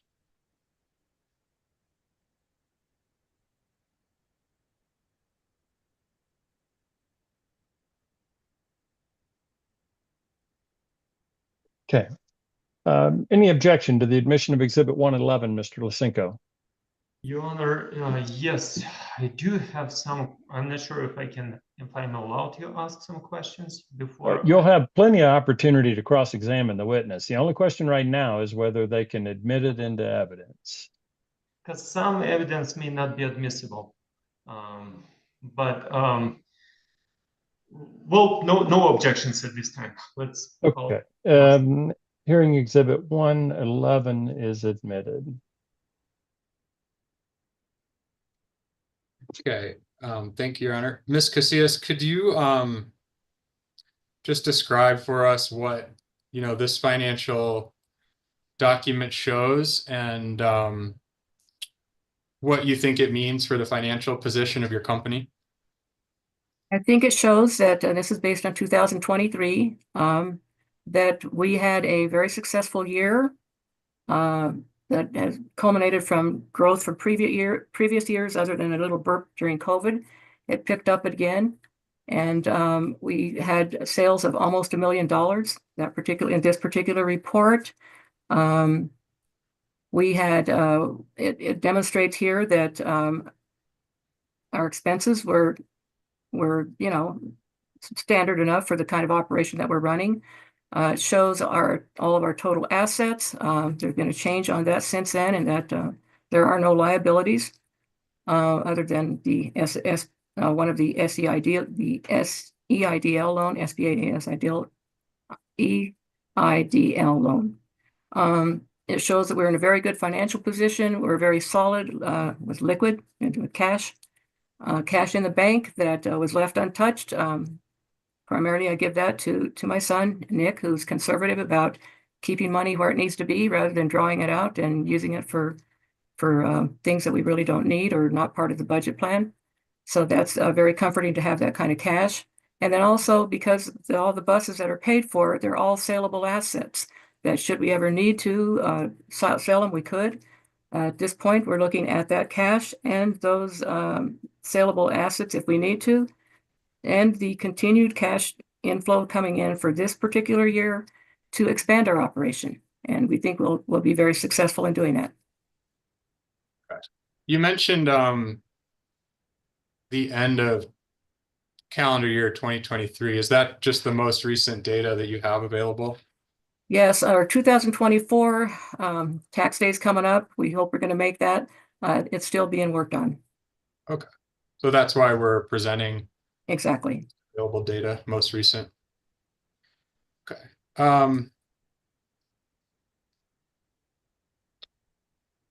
In your experience for the past 10 years or so with the company, do you think that the company has had adequate financial fitness to operate its transportation business?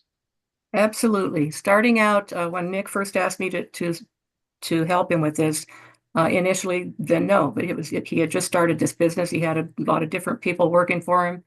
That was about a year after he'd started this business, and he was investing his own money into the business. And of course, then as he continued to, he invested and paid cash for a couple of more buses.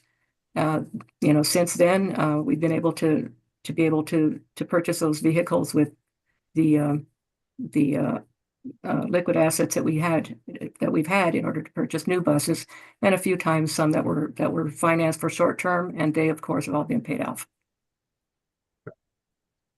And if your extension application is granted, do you believe that the company has sufficient cash on hand and assets to perform the extended service? Absolutely. With the kind of cash that's sitting in the bank and the saleable assets that are worth a lot more since they've been converted into beautiful party buses, limo style party buses, certainly have enough to purchase a number of new vehicles. By new vehicles, that would be a Nick decision, but we don't usually purchase really new vehicles. We purchase some that are a few years old and then convert them into looking like totally new vehicles. So have you structured the company such that you're able to purchase new vehicles and expand your service if the application is granted? Absolutely. That's what we're waiting for. Do you have any concerns with the financial health of the company facing a downturn if the extended service is granted? Not at all. I think we have enough cushion. 2024 gave us additional cushion, plus we're starting out this year as well too. So I don't have any doubts that we can handle that. And you've testified about, the last 10 years.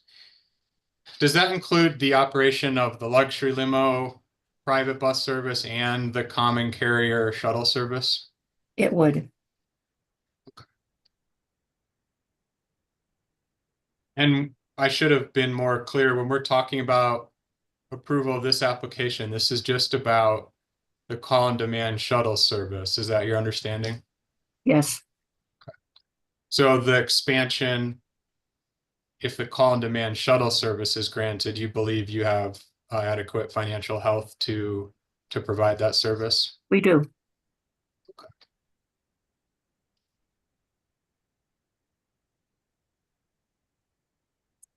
And a lot of folks have been talking about the perimeter seating, but can you tell us from your perspective why the company is targeting perimeter seating market segment?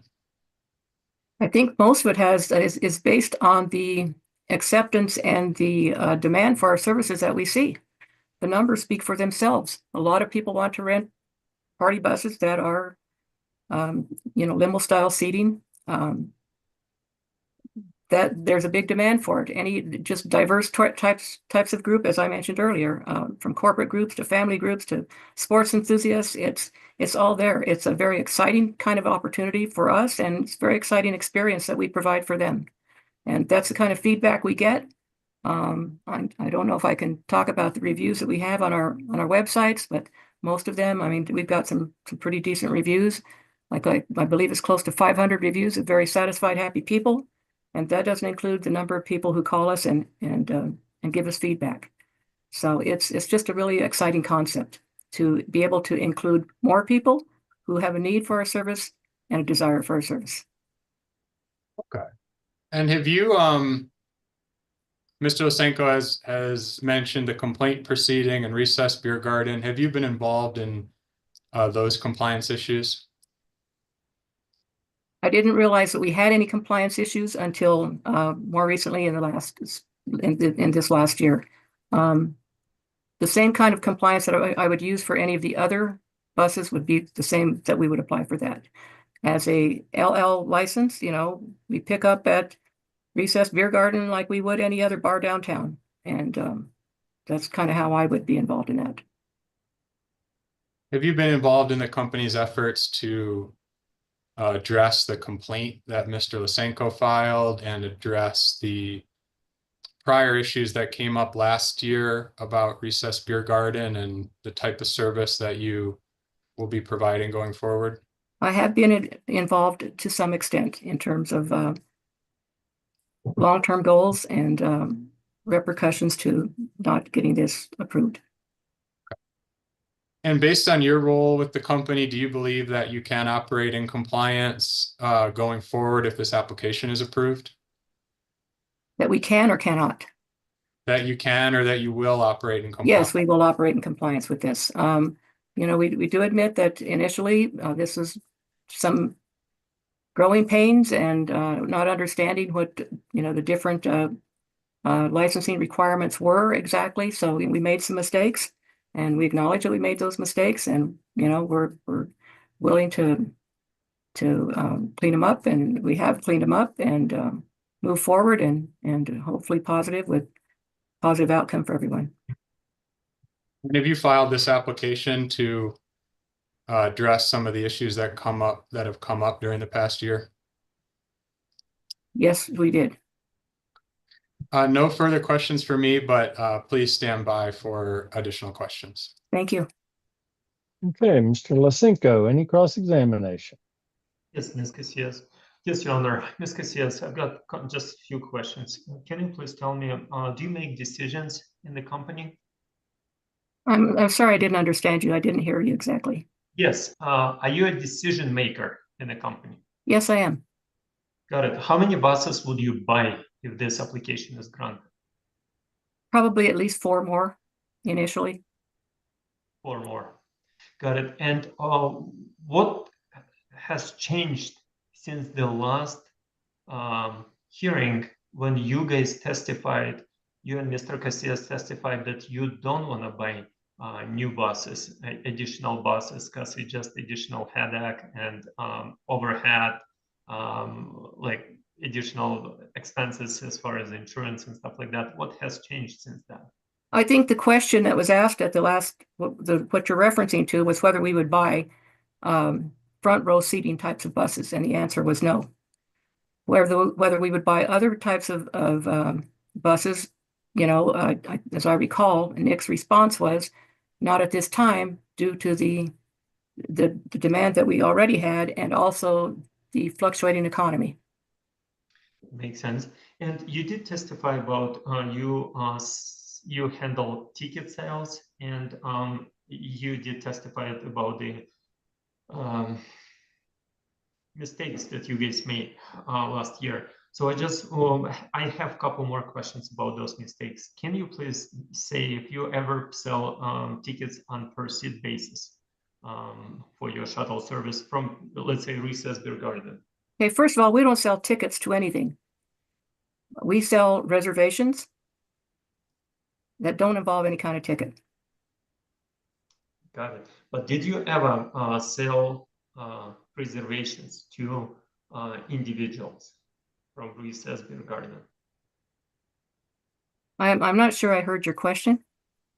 Okay. Do you sell reservations for unaffiliated individuals from Recess Beer Garden? Did you ever do that? For unaffiliated individuals, according to what your definition of unaffiliated is, I would say no. So you never sold the tickets to? We've never sold tickets. Did you ever sell reservations? Yes, often. To people that don't know each other? I don't know if they don't know each other. We sell tickets to people who pick up at Recess Beer Garden, and just as we would any of the other downtown areas. Whether they're per ticket, we don't sell per ticket. You don't sell per ticket, but did you ever do that? Not to my knowledge that I have, no. Are you aware of the why the previous application was denied?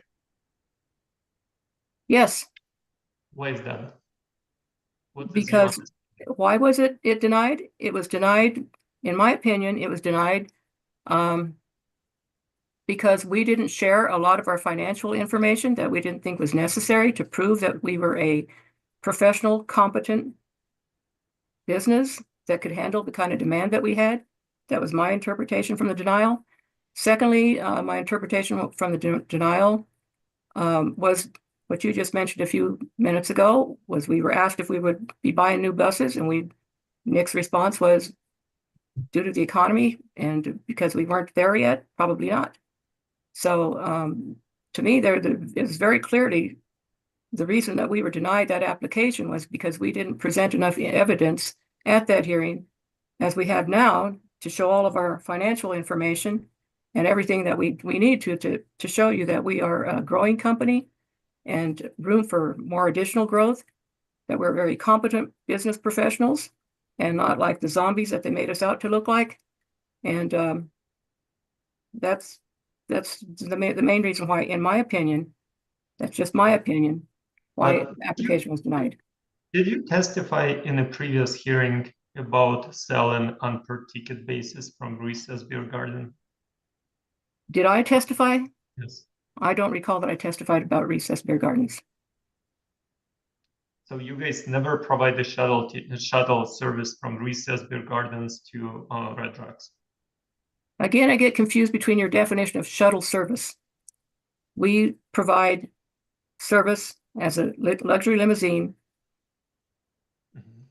limo type style business, the parameter seating, to many different bars and other establishments in the Denver metro area. And yes, we went to Recess Beer Gardens often. Got it. So you guys never used the multi-pass ticketing system to sell on per ticket basis from Recess Beer Garden before, and it's never been a part of the previous proceeding. And that's I won't say never, but I will say that I personally I'm not familiar with what you're talking about, a multi-pass ticket. Got it. Because I got some questions. I don't want to impeach witnesses, and with all respect, Mr. Sears, but I don't want to bring up the actually the rebuttal exhibits and the transcript from the previous hearing into this hearing. But I just got a couple questions. If you ever sell tickets to people that don't know each other? I don't know that they don't know each other. Okay. Did you ever sell a ticket, just a single ticket, one ticket for one person? For one person? No. Well, I don't ask. If people call for one person, sometimes they just call and say they need a bus. Got it. Your Honor, I have a couple rebuttal exhibits. Do you want me to wait until the rebuttal to present them? Or should I just present them since we're down to 3 witnesses? Well, timing is your call. Are you intending to call Ms. Cassius in your case? Is that what you're saying? No, I've got the rebuttal after the examination.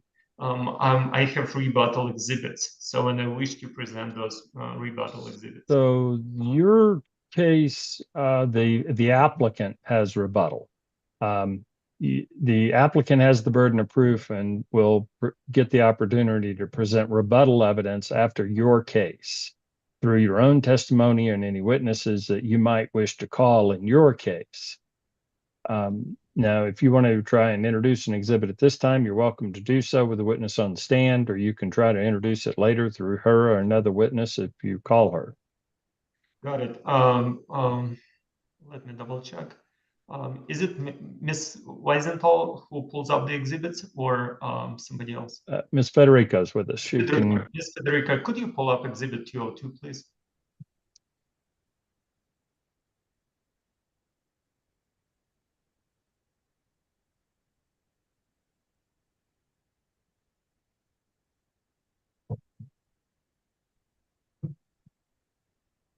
Okay, Ms. Casillas, and can we just scroll down, please, down to the bottom?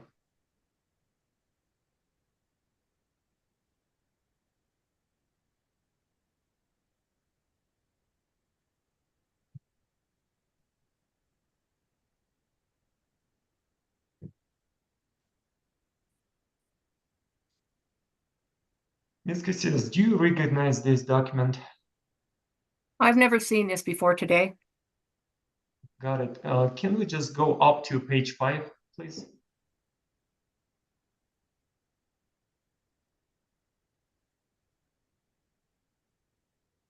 And can we go to page 4, please?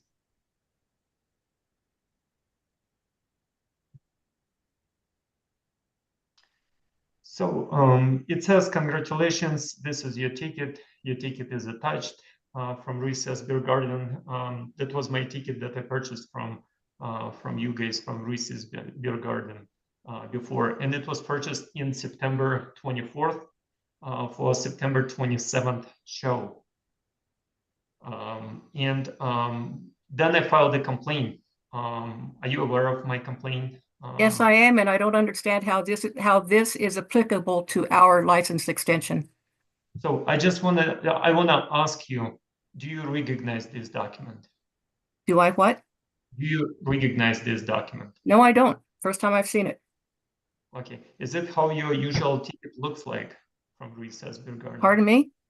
Is it how usually your ticket looks like? We don't use tickets. I do the reservations. We don't use tickets. In my duties for 303 Party Bus, we do not use these kind of tickets. So this is the first time I've seen this ticket. Okay, I know you don't. I just have one quick question. When is the last ticket you sold? That's all. I know everybody is aware of it. We already go on, there are finding of facts in the different proceedings. There is open complaint about it. There is lots of several things. My question is, when is the last ticket you sold like that? So that's all. I don't want to impeach the witness and remove. The last ticket I sold is 0. Okay. I'm not sure. Is there a motion to impeach the witness and remove the testimony from the record? Well, I can't give you legal advice. A motion would be a request for your request of me to do something and take some action. So that I don't that's all I guess I can say. Okay, got it. So let's just 1 second.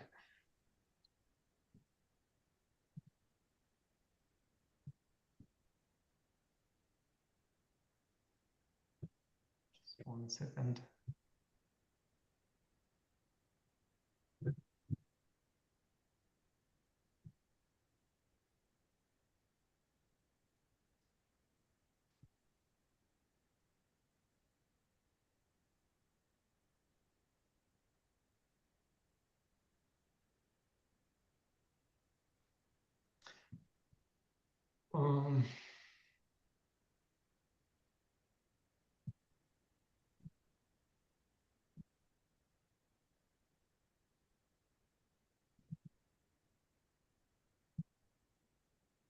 Yes, that's all my questions, Your Honor. Thank you so much. Okay. Ms. Cassius, I just have one kind of area question I need to try and get some clarification for. So the you're the general manager of the company? Yes. As far as you're aware, does your company have any contractual relationship with I'm sorry. Ms. Federico, can you bring back that exhibit 202?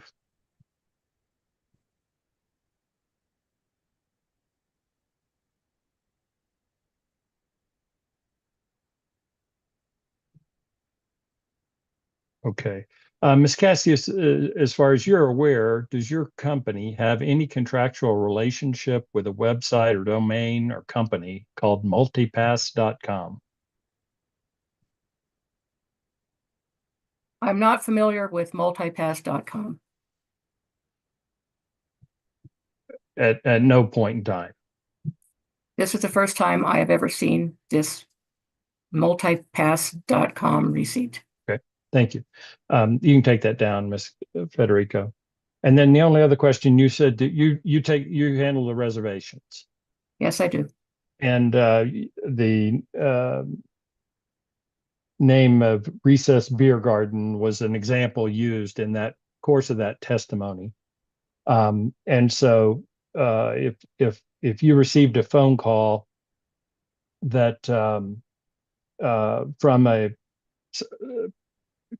potential customer asking for a reservation in one of your vehicles from the Recess Beer Garden, is that a typical reservation you would take? With one person calling? Well, one person calls.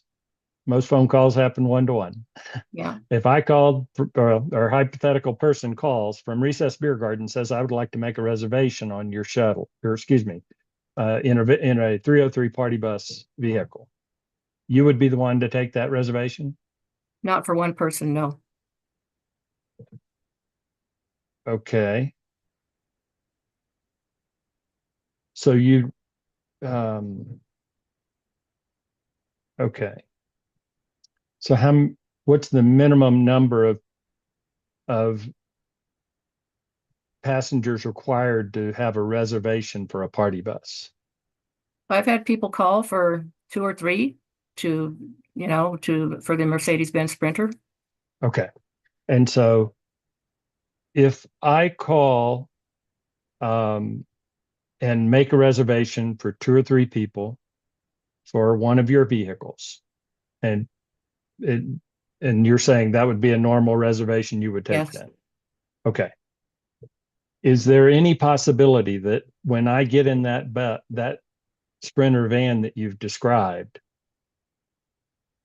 is there any possibility that somebody other than the driver would be on that Sprinter van? Yes. Okay. Okay, thank you. Mr. Jennings, any redirect? I'll try briefly, Your Honor.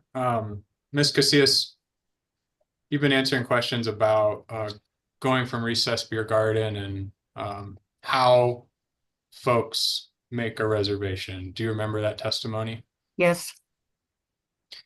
And are you familiar with the difference between luxury limousine permit service and common carrier CPCN service? Yes, I am. Has Recess or has your company historically picked up luxury limousine private bus rentals from Recess Beer Garden? Often. No further questions. Thank you. Okay. Mr. Lisenko, did you intend to call Ms. Cassius during your case? Yes, please, if it's possible. I just Okay. have a Oh, Ms. Cassius, thank you for your testimony to this point. I'll ask you to remain available. You don't need to stay on the session so long as you stay in touch with Mr. Jennings and can rejoin us. Okay, sounds great. Thank you. And thank you. Thank you. Okay, Mr. Jennings, you can call your next witness. Thank you, Your Honor. That's going to be Jeffrey Buxton.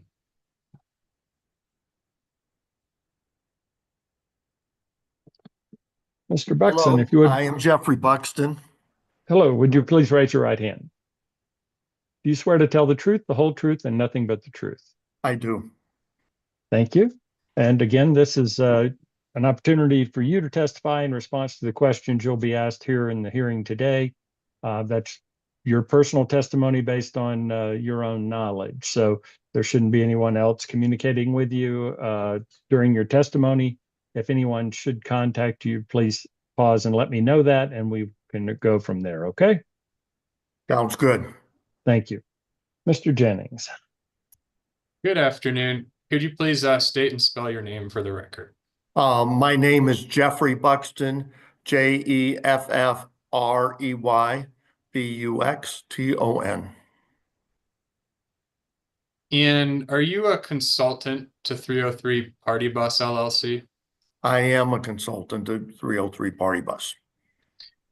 Did 303 Party Bus engage you, hire you to perform that consultant role? They did. And is that the capacity in which you're appearing here today as a consultant for the company? That's correct. And are you familiar with the application and some of the issues and facts that are involved in this proceeding today? I am very familiar. I guess I should ask you, are you very familiar with the application that was filed? Let's start there.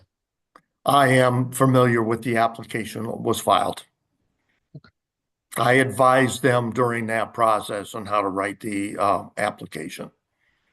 Okay. Is that hearing exhibit 100 that we saw earlier, the application? Yes, it is. Are you familiar with the intervention that was filed by Mr. Lysenko and his company? I am familiar with Mr. Lysenko's Martin Starr's intervention. Yes. Okay. So could you tell us a bit about your background and your experience in the transportation industry? The first thing, thank you for just limiting that to transportation industry, because I really want to go through all my background. In 2010, I developed a partner with Andrew. He was a student of mine at the Community College of Denver, and we developed a business plan to start a ski bus operation that was called Front Range Ski Bus. And I ran that ski bus business with Andrew Stokes for 7 years. At the end of 7 years, Andy decided it was time for him to move on to other companies. And he is now a middle management person handling logistics. And at that point, I decided to retire. Do you remember approximately when the years when you were in that role at Front Range Ski Bus? Yes, I do. What were those? What was the question? What were the years? 2000. Well, we started the business plan in 2010. We received our authority in 2011 and operated up through 2018. Okay, so you had a PUC authority to operate? Absolutely. And so were you an owner and an operator of that company? I was the president of that company, and Andrew Stokes was the vice president of that company. Andrew owned 49% of the stock. I owned 51%. Okay. And so as part of that experience, did you become familiar with the PUC rules and regulations about transportation? Yes. As a part of getting my authority, I had to read. I'm one of those few people that have actually read all the rules and regulations for the PUC. Although they do change over time, I am familiar with them. Okay. And I did skip through, but previously to Front Range Ski Bus, were you a university professor?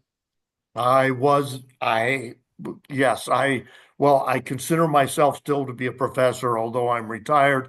I first started teaching in 1998, and I taught pretty much all the way through 2018 as a professor. For about 7, 8 years of it, I taught full time. I had 6 years at Eastern Washington University, outside of Spokane, Washington, as lecturer of marketing. I also have extensive experience in being a professor for entrepreneurship. When you were running Front Range Ski Bus, please tell us about that business. What kind of authority you held and what service you provided. Front Range Ski Bus had a luxury limousine authority, and which allowed us to provide group transportation to groups of people, and that's pretty much unlimited for origin and destination. In addition to that, we had call on demand authority from Denver, Colorado, to the mountain resorts, so that we could be the ski bus. I also, after we had been open for a year, we applied and received call and demand authority to operate at Red Rocks. I also had similar tied in with the call and demand charter service. And did 303 Party Bus engage you to utilize your experience in these areas? Yes, they did. Okay. When did you start working with 303 Party Bus? My relationship with 303 Party Bus formally began after they lost the hearing last summer. And it was about a 3-4 week process. It was about the same time when they were interviewing you, Sean Jennings, for this extension. Andy Stokes, my business partner, drives part-time for 303 Party Bus. And I actually started talking with Evelyn back in March of 2024. Okay. So have you been involved in advising the company about the contents of the new application and how to address the issues that came up during the prior hearing and the prior denial? Yes. Okay. So based on your experience, I'd like to ask you about the cost structure of operating different passenger buses, because the authority is restricted to a certain number of seats. So could you describe for us why there might be different cost structure based on different types of vehicles?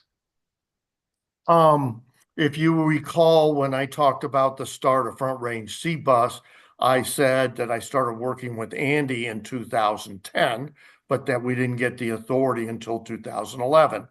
During that period of time, we wrote a business plan, and a part of that business plan included spreadsheets on the cost structure of buses within the bus industry. It's a little known dirty secret in the business unless you actually crunch the numbers out.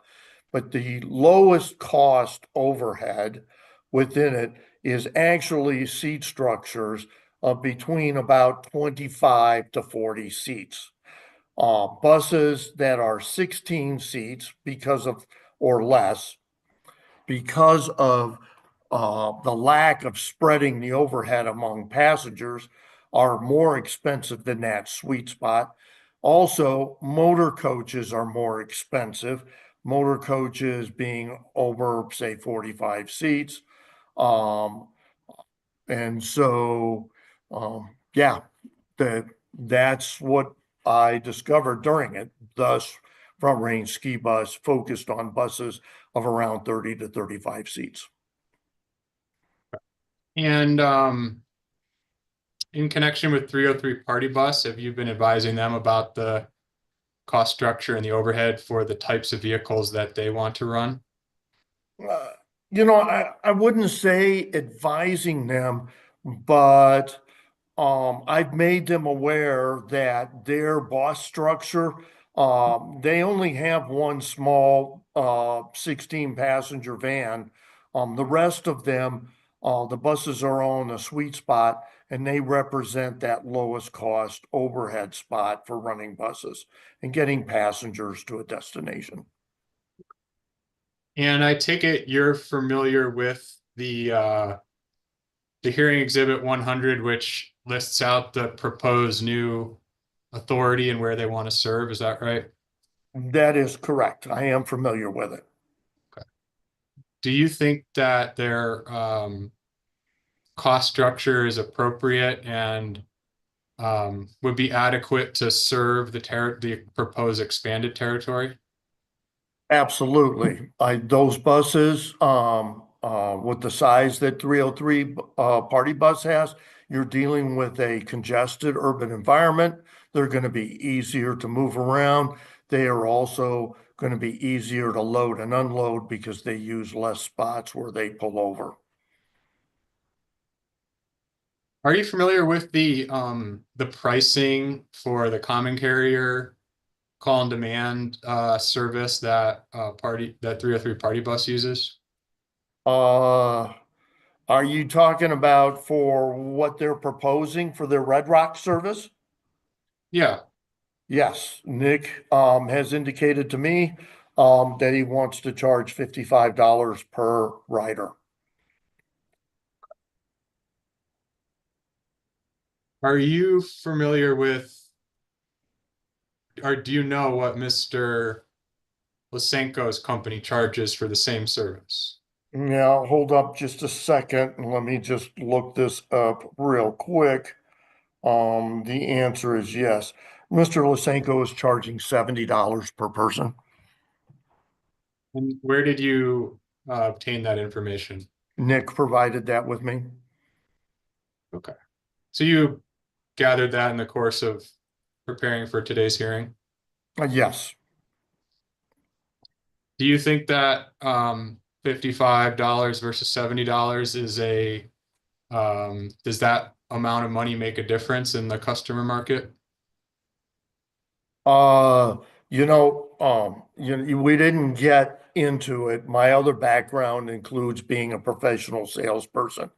And in my judgment, in marketing and as a professional salesperson, that anytime you get more than a 10% difference, it becomes material to the customer. The difference between $55 and $70 is more than 10%. And in the course of your working with 303 Party Bus, have you, you analyzed what 303 Party Bus would like to charge versus what Mountain Star currently charges, is that right? Correct. And is 303 Party Bus proposing to offer a materially lower price? It does. It is offering to do that. Okay. Did you want to talk about the break-even points on these buses? Sure. Please tell us whatever you have to share. As a part of working on the business plan for 303 Party Bus, and using a conservative estimate, I've calculated the break-even point to be approximately at 50% occupancy of a bus. So anytime they fill a bus up more than 50%, they have themselves covered. Okay. Does that analysis apply to the new areas if this application is approved? That's what it applies. The assumptions we're using Red Rocks, not their luxury limousine work. Okay. So this It's analysis, a different calculation. Okay. Then you got to look at it per bus. Okay. Okay, when you're looking at a luxury limousine, my calculations came up at about 350 trips.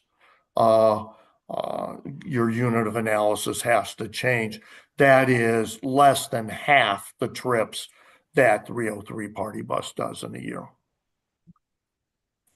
And as part of your consulting and planning, does 303 Party Bus plan to purchase additional buses if this application is approved? Yes, we wrote the business plan and I evaluated it for them purchasing 2 more buses. Okay. Did you hear the testimony previously from Ms. Casillas about the financial position of the company? Yes, I did. And have you worked with Ms. Casillas and the company on financial fitness and financial performance? You know, in terms of financial fitness and financial performance, there really hasn't been much work needed for me other than to go into what they already have, crunch numbers to evaluate it. They are in excellent position. Also on those financial statements that were presented that have been entered in exhibit, I asked that their bookkeeper sign them in order to provide a higher level of credibility to those statements. Okay. So do you believe that that information shows that the company has a sufficient cash position to provide the extended service?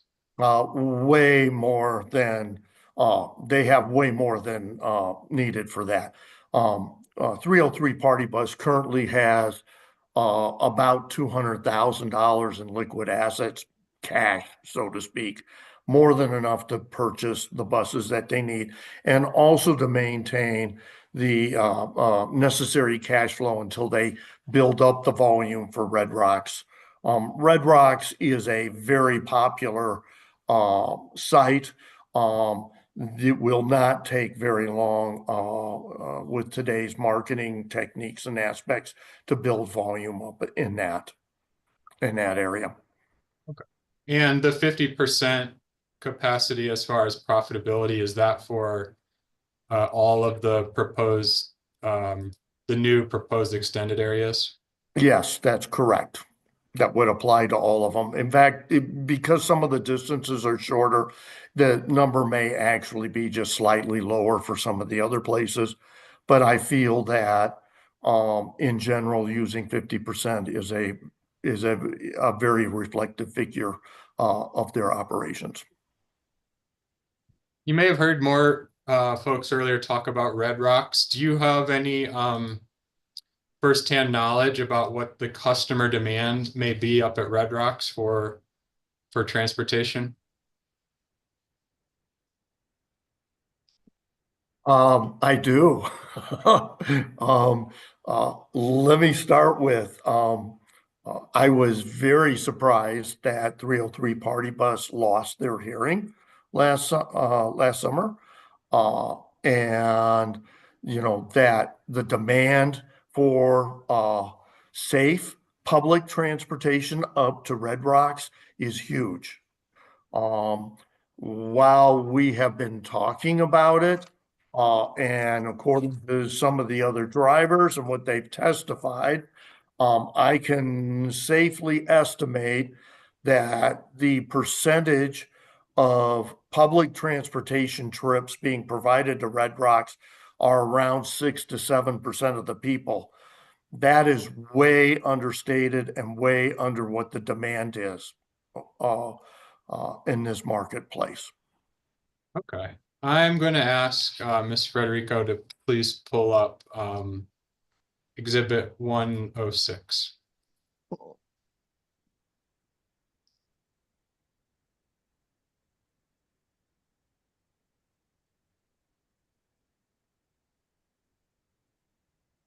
Mr. Buxton, do you happen to be familiar with this exhibit? It's a lot of pages, but it's...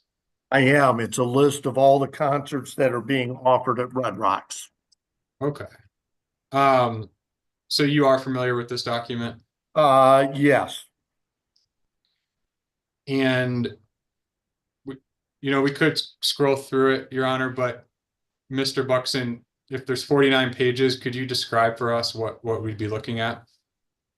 In 2024, and I just updated this information this morning, and the purpose of this is to basically say there's 148 shows at at Red Rocks during the year. There's a lot of shows, okay? I do want to caution everybody, and like the capacity at Red Rocks is about 9,500 people, but not every show sells out, okay? And so there are some shows that have less people, but yeah. Your Honor, based on the foundation, I would like to move for admission of Exhibit 106. Mr. Lisinko, any objection to Exhibit 106? Thank you.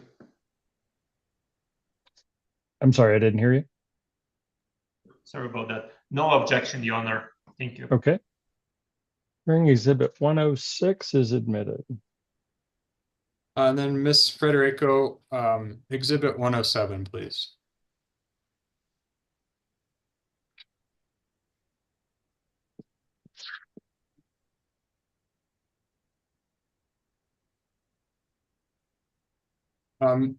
It's just one page. Mr. Buxton, are you familiar with this document?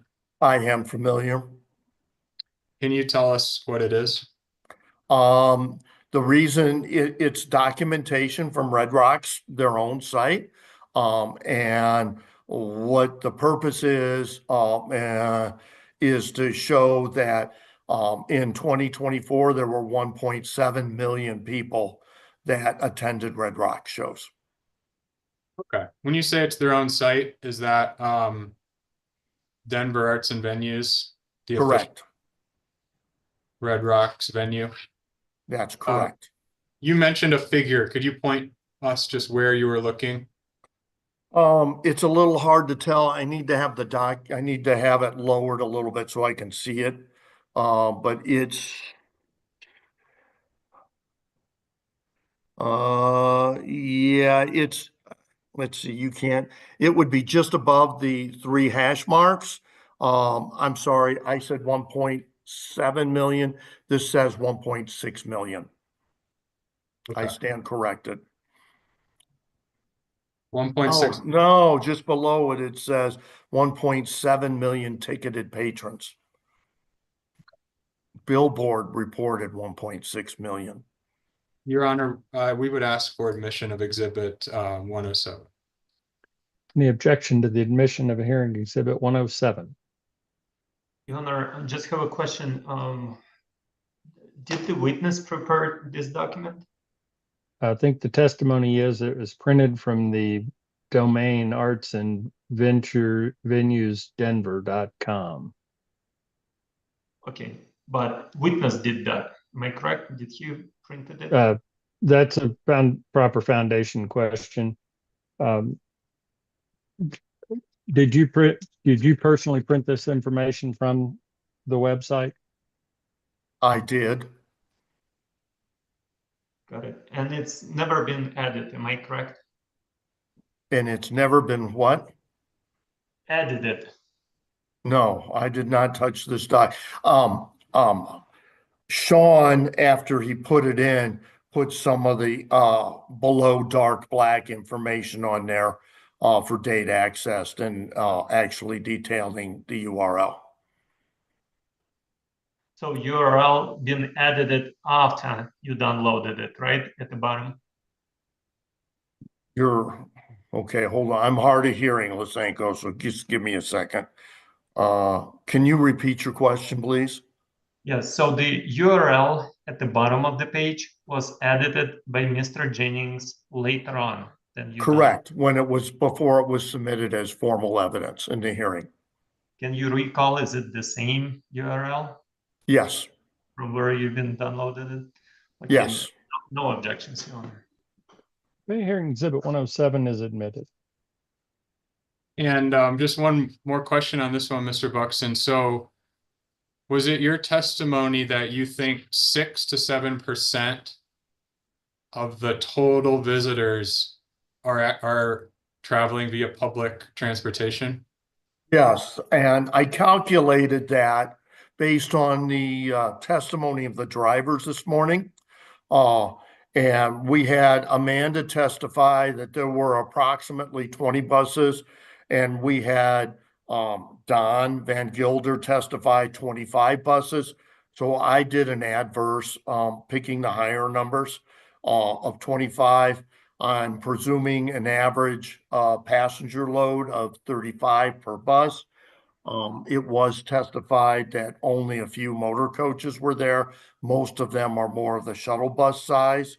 And then I multiply by the number of shows, 148 divided by the 1.7 million, which is where I calculated between 6-7%. I'm estimating of the people taking public transportation to Red Rocks. Okay. So in your estimation, is that the size of the demand or the customer market that is seeking public transportation? Oh, no, the demand is way higher than that. That's a very low amount of money. About the number of riders going out there on that. I think the demand is much higher. It's a limited demand market, which is in some degrees increasing the price higher than what a normal market would provide on this. And I also, just from experience, the marketing that's done for Red Rocks, which I will, after this hearing is completed, be working with the 303 Party Bus to help them do to create the demand for the 303 Party Bus. Mr. Buxton, I'm going to switch gears a little bit and ask you more about Mountain Star. Mr. Federico, do you mind pulling up Exhibit 109?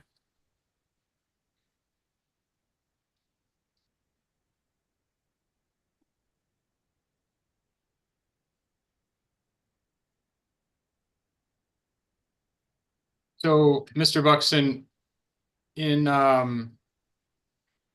looking at Mr. Lysenko's application and preparing for this hearing, did you analyze where Mountain Star's current pickup locations are? I did, and I'm the one who actually prepared this exhibit to be submitted.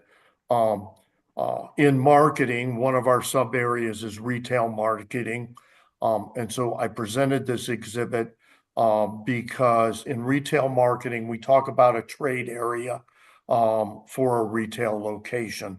And I wanted to show the spatial distribution of what Mountain Star is using.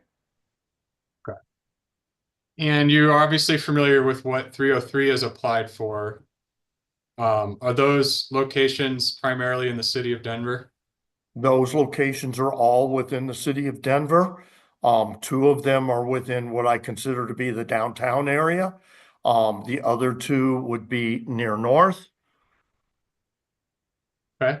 What did your analysis tell you when you looked at what Mountain Star currently provides versus what 303 Party Bus is planning to provide?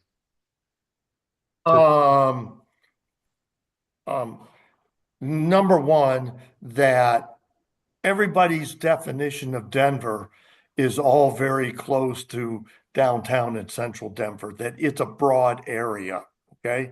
Our authority request is for a broader area for us to be able to develop pickup locations for Red Rocks. The other variable that you need to be aware that when you get inside congested cities, the trade area around the area, meaning the distance people are willing to travel to a place, shrinks. Also, I'm not sure, but I haven't really heard anybody talk about what the parking is like around any of these locations. When I was picking for Front Range Ski Bus, parking was a big deal. Roman does have in front of Union Station. You know, there's limited parking in that area, but there are very good public mass transit options to get there in place of that. Okay. So these are just some of the variables you look at when you pick your locations. My conclusion is that Roman doesn't have, he's only servicing with this kind of distribution in congested areas, only a very small part of Denver.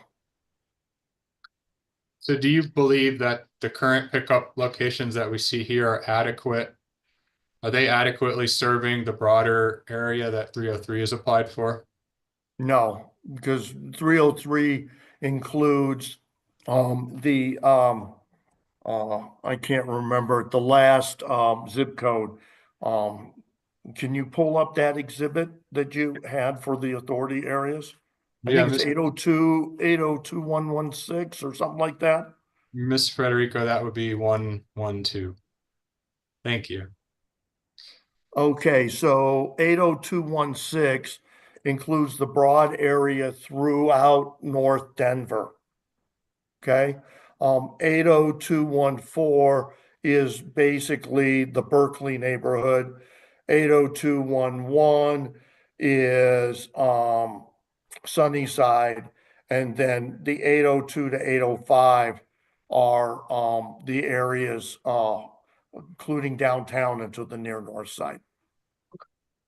And when you were helping 303 develop its application, did you intentionally select these locations based on what you thought the customer demand would be? Well, the first thing is I'm going to give my apologies to Judge Harris because I'm the one who initiated using zip codes as our current area. And so after your hearing, I'm sure we'll be talking about that because you can turn around and do and cover it effectively by just naming major streets in the area and drawing a boundary over that. But yes, I worked with 303 Party Bus. I also told them to be a little bit more expansive so that because I knew that this hearing process and getting authority was going to be expensive, and I wanted to make sure the job was done right. Okay. So do you think, based on your investigation, that Mr. Lysenko's company is adequately serving all of the zip codes listed below? Oh, no, he doesn't have anything in Sunnyside, Berkeley, or up in that area. He's only got one really covering the north side. And, you know, it's up in the Rhino neighborhood. And that Rhino neighborhood is very concentrated. There's room for quite a few people in there. Okay. And jumping back to the top of the screen, do you believe that Mr. Lysenko's company is adequately serving all of those listed destinations? No, to be honest with you, I don't even believe he's adequately serving Red Rocks. And that's the only one he's really servicing.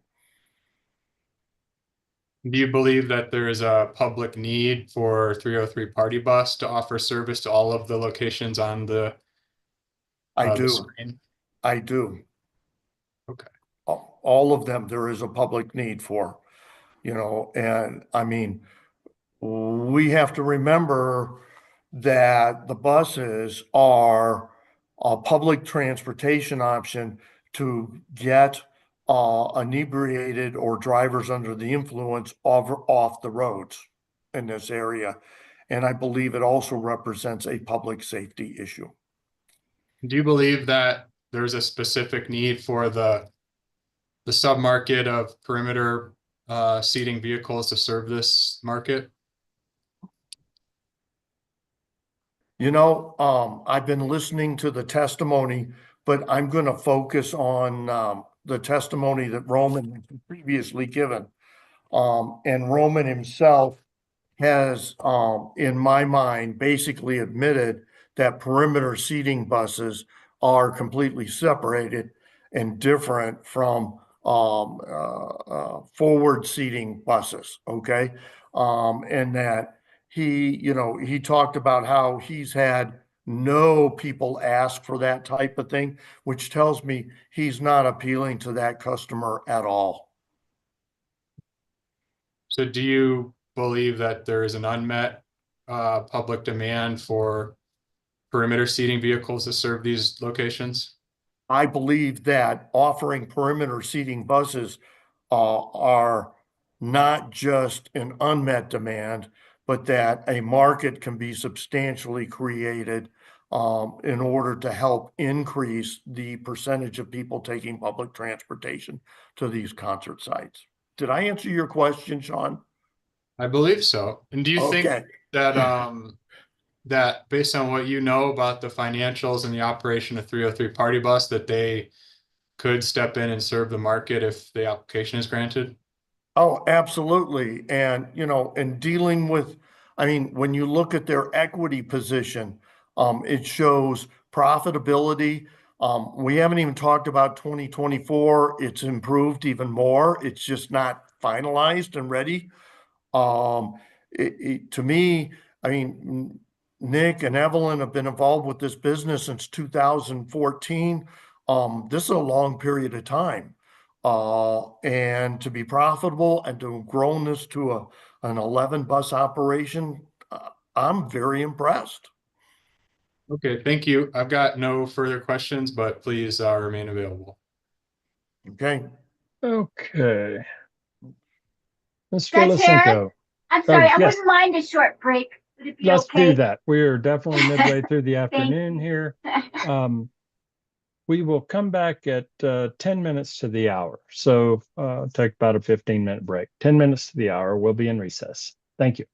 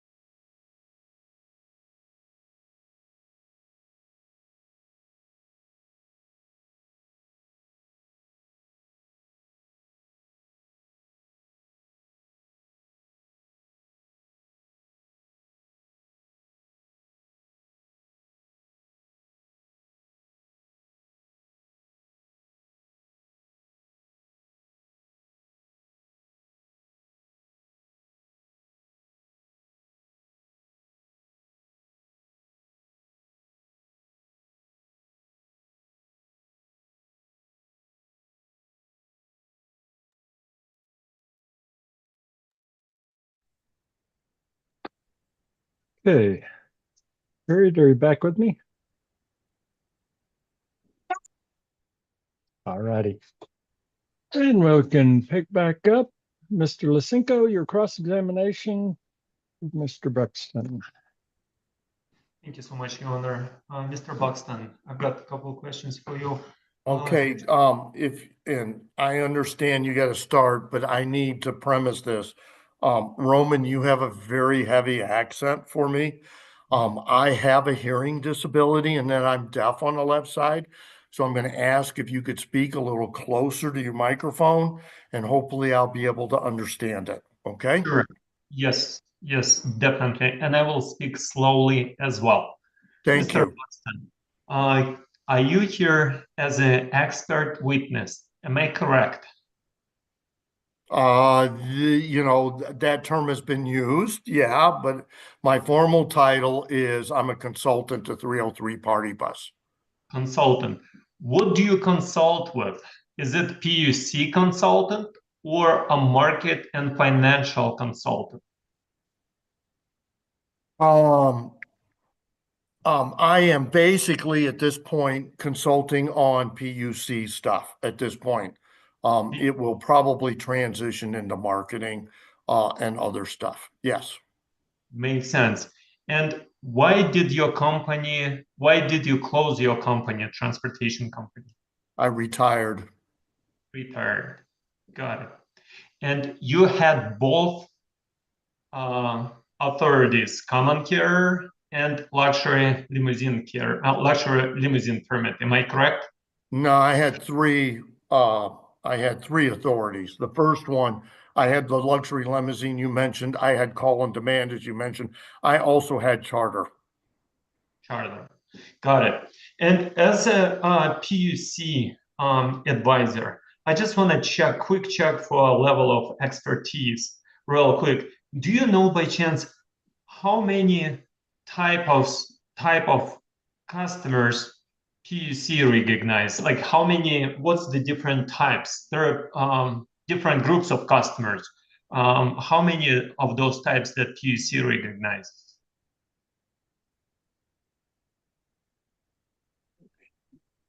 You know, what are you talking about sightseeing service as being one of those type of customers? No, there are customers that book in transportation, right?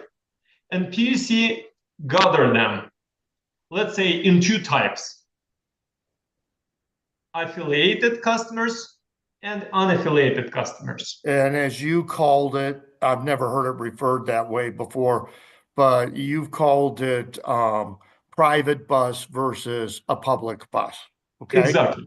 Yeah. And so, which is in PUC terms, we would call that a call and demand, and then either luxury limousine, or we would call that charter service. Okay. Got it.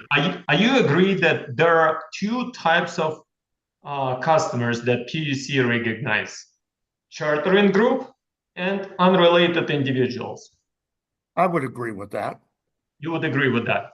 Can you please tell me if unrelated individuals can somehow become a chartering group? Maybe going through the third party company, broker, third party,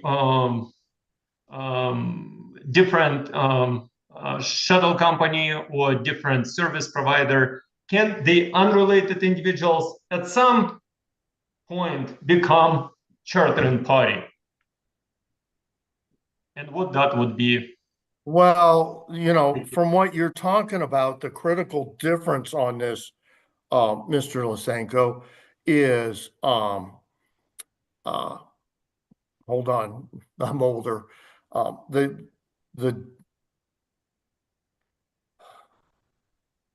The difference is that PUC only regulates and monitors physical equipment. Okay. So not that I'm aware of, the PUC does not regulate any transportation as affects people that are acting as brokers and that are putting together groups of people. Okay, so can the unaffiliated customers become a chartering party at some point? If, only if there's a single person who's contracting with that bus.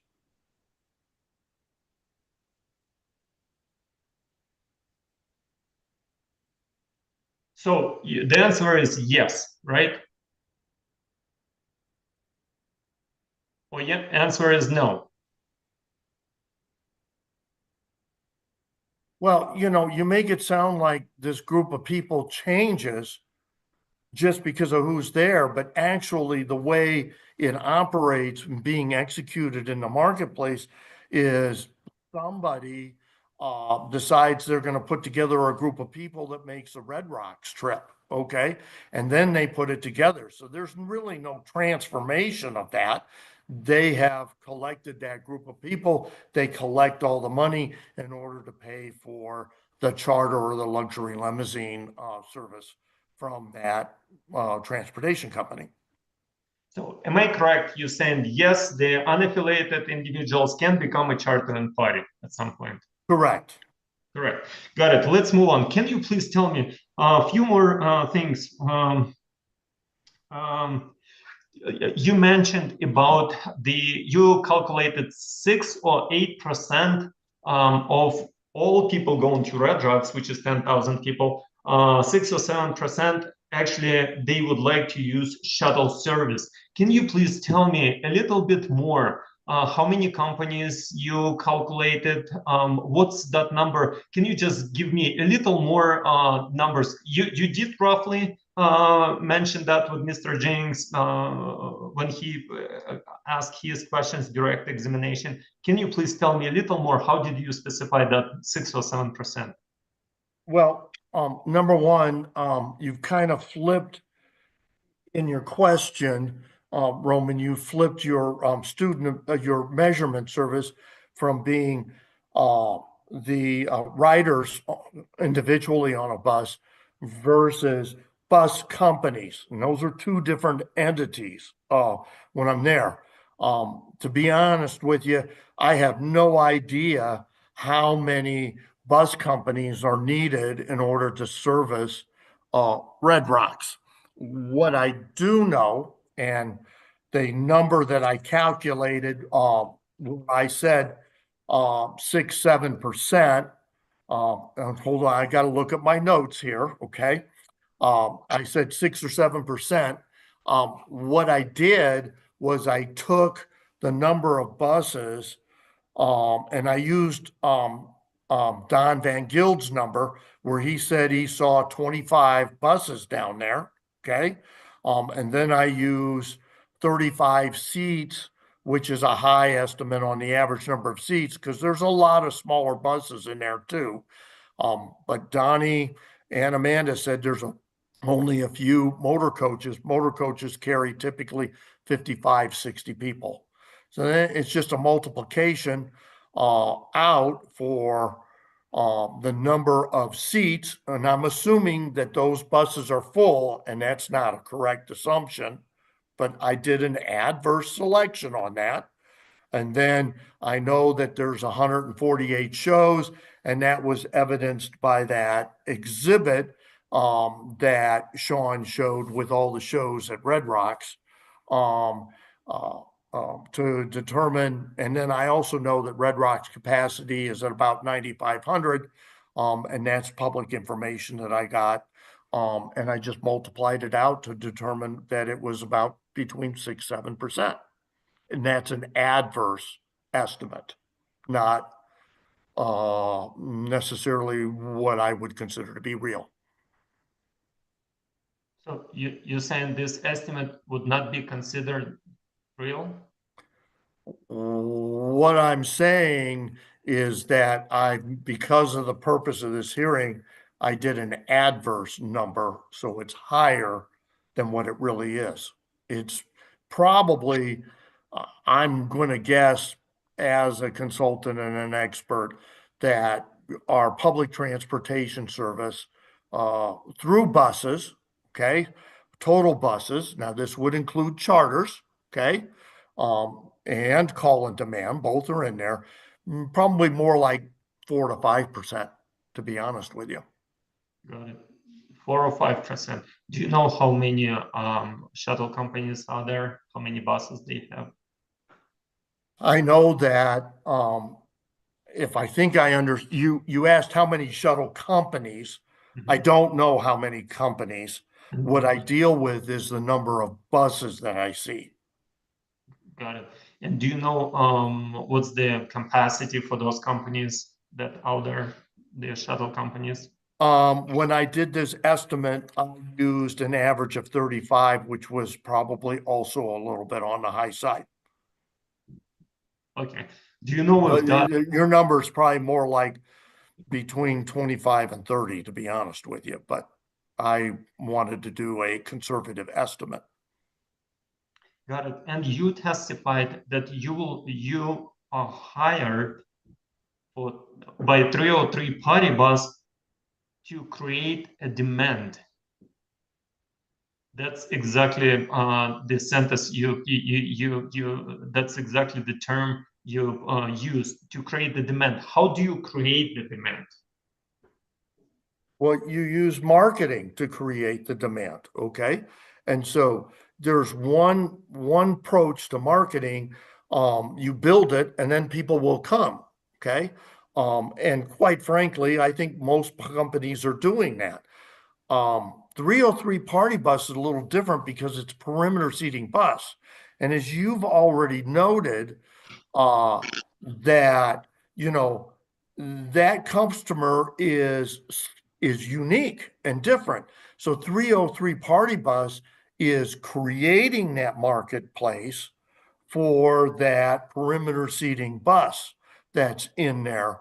It's not a situation of where Nick built it and then they came. He turned around, built it, and then told people he built it and got the word out so that people would ride his bus. Got it. So that means that 303 Party Bus will need to create a demand and they will need your help in the future. Correct. Correct. And it's a little different approach to the marketing. Okay. I mean, it's easy to just, you just build a website and, and then, you get people to book in. What I'm saying is that with 303 Party Bus, that we will be working on actually driving people from an external perspective into that website. Got it. And do you work with any companies or only with 303? Can you work with any company? Right now I'm retired, so the only business that I'm consulting with is 303 Party Bus.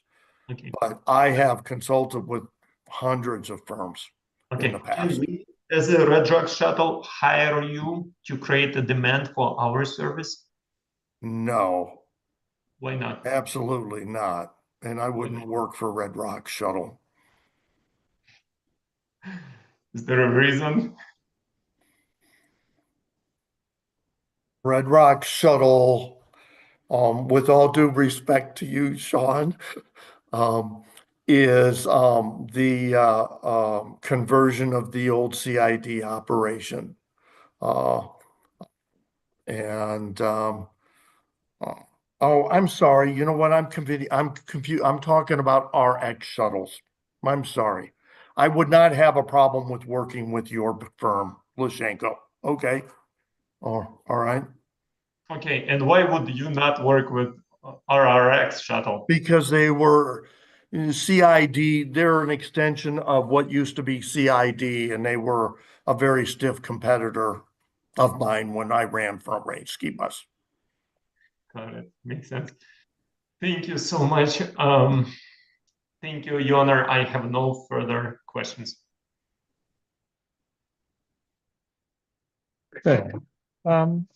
Any redirect, Mr. Jennings? No, thank you, Your Honor. Okay, Mr. Bruxton, thank you very much for your testimony. Thank you very much. And I will be sticking around, but I'm not planning on being needed. Okay. Okay, thank you. Thank you. All righty. And Mr. Jennings, you can call your next witness. Thank you, Your Honor. Our final witness is Nick Casillas. I'm here. Hey, everybody. Hello, if you would please raise your right hand. Do you swear to tell the truth, the whole truth, and nothing but the truth? Correct, I do. Thank you. And like the others I've said before, I know you've been on the call, but this is an opportunity for you to testify your personal knowledge and response to the questions you'll be asked here through Mr. Lysenko and your counsel. There shouldn't be anyone else trying to communicate or contact you during your testimony. If anyone should reach out to you in any way, please stop and let me know that, okay? Okay, sounds good. Thank you. Mr. Jennings. Thank you. Mr. Casillas, could you just please state and spell your name for the record? Nicholas Casillas, Nicolas, Casillas, Casias. Okay. And are you the owner of 303 Party Bus LLC? Yes, I'm the sole owner. You're the sole owner of the company? Yeah. Okay. And in addition to being an owner, are you also involved in the management and the operations of the company? That's correct. Okay. And how long have you owned this company? Since 2013-ish. We've been operating since 2014-ish. And again, yeah. Okay. I'm going to run through just a few of the exhibits, Mr. Casillas. Okay. And this one's already been admitted, but did you file the application back in October that is the subject of today's hearing? Yeah. And there's information in there about financial fitness, managerial and operational fitness. Do you remember that? Yeah. And there's information in there that you put forward about your proposed service and the public need. Do you remember that? Yep. It's something we've been working on for a while. Okay. And as we're here today, does all the information remain accurate in the application that you filed? Yes. Ms. Federico, I would like to pull up Exhibit 101, please.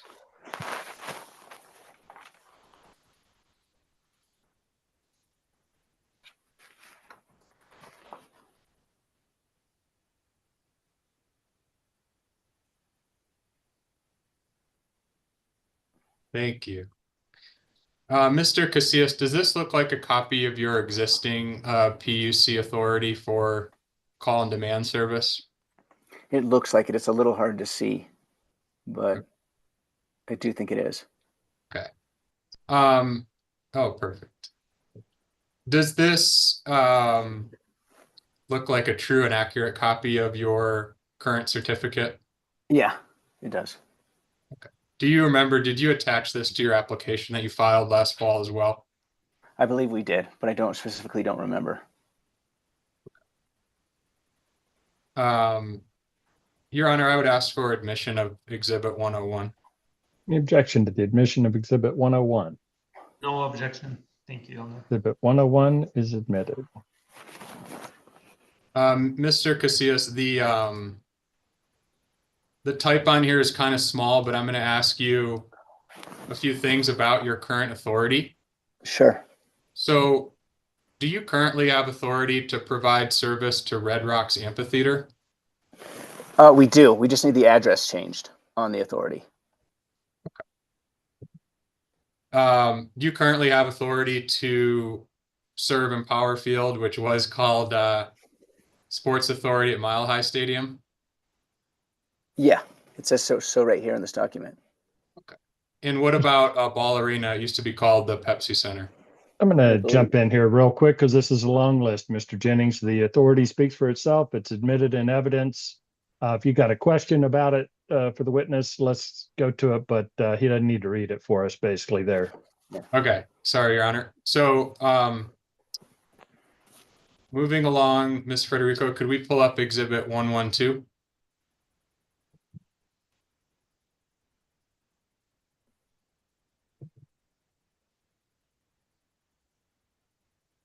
So, Mr. Casillas, you've been attending the whole day of the hearing today, is that right? Yeah, that's correct. Have you heard, or have you seen other folks look at this this document here? I sure have. Does this look like a true and accurate depiction of what's contained in your application and your certificate that we just looked at a minute ago? Yeah, that correctly does. Does this reflect the proposed new authority that you're applying for here today? Yeah, correct. Your Honor, I would ask for admission of Exhibit 112. Ms. Federico, can you scroll to the bottom of the page, please?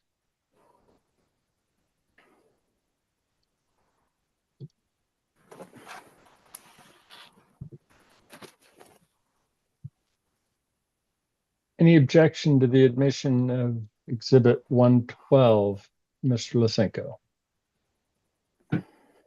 A quick question. Why is it says existing CPCN and then new proposed? I think that's a question as to foundation. And Mr. Jennings, when we brought this up earlier, you told me it was a demonstrative exhibit. So this would all be cumulative if of other evidence, and it purports to be based on sources of exhibits 101 and 100.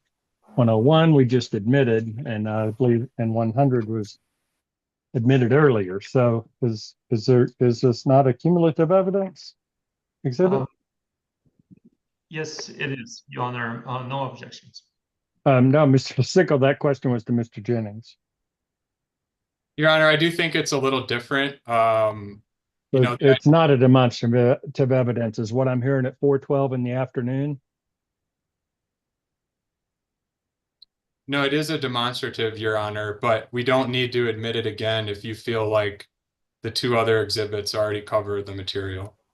Not how I feel. You told me this was a demonstrative exhibit. I thought this was other evidence in the record presented here for the convenience of witnesses. It is, Your Honor. So that is the purpose of displaying this. And as a demonstrative exhibit, it need not be admitted into evidence. If you're trying to expand the scope of evidence through this, you can pursue that. But I need to know which it is. We don't need to admit it, Your Honor. It's okay for convenience. And Exhibit 112 was only used for demonstrative purposes and will not be admitted. Mr. Casillas, can you take a look at the top? Well, really the entire top portion that lists destinations and then lists zip codes. Is this the new proposed authority that you've applied for? Yeah, it correctly is. Okay. And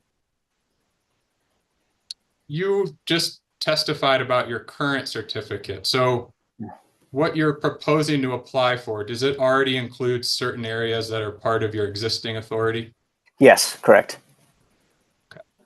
So please tell us just very generally why you've applied for the extended area and what you're seeking approval for.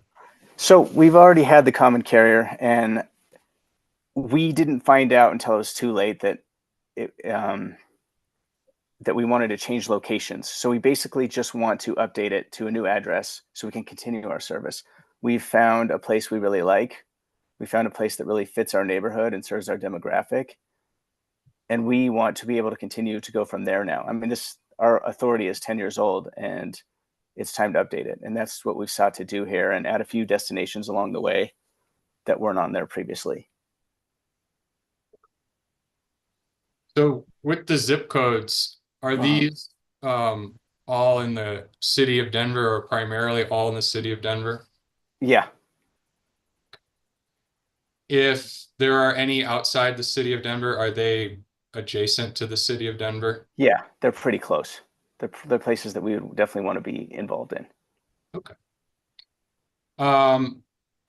Zip code 8211, does that include the location of Recess Beer Garden in Denver? So 80211 on 303 Party Bus side is where we approximately booked almost 40% of our reservations from already, based on data of the last 10 years. It is probably the most important zip code on that list. Okay. And just for context, are the other zip codes what you would consider popular neighborhoods or dense areas of Denver? Definitely. Okay. Just building for the future, places that I can see us wanting to go down the line in case we want to add service or something along those lines. Okay. And tell us about what's the relationship between Red Rocks and the other destinations on here? Why are you seeking to serve all of the destinations that are listed on here? Sure. I mean, Red Rocks, as I've seen, I'm very, very familiar with it. I've spent a lot of the last years there, and it's just become a transportation nightmare, in my opinion. Just recently, as of 2 to 3 weeks ago, they switched the lot for Uber and Lyft pickup. So that's made it even worse because all these people who don't want the scheduled transportation now have to walk a mile up from the road to the venue. And then at night when it's dark, they have to walk back down a mile down the road. And it's dangerous. There's cars up there everywhere. And that's where they have to go to get an Uber now. I think now more than ever is our time to be able to get people more safely out of there. I've seen Ubers more than twice. I know because I've reimbursed friends and other people that getting home are $125 from Red Rocks at the time of the show getting out, because there's so much built up people trying to get out of there, and there's obviously not enough cars. And with rideshare, the way that happens is the price shoots up at that point. Okay, you're mentioning. I just want to keep this going. So you're Sure. talking about Uber and Lyft, and is that in response to some testimony that some of your drivers and Mr. Lysenko were talking about earlier today? Yeah, it is. It's more so my observation of what's been going on. Did I not answer that question properly? I apologize. Yeah, just please expand on what you've observed with regard to the available options at Red Rocks and what you've seen, Uber and Lyft versus what you're proposing with your public call and demand service. Sure. I think transportation has been a nightmare. I'm not sure if Mr. Lysenko spent enough time in Lower South too. I agree with everything the driver said about there not being enough demand, and it's getting expensive. There needs to be alternative options. We're only charging $50 to $55. Our main goal is just to get people out of that hub of chaos after the show safely, especially in a place where there's no lights. There's no street lights on those roads where all these people are walking down the hills to get to Morrison or walking down the hills to get to the Uber lot. It's not safe right now. There's plenty of room for improvement. As far as demand goes, we've increased every year except for the year of COVID. I have so many people texting me about their show every time March hits, and I haven't been able to deal with what to do about that. And this is more the solution to it, is to be able to create pickups where groups of friends can go together and safely. And, if they have to combine, they can combine. Something like that is needed because people aren't being able to get where they need to go to attend these shows. And it's becoming really frustrating. And I'm hearing that from them. You mentioned price. So tell us what your proposed price would be for the call and demand shuttle per person. $50. I know we put in the paperwork 55. I think that leaves room for some growth. However, that's still relatively 20% cheaper than what's being offered by Mr. Lysenko's company, if I'd read the math correctly. Okay. So I think that's important for these young generation. I think that's significant. What is your understanding, at least, of what Mountain Star charges per person? 70, is that right? Okay. And have you set your price in consideration of what other providers, including Mountain Star, are offering in the market? I haven't. I want to be a little bit cheaper. I want to make this younger generation who's struggling, and just being able to buy a concert ticket to be able to afford transportation. I think $70 is too expensive. Okay. I'd be willing to go lower if we needed to. I guess I'll ask that differently. So you're not matching the price, but you have actually decided that you'd like to offer a lower price than what you're seeing. Yes. Okay. Due to the struggling young generation being able to afford attending a concert already has cost them the frustrations I hear from them directly. I would like to be able to beat that price and just keep it around 50, maybe 55 at some point. Okay. So tell us about the you calling it the younger generation, but the market that you've identified for the shuttle service, the public service buses that you're proposing. Yeah, I see a lot. I see and hear a lot. I've been in my neighborhood of that popular zip code of 80211 for over 3 years now. We have a sign outside of the house, so people are always stopping in to say hi. They're always walking by. Sometimes in the summer, up to 300 people per day. I'm very familiar with the neighborhood.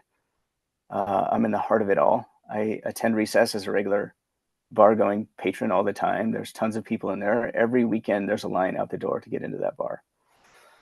And so I just talked to a lot of people. I'm known as the party bus guy around Denver from 303 Party Bus, and I hear a lot of the feedback, and it's not great, and something else needs to be done. I know that I can make this service work based on all that feedback.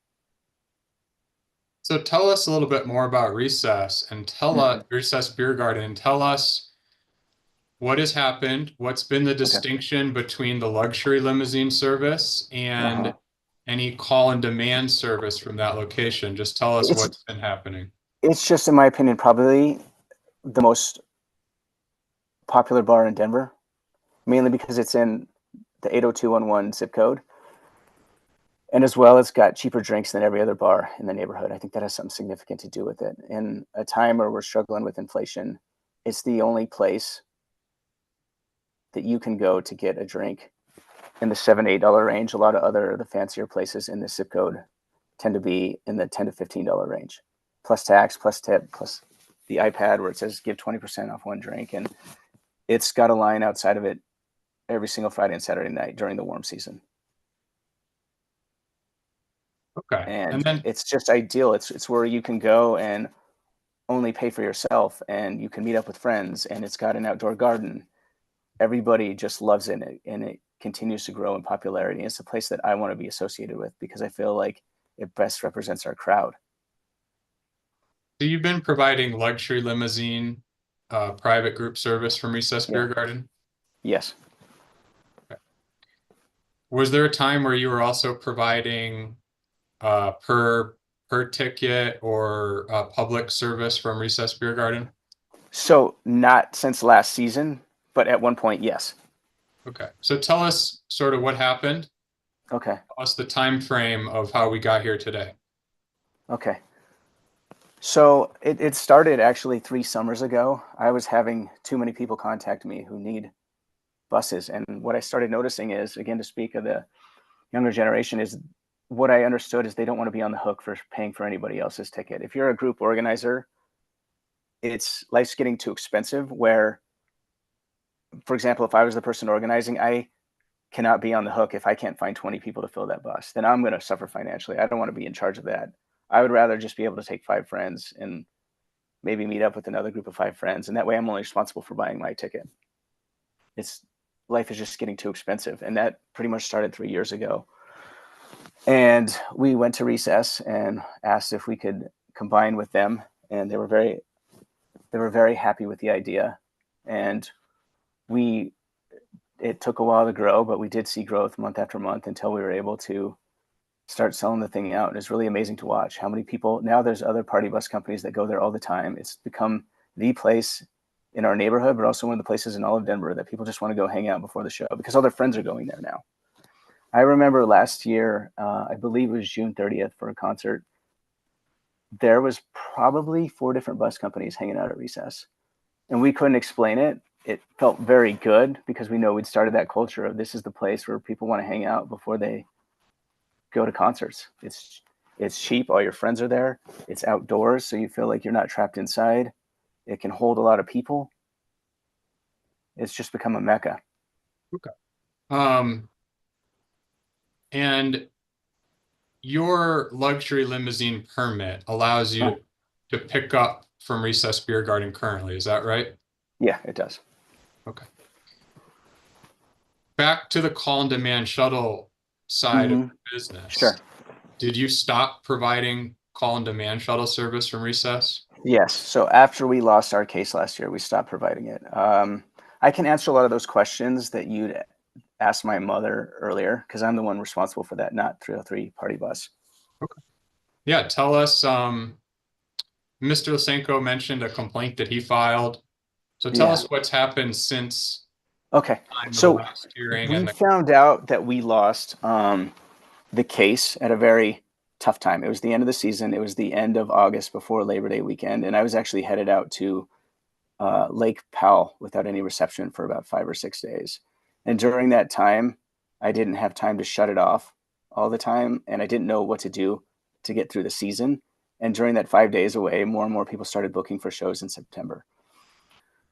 What happened was when I got back, I started addressing it and realizing how we unwind it. However, so much had been done that I was just trying to get through the season and get everybody to Red Rocks that I promised, to not build a bad reputation for bailing on people. The ticket that Roman purchased was actually refunded, and that run was never run. For the other ones, we gave pretty much free service to, -2, and we pretty much just took them for free because we told them we would. It was the right thing to do. The demand was there. We gave buses full of people, free rides to Red Rocks to finish the season out because we wanted to be in compliance. We respect what the PUC decided. It was just, I couldn't strand all those people. It wasn't in my best interest. And I didn't want to ruin the reputation that we'd spent 2 years building up already. So those young kids go viral very quickly. You know, I didn't want 20 bad reviews on our website because the PUC came in and said, we're not extending your application. Okay. And so did you determine then not to provide those rides for compensation? You provided rides, but did not accept compensation for those rides? Yes, correct. We had to take them for free. And the ones where they did buy tickets, like Romans, we refunded, as that ticket that he brought up from MultiPass was refunded in response to the complaint. Were you looking at the screen and hearing the testimony about that date that Mr. Lysenko referenced? Yeah, I'm very familiar with it. And apologies to my poor mom. I don't think she understood what she was being asked there. She has nothing to do. She provides private reservations, nothing to do with anything on MultiPass or Recess.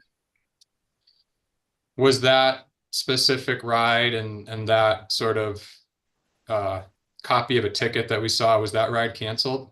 Yes, we never accepted a single dollar from that ticket that he provided.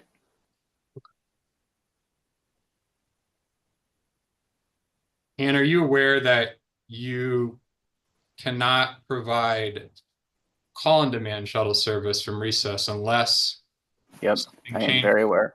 Like so far this season, we have not had a single concert listed on that website. We've had plenty of people inquire because the demand is there. We've just told them, hey, let's just wait. Let's just get this done the right way. Let's get the license, and then we'll be in touch. Until then, we're not taking anybody for call and demand. Okay. And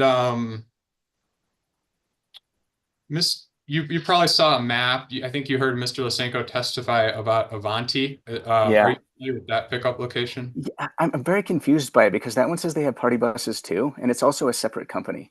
So I don't understand how Mr. Lysenko is running that one. I do know that they had some issues last year because people were complaining to us about it afterwards because we're closely related in location and obviously by industry.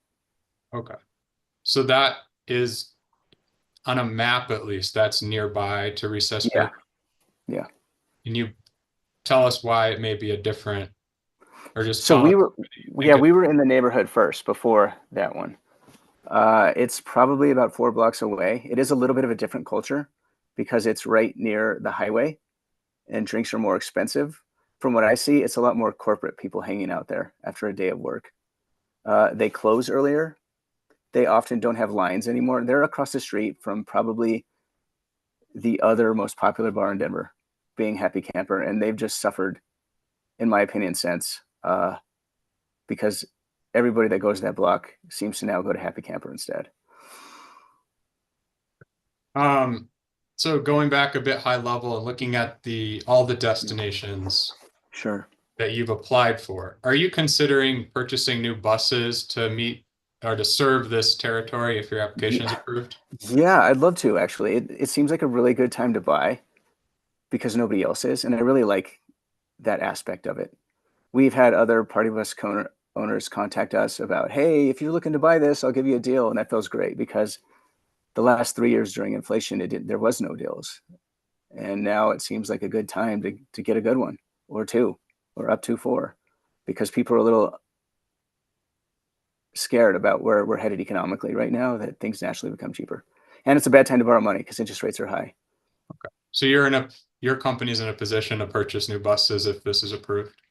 Yeah, and pay cash and not borrow under high interest. Yeah, I think it seems like a good time. And Mr. Lysenko asked what's changed in the last year, and specifically that's changed in the last year. Things have gotten cheaper. Value has become better on purchasing buses. And in terms of staffing and drivers, would you hire additional people if the application's approved? Yeah, I'd like to. I'd like to employ more people. We're always hiring drivers, good ones. I think it's a very important skill, and we're always just looking for unique talent. You testified that you're familiar with Mr. Lysenko's bus operations. Is that right? Yes. Okay.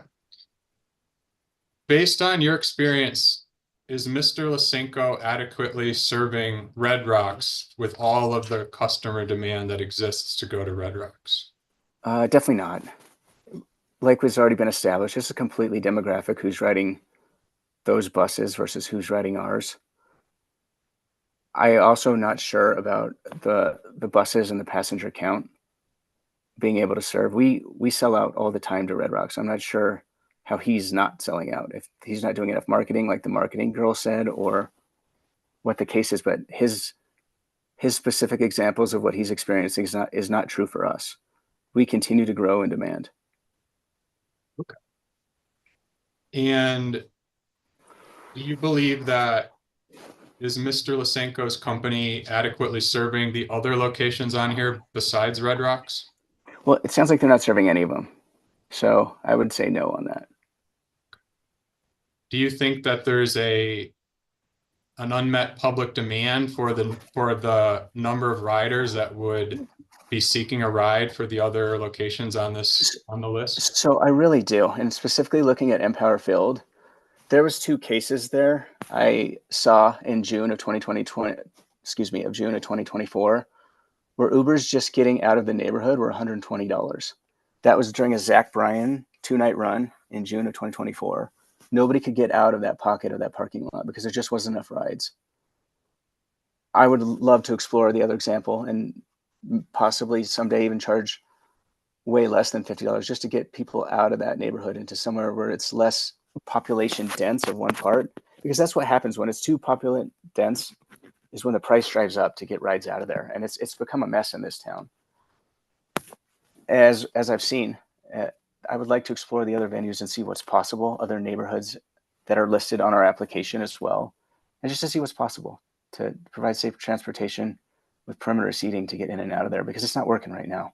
It's really not. Taylor Swift the summer before, equally example. I saw people waiting out there for like 2 hours afterwards, waiting for Uber prices to drop. We can't have that. Especially since they were young people. Go ahead. You mentioned the perimeter seating. This has been covered, but do your plans for these destinations, are they all tied to using perimeter seating buses? As long as it keeps working as good as it's working, yeah. If demand changed, I'd look at otherwise. Yet we have no problem filling party buses right now.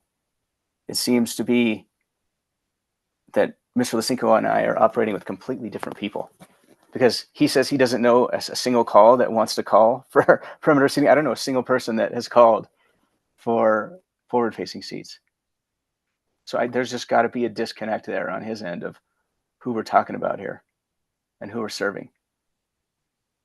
Great. Thank you, Mr. Casillas. I've got no further questions, but please stand by. Okay. Hey, Mr. Lysenko, cross-examination. The honor, Mr. Casillas. I've got lots of questions. So you mentioned that you get lots of calls for perimeter seating. Is it because you advertising the party bus at this point? Service party bus? I think it comes more from being ranked at the top of Google and how many positive reviews we have and how many people are going to Google to look for perimeter seating. Okay. I do not think it has to do with shuttle service at this time? Ryan, we need to be careful, sir. You need to let Mr. Lysenko, you need to ask a complete question. Mr. Casillas, you need to let him answer them. I can only hear one of you at a time. Okay. The reporter can only hear one of you at a time. Mr. Lysenko, please state your question. Yes. Do you advertise shuttle service at this time? No, only party bus service. Am I correct? That is correct. And Mr. Casillas, can we just check real quick? You did testify about operating without authority, outside of the authority in the past. Can you please go back and when did you start selling tickets on per seat basis from Recess Beer Garden? When was it? About the middle of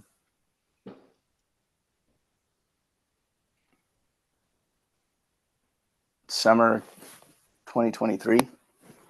So let's say July 2020. Yeah, somewhere around there. Got it. So last time when it was brought up at the hearing, which was summer of 2024, after the hearing, did you stop providing that service? So we didn't know that we needed to until we waited for the decision, because we have the authority. Keep in mind, we have the authority. We were just changing the address. So it wasn't until we lost that case that we stopped. So when you got this authority, do you remember how you got this authority? It's been 10 years. 10 years. I kind of remember. Did you have to go through the same kind of process that we're going through right now? Somewhat, yeah. So there was other companies that actually put the restriction on your authority. Am I correct? Yeah. Got it. So you did not understand those restrictions when they've been applied to your authority. I believe the restrictions were hotels and airport. Is that what you're referring to? And the pickup address. The pickup address was your industrial garage. Yeah. So all I can tell you, Roman, is that we made some mistakes. I'm not perfect. I've hired the right people in place to make sure that we don't make mistakes again. That makes sense. And then so you did not stop providing service after the hearing. After the LJ made the decision, mentioned that there is reckless disregard of the law. Did you stop providing service? Yes. So like on the next day, let's say. On the next day. Like I mentioned already, I know that it's already getting down to 4:38. This is a private case that we're separating with you. If it's pertinent to us be done by 5, I've already told you all I can tell you about it is that we did the best we could to wrap it up quickly. And by the end of the season, the whole month of busy October, we were not running shuttles anymore. And that was the busiest month at Red Rocks. Okay. So eventually you had to cancel some tickets. Like my ticket was canceled. Am I correct? Yeah. Yes. Why couldn't you cancel those tickets before? You mentioned that you've been afraid of bad reviews. Why did you cancel the last tickets, but not tickets before? One was that because your complaint came in. Again, not important to this case. And I read your complaint. I figured we'd deal with it on a separate matter, and I just got it. So my question, I wasn't quick enough to respond. Got it. My question is, did you stop on the next day providing that illegal service? No, I was in Lake Powell without phone reception. Okay. Can you just say yes or no? Did you stop? Okay. No. Got it. When you got the notification from it was a service notification on your email about complaint being filed against 303 Party Bus and 303 Concert Rides. When I filed the complaint, did you stop on the next day? Honestly, I don't remember. I'm sorry, I don't remember. All I can tell you is it's wrapped up as best we could, and we're going to make sure we don't get in trouble again. And we're going to honor the rules, and we're going to save that for your hearing. Got it. Ms. Federica, can you just pull up once again the Exhibit 202, if it's possible?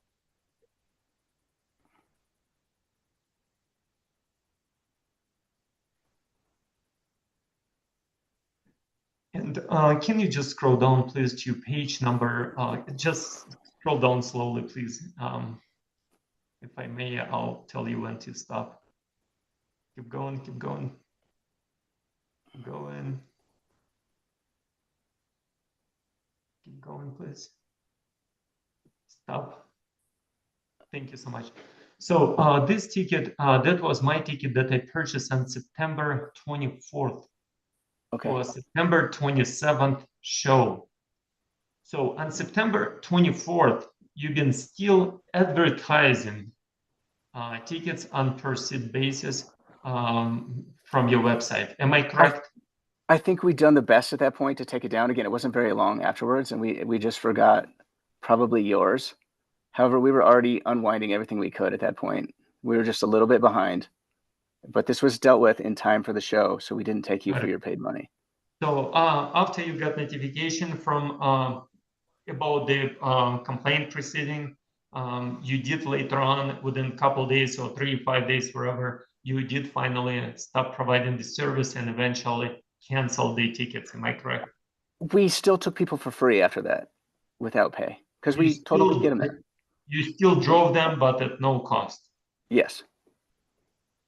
Got it. Makes sense. And then in 4 weeks, you applied for a new proceeding, for a new extension. You want to try again to extend. Am I correct?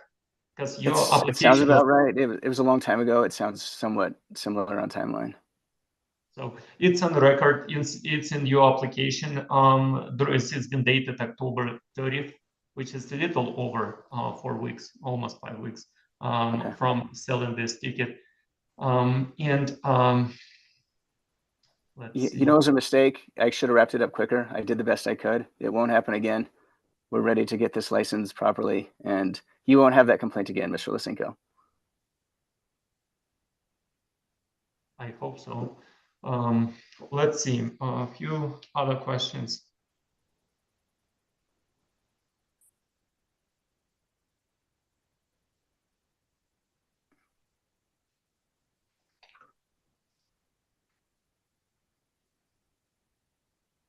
Can you please tell me, so you've been operating since July 2023, providing shuttle service from Recess Beer Garden until, let's say, September 27th, right? When my ticket was canceled. I believe it was canceled. Until we lost our case. Until we lost our case, correct. We weren't told by the PUC to stop doing so.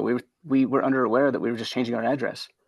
Got it. So have you, so through that time... Wait, Mr. Lisinko, it's not like we didn't have the license already. We were just changing the address. So I didn't see the need.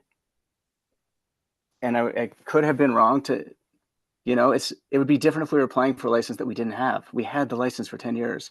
Got it. So you've been collecting revenue, am I correct, from individual sales, individual ticket sales? Yeah. That's right. How many bank accounts does your company have, checking accounts? Are you talking about 303 Party Bus or the one from Recess? Are those different accounts? Yeah, they're different companies. That's why my mom didn't have any knowledge of that. She has nothing to do with that. She takes private reservations. Got it. Did you eventually send those money to your wherever to your company account to use? I did not. I did not combine. You did not combine. So you did not use it for expenses as a driver, for staffing, for gas, insurance, and stuff like that. No, they were separate. Got it. We do have a hearing on this, and it is 444. And I'm not trying to cut you off. I just want to know how this is important to our case of getting our license right now. Mr. Casillas, you're just here to answer questions right now, Okay. sir. Let's let Mr. Lisinko ask them. I understand, Your Honor.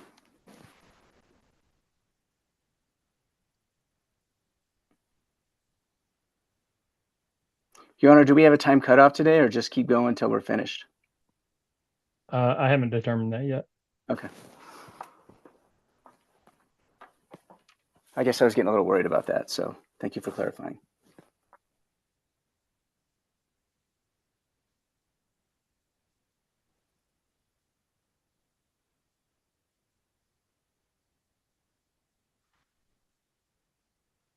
Thank you, Your Honor. I have no further questions for Mr. Casillas. Okay. And Your Honor, can I just mention that I don't need to do the examination for Ms. McClintock. And Ms. Casillas any longer. I've got all the dates from Mr. Casillas that I need. Okay, thank you for that clarification. Mr. Jennings, can you please let them know or have someone let them know, especially the Ms. McClellan, if you want to drop off, I can see you're here. So you don't need to stay for us any longer. You are excused as a witness in the proceeding. Thank you, Your Okay. Honor. Okay, so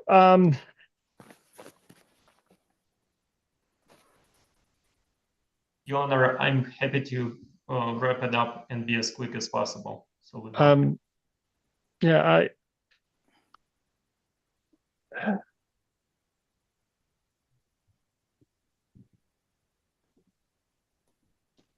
I guess, Mr. Casillas, I'm perhaps a bit confused between the scope of the notice of the application in this proceeding, and I believe it's your testimony that you're only trying to change the point of origin authorized to provide service and add 2 additional destinations. And that doesn't sound to me like your application. I was talking about the one that we lost, Your Honor. Sorry to interrupt. I'm sorry? Yeah, I thought we were talking about our last application up into 2024. Okay, that's helpful. Thank you. All right. Mr. Jennings, any redirect? No, thank you, Your Honor. Okay. Mr. Casillas, thank you for your testimony. Okay. And Mr. Jennings, any further witnesses? No further witnesses or evidence from us, Your Honor. Okay, the applicant's rested.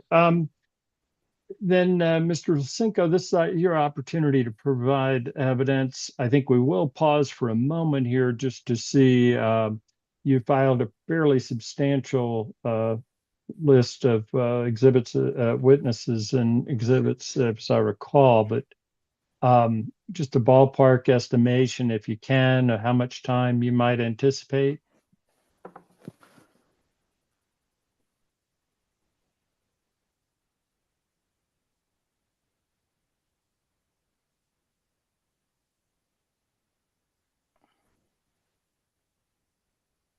Mr. Lisenko? Oh, I apologize, Your Honor. I'm sorry. So it was only one witness that been pre-filed. So it's only one witness, and that would be me. Okay. All right. Apologies. I misrecalled that. Okay. Any ballpark estimate time frame you might think that might take for your testimony? It's probably going to be like probably with cross-examination is probably going to be 20 minutes, 20 minutes probably. And do we need to make the closing arguments today, or? Well, we will talk about that. Let me get a little closer to that, though. Is there anyone, Mr. Jennings, Ms. Federico, Ms. Weisenthal, anyone need a hard stop at 5 o'clock today? Can we go a little further? I don't mind going later, but I wouldn't mind 10 minutes before we started into the last part. Mr. Casillas always talks really fast. Okay. Sorry. Well, why don't then what we'll do, I'm inclined to let me address one more thing for our break here. So, Mr. Lisenko, you mentioned a closing argument. Have the parties considered doing oral closing or a written statement of position, or both? Are there preferences or requests from either party on that? Your Honor, I guess I would just offer, we would actually propose to do an oral statement. Having a written statement will just take further time and resources to prepare. And I know I could make it very brief at the conclusion of the hearing. Mr. Lisenko? Yes, Your Honor, I totally agree. And I will try to be very brief about the closing argument. So I would love to do that as well. Okay, I'm not sure I'm okay with that, frankly. We'll talk about it a little further. There may be at least one legal issue that I might invite the parties to brief. So what we'll do then, let's first take a 10-minute recess. we'll come back at 5 o'clock and pick up and see where we are by about 5:30 and then go from there. So we'll take a 10-minute recess. We'll be back at 5 o'clock. Thank you. Thank you.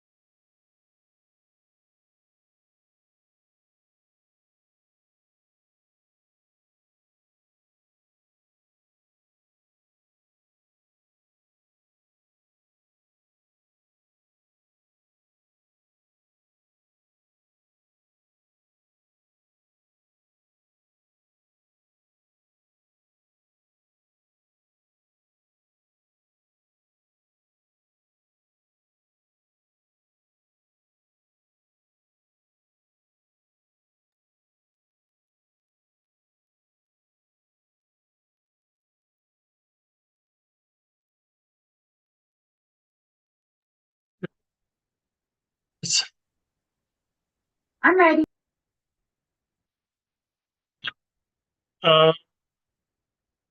So I think we're left off. There was no redirect for Mr. Cassius.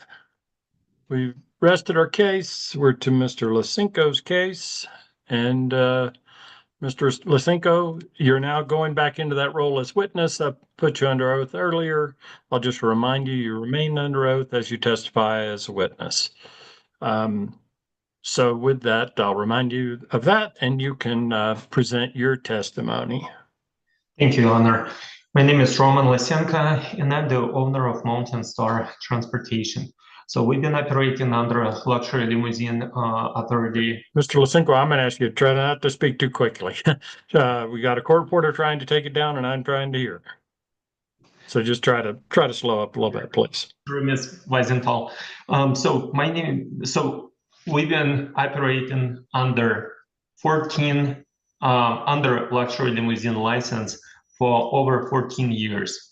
For the last 5 years, we've been operating under common carrier authority, providing shuttles to Red Rocks, providing tours around Colorado. So we have professionally built websites. We've got GPS trackers in our vehicles. We have a professional admin panel for all the bookings, for all the drivers. So we've got the professional software to manage bookings and our fleet. So in our fleet, we have 5 14-passenger Sprinter and Transit vans. And this is the fleet I'm talking about, specially reserved just for Red Rock Shuttle. So it's 5 14-passenger Sprinter and Transit vans, 2 28-passenger shuttle buses, Fort Eldorado, 4 56-passenger motor coaches. Another one is coming, should arrive before June, and we have 12 full-time drivers. We actually not even close to reach our limits. So within last year, we adopt all these motor coaches and shuttle buses just so we can adequately serve the market. So when we see the market, we see opportunity, we just add enough vehicles. So if we need to add more, we're more than happy to add more. We're more than happy to add perimeter seating vehicles if there is a demand for that. So for example, one motor coach costs $300, and it's a used motor coach. The brand new motor coach is $650,000. With the used one, it's $300,000 or $350,000. So with the price of one motor coach, we can buy 7 50,000 party buses with the perimeter seating, which is like 10-year-old party buses. That's what Mr. Casillas is using. So instead of one motor coach, we can always buy almost 7 perimeter seating party buses. The reason why we're not doing that is because we've tried. We came from the luxury limousine, and when we've been doing luxury limousine service and party bus service to Red Rocks, we had great success. We've been selling those party buses at no problem. We've been selling out those party buses, and we actually been operating with those party buses with perimeter seating. But once we start shifting towards the public shuttles, we've been start getting all the complaints about people being actually, when people buying a seat, they paying for a seat. They want to make sure they have a seat. It's not the bench when everybody slide left and forward. They want to make sure they have a seat, and this is my seat. They can actually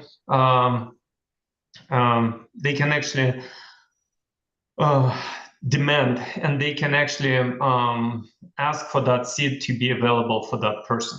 So since we've been having those several complaints about perimeter seating, we actually sold all our party buses. So we start buying forward-facing seating position shuttle buses and motor coaches. And as I've learned from my experience, that the motor coach is the safest type of transportation right now on the road. With it weight and the 3-point seatbelt and forward-facing position, they actually the safest transportation option right now. So another reason why we don't use the perimeter seating is actually those buses, most of them don't even have seat belts. Some of them do just a little lap seat belts. So that's another concern. That's another complaint types that we've been getting, receiving when we operated perimeter seating party buses for shuttle service. And no question, it's actually been great success. Perimeter seating has been working great for private parties, for private party buses to Red Rocks. But for shuttle service, we've learned that it does not work. So we actually sold it, and we bought forward-facing vehicles.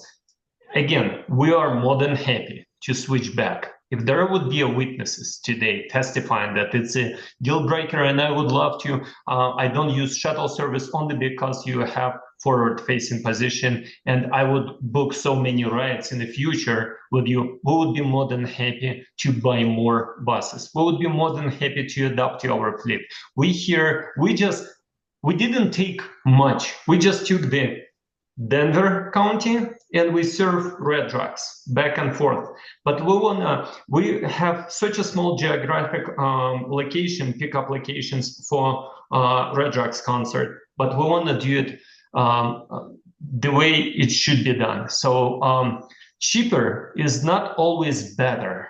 That's what I've learned, because providing the service to Red Rocks, and we charge, and by the way, 69 per ticket, not 70, it's 69. And the reason why we charge that, because it actually gives us opportunity to operate properly. Because that's the problem. That's how I understand the problem of letting too many companies in the market, because they start lowballing. That's what Mr. Cassia is trying to do. 50 per ticket. Somebody else gets in and he says 45 per ticket. And somebody else, and then we need to fight for those customers, and we need to do 40 per ticket. So it's actually a regulated monopoly. And the reason why it's regulated monopoly is because City and County of Denver and Colorado want to make sure that there is adequate service provider. It doesn't have to be the less expensive option out there. It has to be adequate and it has to be safe. So that's the problem. So, and that's why it's the biggest concern that I have, that it's going to be too many companies, and we will need to start lowballing each other. Another concern is that the demand is kind of shifting towards I already testified with the last, in the last hearing, in the last attempt to extend this authority. So the demand after COVID shifts to a private car service, to private buses, private Suburbans, Uber or Lyft. It shifts there because people don't want to share anymore. They don't want to ride with strangers on the same bus. And some people sneezing, some people coughing and stuff like that. So we actually, after the COVID, we actually are taking a great hit, and we actually, our luxury limousine, when we sell in Suburbans and sometimes vans to private runs, to Red Rocks, the sales actually went up. The public shuttle, the sales went down. But again, we're trying to hit this market as much as possible, advertise as much as possible. We have always drivers and vehicles available. And we would like to welcome and offer our services to all witnesses that testify today to use our service. If we need to, we're more than happy again to buy the perimeter seating buses. We have ability to do so.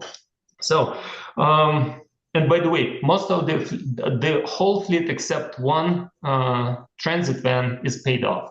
So we actually, so there is not much debt. So we can buy with our own money on the account. Then we can start financing vehicles. I do have personally, I have the 835 points credit score.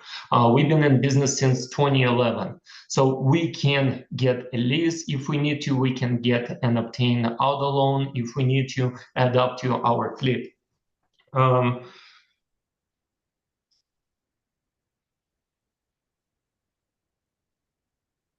Another thing that Mr. Casillas mentioned, that there are some people, poor people walking down on the street from the red trucks. I already testified to that in the last hearing, that we sometimes have to build cone zones. When we bring motor coaches to Upper North lot, we have to build cone zones so we can bring motor coaches on the next day. We do that usually after the concert. If the concert ends at midnight, we usually there at 1 a.m. building the cone zone. I'm most of the times I'm with my crew. Sometimes I'm there when people actually checking people in at Union Station or Colorado Convention. Sometimes I'm with them when they build in a cone zone at 1 a.m. So I'm the witness that at 1 a.m. or even like we usually arrive like 30 minutes after the music end time, or let's say an hour, 45 minutes after the music end time, there is nobody on the parking lot. There is no poor people that have to camp on the parking lot because there is no transportation option to get back. Everybody is gone, parking lots are clean, and sheriff driving from one parking lot to another one to make sure that everybody is gone. So all those parking lots are empty. There is no people on the parking lots that actually stranded and they cannot get transportation back to Denver. So there are people using, there are several different transportation types. So there are Ubers, Lyfts, there's private car service, there is party buses, there is charter buses, there is different types. So the shuttle is the small portion of the transportation service that people use. And the demand for public shuttle is actually not as high as Mr. Casillas believe or any of these witnesses believe, because none of these witnesses provided and have as much experience as we do.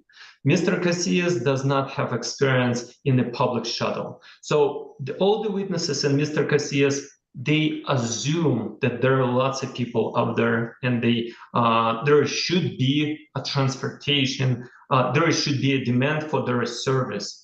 They just guess and they assume. But again, we've been operating for with Common Carrier Authority for around 5 years. There is not that much. So there is dates when we actually have 5-10 people. There is dates when we have only one passenger, and we still drive that one person. And we're taking great loss, of course, but we still drive that one person. So there is days when busy nights and there is slow nights.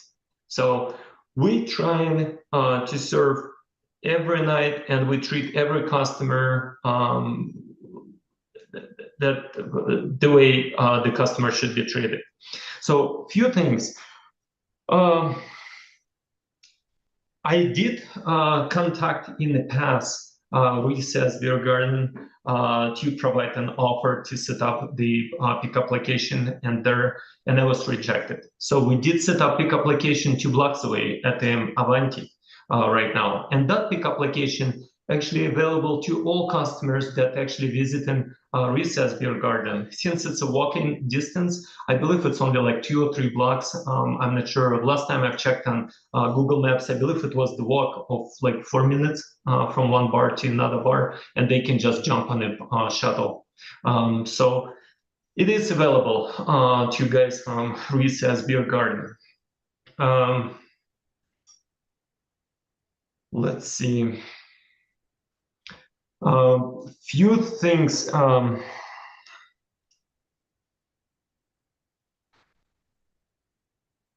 And Ms. Federica, can you pull up, please, Exhibit 200 from our folder?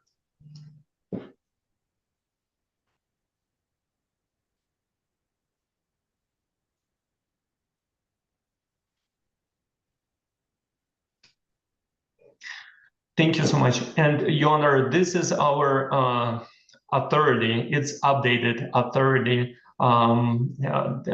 that I would like to offer as a that's the authority that I printed. That's our authority for transportation.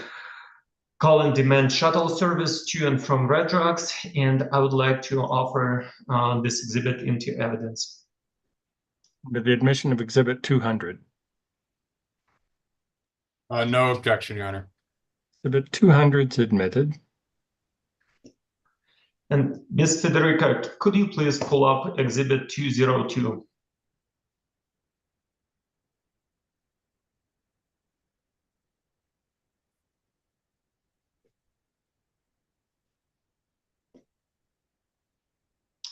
This is the ticket that I purchased from the 303 party bus. This is the ticket we discussed before with Mr. Casillas. I would like to offer Exhibit 202 into the evidence. That's my ticket that I purchased from 303 party bus for shuttle ticket. Objection to the admission of Exhibit 202. No objection, Your Honor. Exhibit 202 is admitted.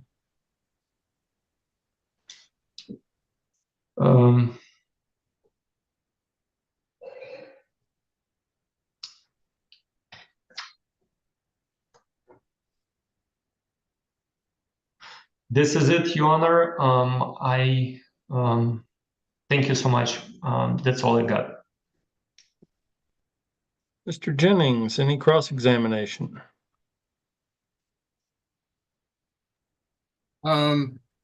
Just really briefly, Your Honor. Mr. Lysenko, we just looked at that Exhibit 202, I believe. It's the ticket email page. Do you remember that?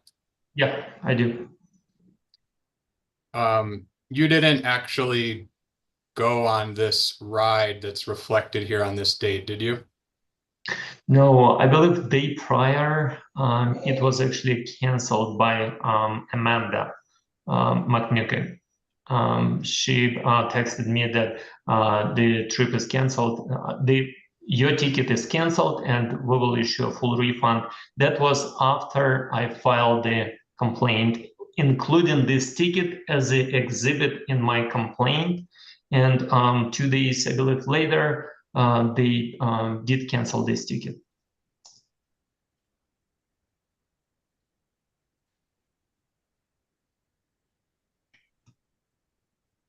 Moment.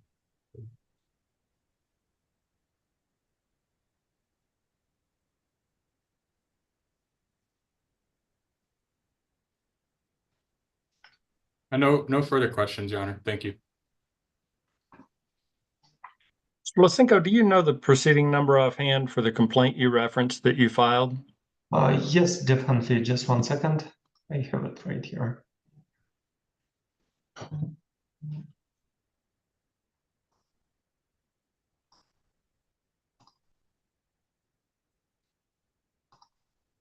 So the proceeding number 24F for Frank dash 0430CP Charlie Papa.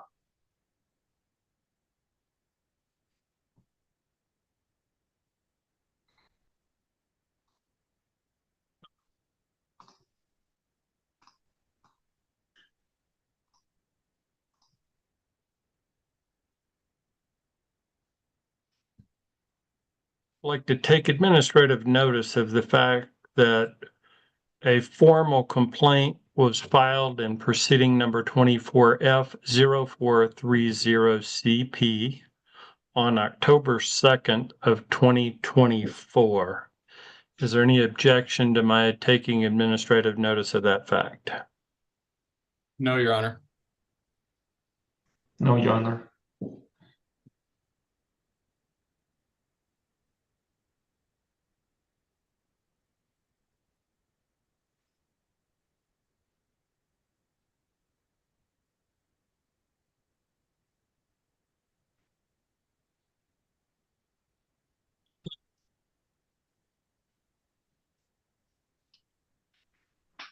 The cross was pretty limited, but any redirect there, Mr. Lysenko? No, Your Honor. Thank you. Okay, and you said you have no further witnesses?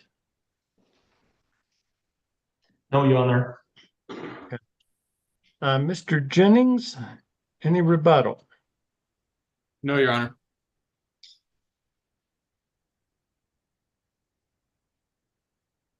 With that, then the presentation of evidence will be complete. Want to hit a couple of things before we wind up here. And I know the parties want to make an oral closing.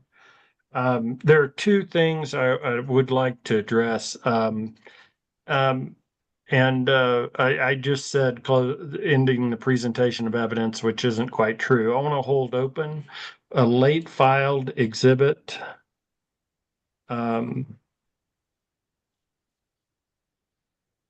Which will be a map with a depiction of the geographic territory described by the zip codes. And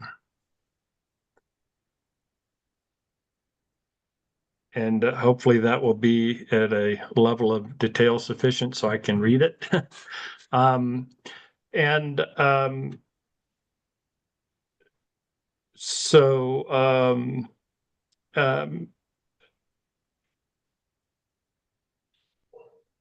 What I think would be, I'm going to ask you, Mr. Jennings, to provide the copy of that exhibit to Mr. Lysenko before you file it with me. And then we'll hold that late filed exhibit, which will be number.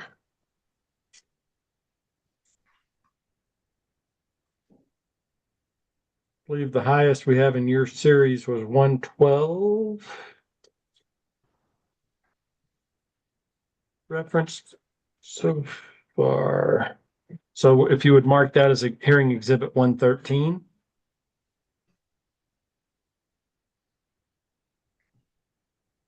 Any objection to that process, Mr. Lysenko? No, Your Honor. Then, I'll let the parties make a closing here, presuming you want to still. But I think I want to. There's substantial amount of evidence around the fact that the applicant intends to offer this proposed service in vehicles with perimeter seating. And I guess what I want a narrow thing for me as a legal issue. I want to any citation of legal authority that the perimeter seating would be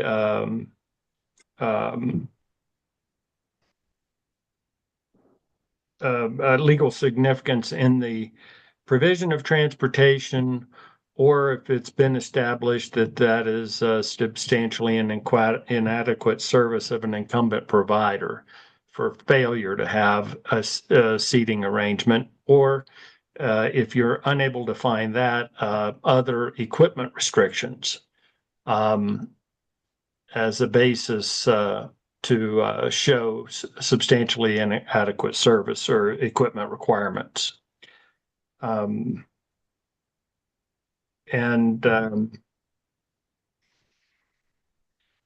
that would have to be something in writing. We'll set a deadline to do that. We can talk about that in a second.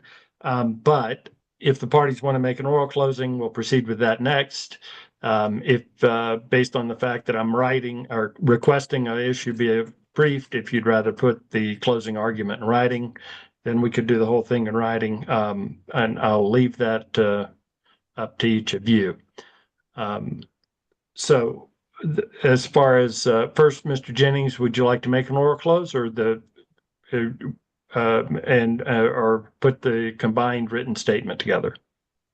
One question, Your Honor. When we prepare that late filed exhibit, we send it to Mr. Lysenko.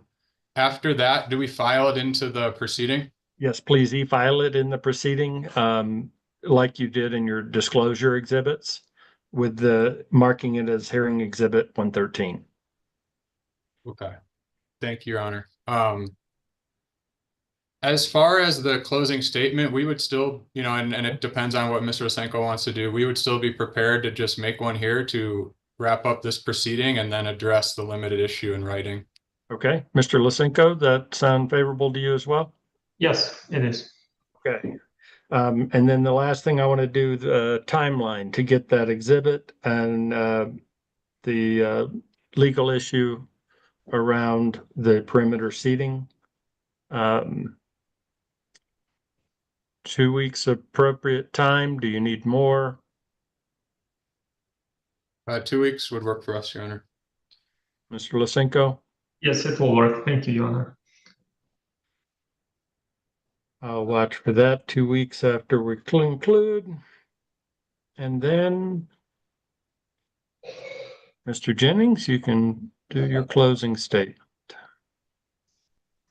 Thank you, Your Honor. Thank you for the time here today. Certainly took the full day of testimony. So, Your Honor, in closing, 303 Party Bus is a decade-old family-operated business. They are coming back essentially with a different application. They did get denied last year. They do have a pending complaint proceeding that has been addressed already. And the reason for coming back with this filing today is to try to move forward, in compliance. The testimony is that they have made some mistakes with regard to one particular issue, and that has been the pickup location at Recess Beer Garden.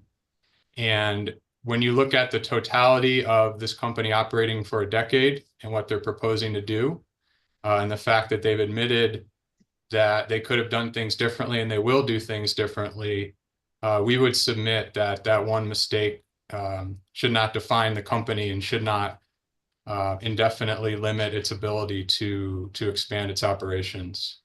I think the evidence that we put forward today shows that the applicant did meet the standards, that it's fit to conduct the proposed service based on operational, managerial, and financial fitness. The evidence also shows that the service in the extended area is substantially inadequate. The only evidence essentially was presented by Mr. Lysenko about what his company does as an incumbent provider. All the other statements by our witnesses were not controverted with regard to any other incumbent service other than Mr. Lysenko. We also believe that the evidence demonstrates that there is a public need, an unmet public need, to provide this service in the proposed extended area. And we believe that this goes beyond a mere showing that just another company could coexist or that two companies could provide the service, but it's an objective and mathematical calculation that there's just too much demand for Mr. Lysenko as the only incumbent provider to service all those destinations. When it comes to the perimeter seating, at least one witness did testify that that was a deal breaker, that it's a service that 303 proposes to offer and Mr. Lysenko does not offer it. And it's not just based on assumption. It's based on testimony of drivers and the folks who are working on these issues on behalf of 303 Party Bus. Finally, Mountain Star said at several points that they'd be happy to or glad to start providing new service, but they don't have any demonstrated plans to do so. There's no objective plan to operate perimeter seating.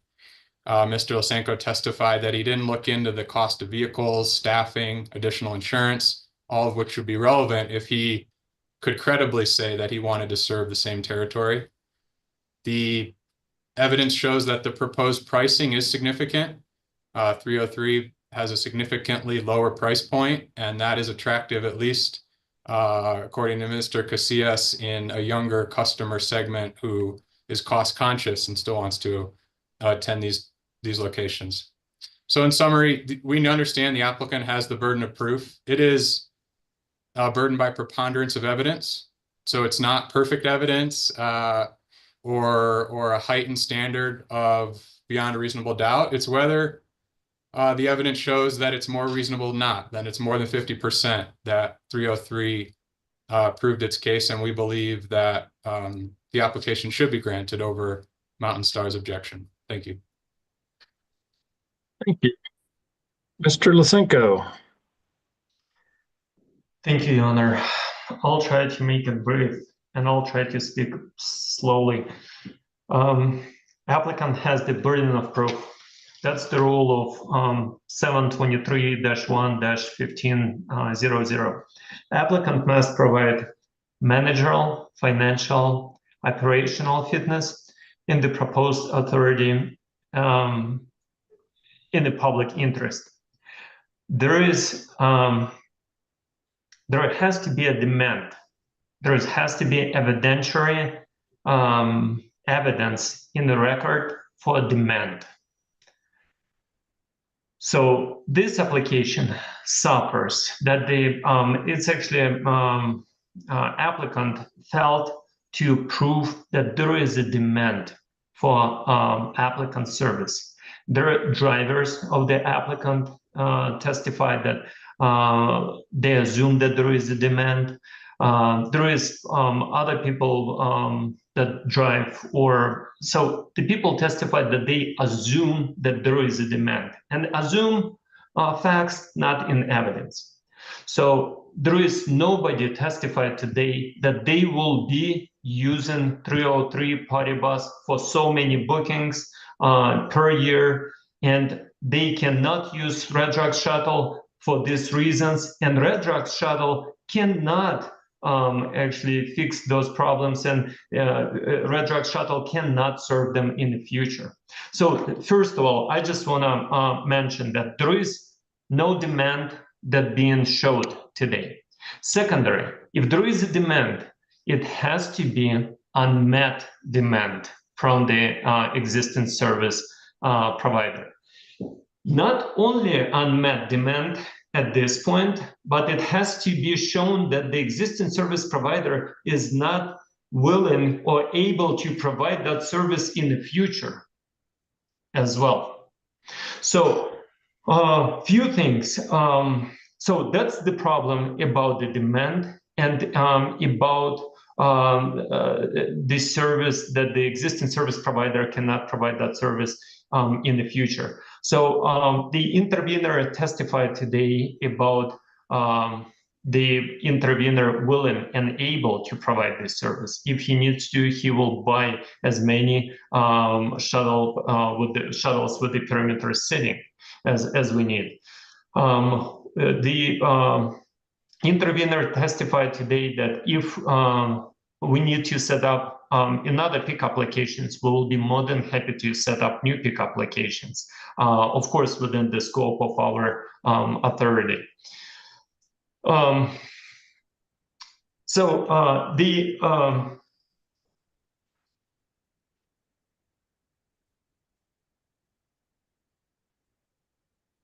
The Mr. Casillas and intervener testified that Red Rocks is overlapping authority.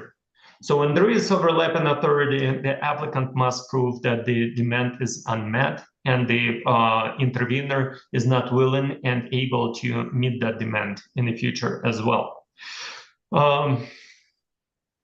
The existing service provider must be substantially inadequate.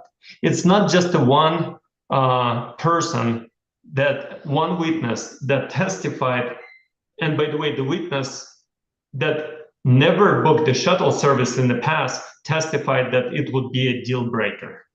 So it's not just by the count of one witness that who never actually booked the shuttle service, and he testified that it would be a deal breaker. The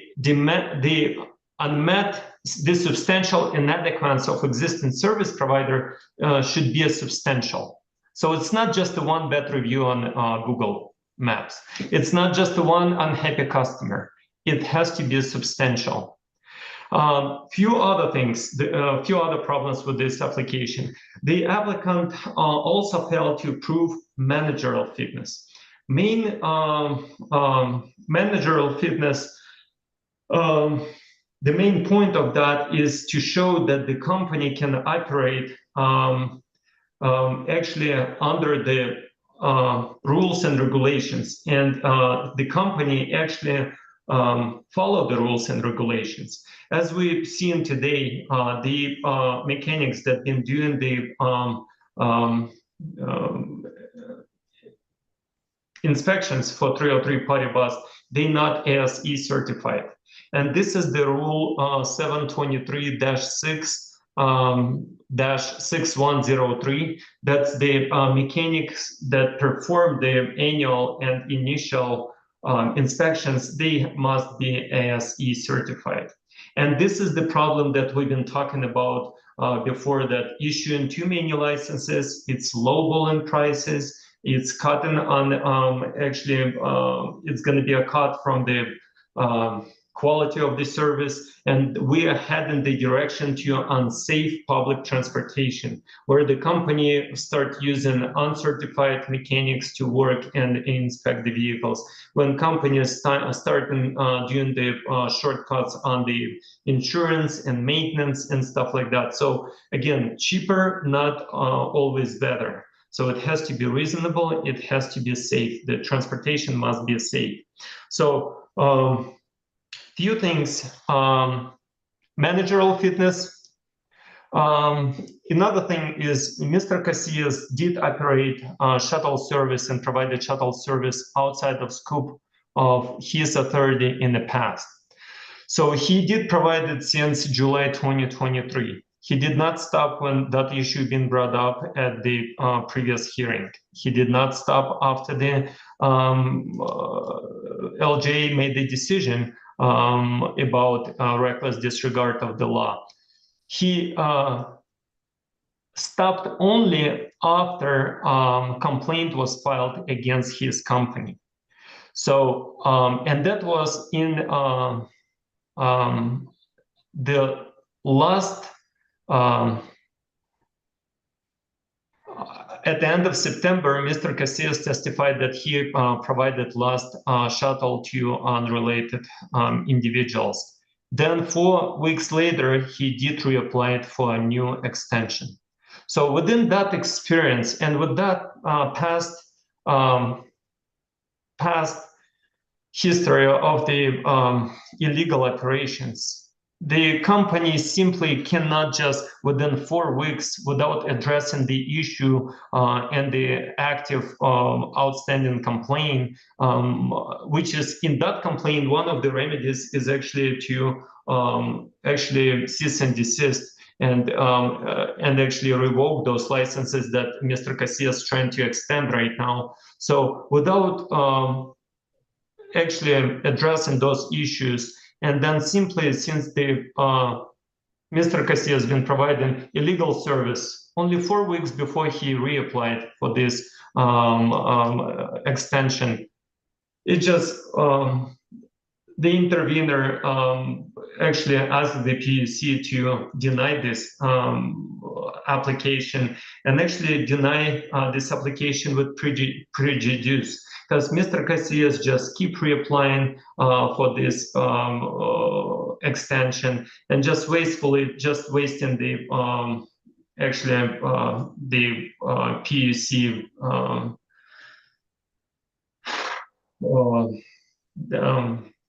resources on these applications. So few things that the intervener mentioned, that the applicant failed to provide managerial fitness with ASE certified mechanics. Actually, the mechanics not ASE certified, and they doing for 7 years they've been doing inspections, and they just done it recently. End of last year, they've done another inspection for 303. Previous past illegal operations plus proof of demand. There is absolutely no proof of demand. The demand that people are going there, it's not the demand. It's just the 303 party bus applicant just assumes that people want to use the shuttle service. People using different types of transportation. They choose between driving themselves, RTD or wherever, they using party buses, they using Lyft, Uber, wherever, and they have right to choose. So there is absolutely nobody testified today that they will be using 303 party bus service in the future. The one expert witness testified that he needs to actually create the demand, that there is no existing demand, that the expert mentioned that he needs to create the new demand. So there is, as I assume, no demand right now for the 303 party bus services. Again, so drivers that drive for 303 party bus cannot testify about the demand. They have no clue what's out there. They never advertise. They never get any statistics from bookings. They simply driving and seeing people. It's not the demand. Simply the little articles from Red Rocks saying how many concerts been there or what's the traffic up there. It's not the proof of demand. It's a proof of that witness can have ability to go online and download things from online. But there is nothing in those articles saying that those people will be actually using the 303 party bus services in the future or if application been granted. Furthermore, there is no reasons to believe that those people will be using 303 party buses, and there is no reasons to believe that that demand is being unmet, that existing service provider cannot provide such a service. There is absolutely no reasons there is no grounds to issue another license. And I'm asking PUC to deny this application with prejudice and dismiss this application.